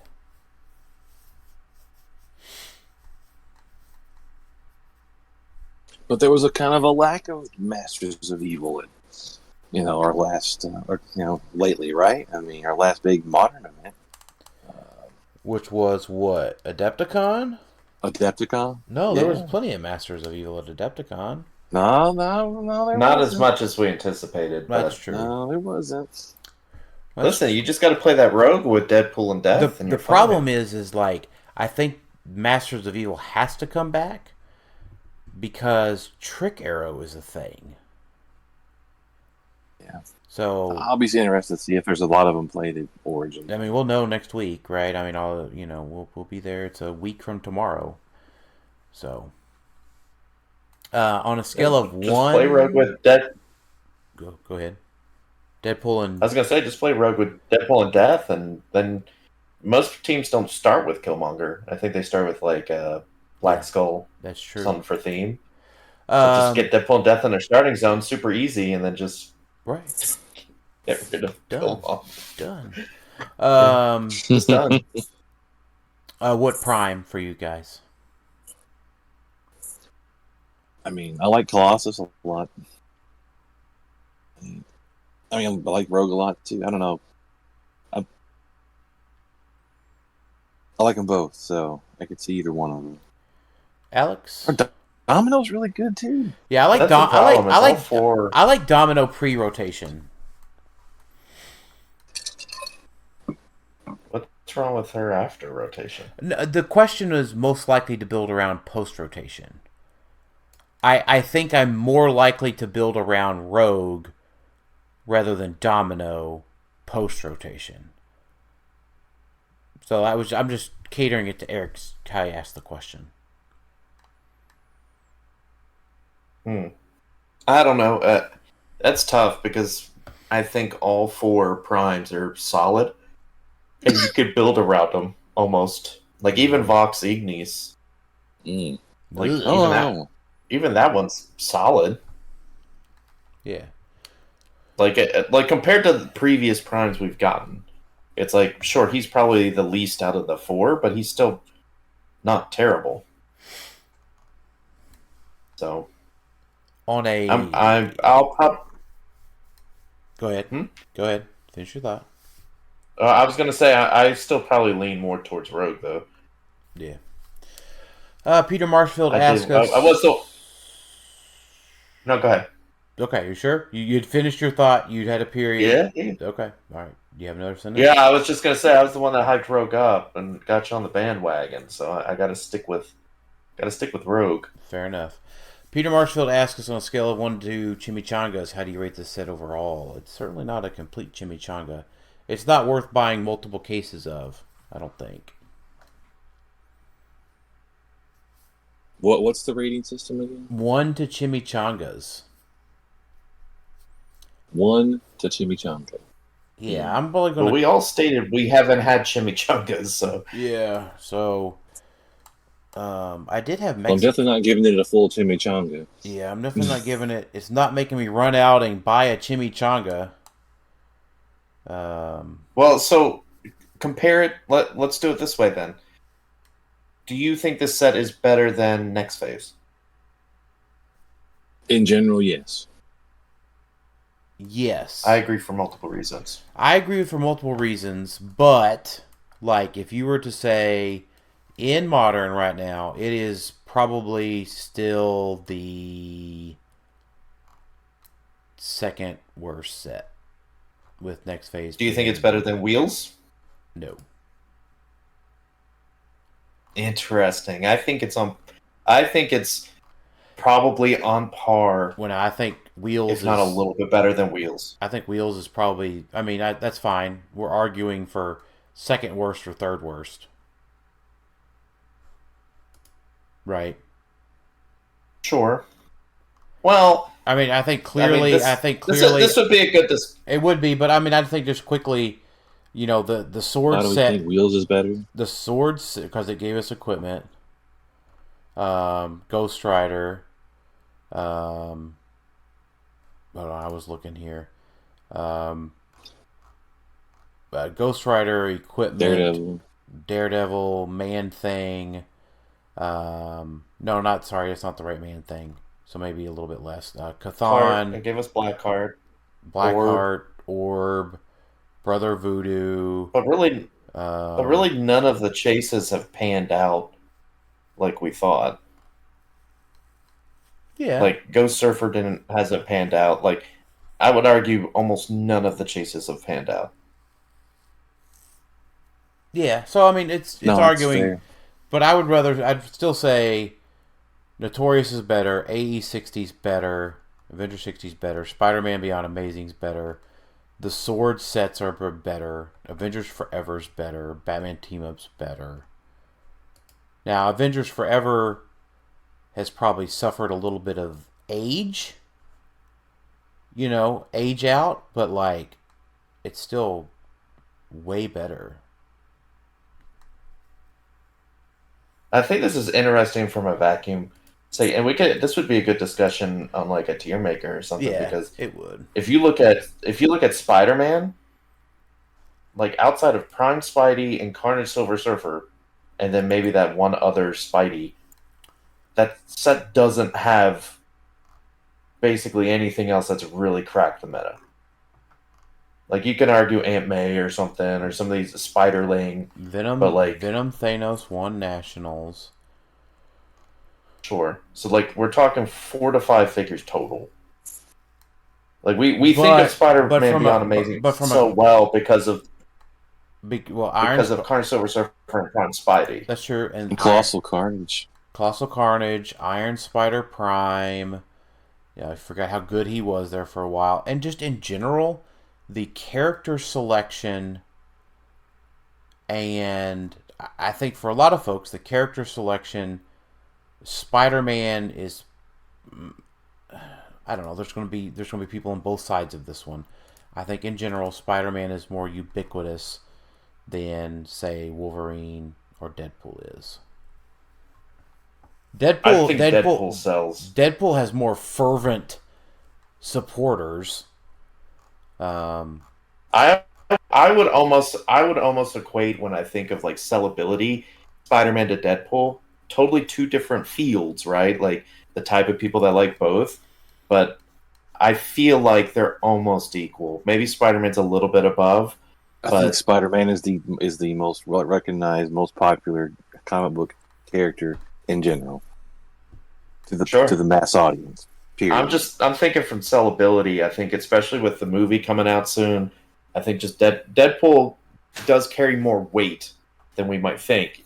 I agree, though. Spider-Man is definitely better from a sellability point, but I'm trying not to discredit Deadpool because people are obsessed with that. Yeah, I get it.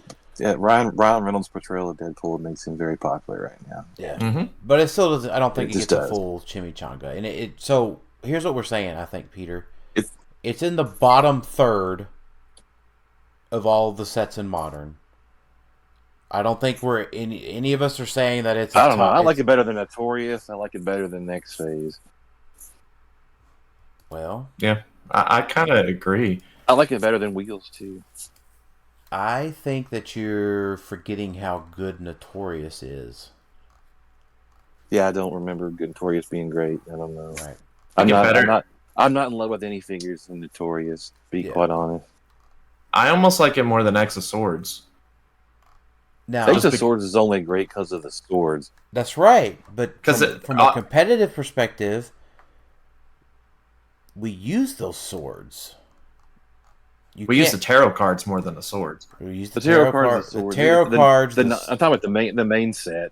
The main. Well, set I group them together because I group them all together because X of Swords got a whole nother year because of its slop counterpart. I think y'all forget just how good X of Swords has been in general. None of the figures outside of Genesis. Hope. Yeah, I thought the main set doesn't contain Genesis and APOC. So from the main set, I'm running backwards. Merlin made top 8 at Worlds last year. Come on, none of us like Merlin. None of y'all like Merlin. I love Merlin. You hush. Double Saturnines did well. Has done well. The Annihilation Chase has done well. Mad Jim, obviously. Hope Summers. I mean, Mad Jim won Worlds. Yes, Mad Jim and Hope. Yeah. Mad Jim and Hope. Ducky, Deadpool. Nimrod Prime. Nimrod Prime was good on the main force before Master Mold did his thing. Still not played very widely at all. I know, but those are all good pieces. I think you take away the swords and the tarot cards, and you're not saying all this. Well, yeah. About how good it is. Well, yeah. If I add 5 things to Deadpool, it's better too, right? Yeah. This has better figures. I feel like. Oh my gosh. Overall, he's not. He also got a lot of X of Swords fatigue. Yeah, he just says, "How do you?" Right now, people are. Peter's question was the overall set, not cherry picking what pieces of the set you would like to compare it to give the edge to Deadpool. Still a bottom third set. I'm moving on to the next question. Because we spent too long on this one. Brandon Michael Bruner, do you think Pandapool is good enough for a Man-Thing Poison Ivy build? No, Pandapool's not playable. Paul Cote, what map from Deadpool are you most likely to play? Terra Verde? Terra Verde. Terra Verde. What percentage of the field still runs Blackheart after the time breakers are legal? Blackheart's still good. Let's not forget that. I would say all the mystical teams still do, most likely, because Timebreaker's not mystical. Timebreaker Pog, Alex. Timebreaker Pog. No, I know that, but we're talking about scarcity, and we're also talking about, do people really want to pay 25 points for it? So I'm saying mystical might just err on the side of caution and say, Blackheart's still really good because you get 2 figures you get to bump out there. And then Mike F. I know you monsters too. Yeah, so like I think Blackheart's not pushed to the side. Now, obviously, Impulpy is because he's banned, and Timebreaker isn't. But in Modern, Blackheart will still definitely have a place, but it will probably be limited to clearly his keywords. Yeah, mystical monster, ruler, I guess. Mike Eskew does ask, will Timebreakers get an errata? I don't know. Is there something on it that needs an errata? Does it have to do with the numbers? Oh yeah, someone talking about that. Yeah, we went through that in the set review. Yeah, they're wrong numbers to make them function properly. Yeah, they'll definitely get an errata for that. They'll fix that. I don't think they'll get a power level errata if that's what you're asking. All right, then the last question from Sean. I don't know if it's Booty. It's definitely not Booty. I'm sorry, Sean. If I pronounced it incorrectly all 3 times. What equipment would you have liked to have seen in the set? That's a good one. And I have thought about that one. Have y'all thought about that one? No, I hadn't thought about it. You did have 4 days. What would it be? You did have 4 days to think about the questions as we've recorded this 3 times. I haven't read the questions. Oh my gosh. I would have liked to. I've been a busy guy. I know you got a busy day tomorrow too, so we got to wrap this up. I would have liked to have seen Deadpool's double guns. I think that's probably it. Wolverine's claws. I don't know. That might have been interesting. I was thinking. So, Jason, off of that point, one I would think they could do, though it might be a little twisted, is they have the fluid tank or something, right, for Weapon X. So you could do something where it's like an adamantium injection. Yeah.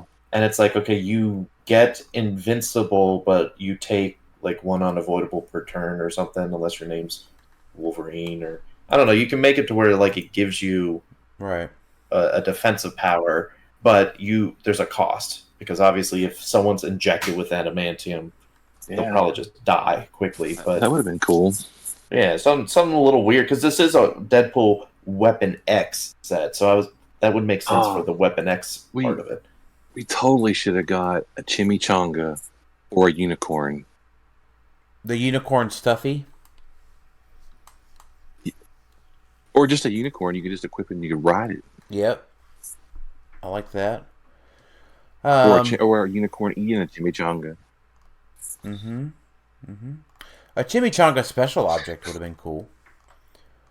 But I guess we get pizzas now. Yeah. So, I mean, I don't know. Well, not everybody wants to eat pizza all the time. Oh, gosh, yeah. If we could have a little variation in our food in HeroClix, that would be great. Well, it's just chicken wings for us, though. Well, yeah, that's what we need. Chicken wing special object. Yeah. Special B-dub special object. Yeah, I mean, like, I don't know. Like, here's what I'm seeing. Here's my thought that we could have had. And I don't know, maybe we don't get to have this because of, marketing or Marvel rules or WizKids rules or something. But here's the thing. We could have had pistol equipment as a theme in this set. Phantom X has got it. Mystique has them. Hitmonkey. Deadpool. Domino has pew-pews. Right. Something that can just give you range like that and that would have been cool. Yeah. Right. Equipable pen blast. Yeah. It gives you range. Yeah. I mean, I think the dice are a good thing. I mean, in general. I don't know. It's I wish we the got Weapon more X. of The those. Weapon X program was about like developing their abilities and stuff, right? Like so I like your adamantium injection idea, or some sort of like,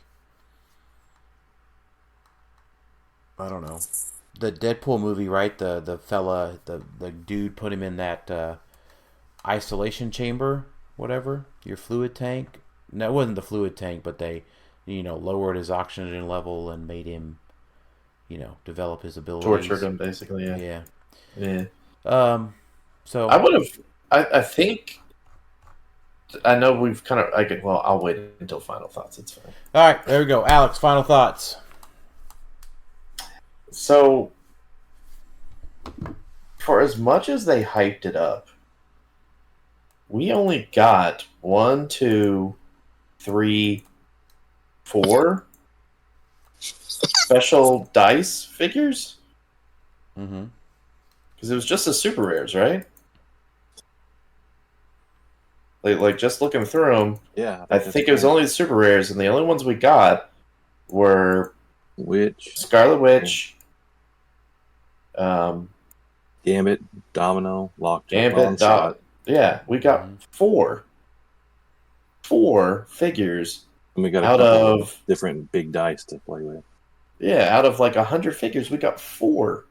And like they hyped it up as like, oh yeah, these new special die, but only to give us like 4 out of 100 seems really like they dropped the ball on that. Like there should have been more, like quite a bit more, to really play off of that effect. And I don't know if they came up with the idea and had to cut some for whatever reason, but I really wish they had played off of that more. Yep. Just kind of a shame. Now, the set, as we found out during our pre-release, also includes just like the Deadpool Weapon X die, the Deadpool Wolverine dice that we pulled, Jason. Yeah, there's like a yellow, blue, and a black, red one. Yeah, so just including dice in the set's cool. I do not really, though, look forward to people just randomly rolling their big dice on the map. I enjoyed rolling my big chunky Groot. I know. Here's the thing. They're big and chunky. That's the problem. I enjoyed rolling my big chunky Groot dice that I have, and I would enjoy rolling all the big chunky dice. But I don't know. There's the problem with rolling big chunky dice and small figures. Those things are gonna. I don't know if they thought that. Yeah, it's gonna. I don't know if they really thought that through very well. Jason, final thoughts for you? I'm gonna roll big chunky dice with my big chunky monkey. Yeah, there you go. I enjoy rolling the big chunky dice. So, all right. Well, thanks everybody for listening to Clixed Off today. Be sure to look out for Sam, TJ, as in myself at Origins next week. We will have some Gator Tot swag for folks. Sam made a post about that, so congratulations to oh my gosh, Teresio. I had his name and then I lost it. Teresio for winning that contest over there for the sudden death folks, and Jeremiah for getting those tokens out to us so quickly. But thanks everybody for joining us for the past 4.5 hours. I appreciate y'all all listening, and thanks everybody for listening to Clixed Off, and we'll talk to y'all next time. See ya.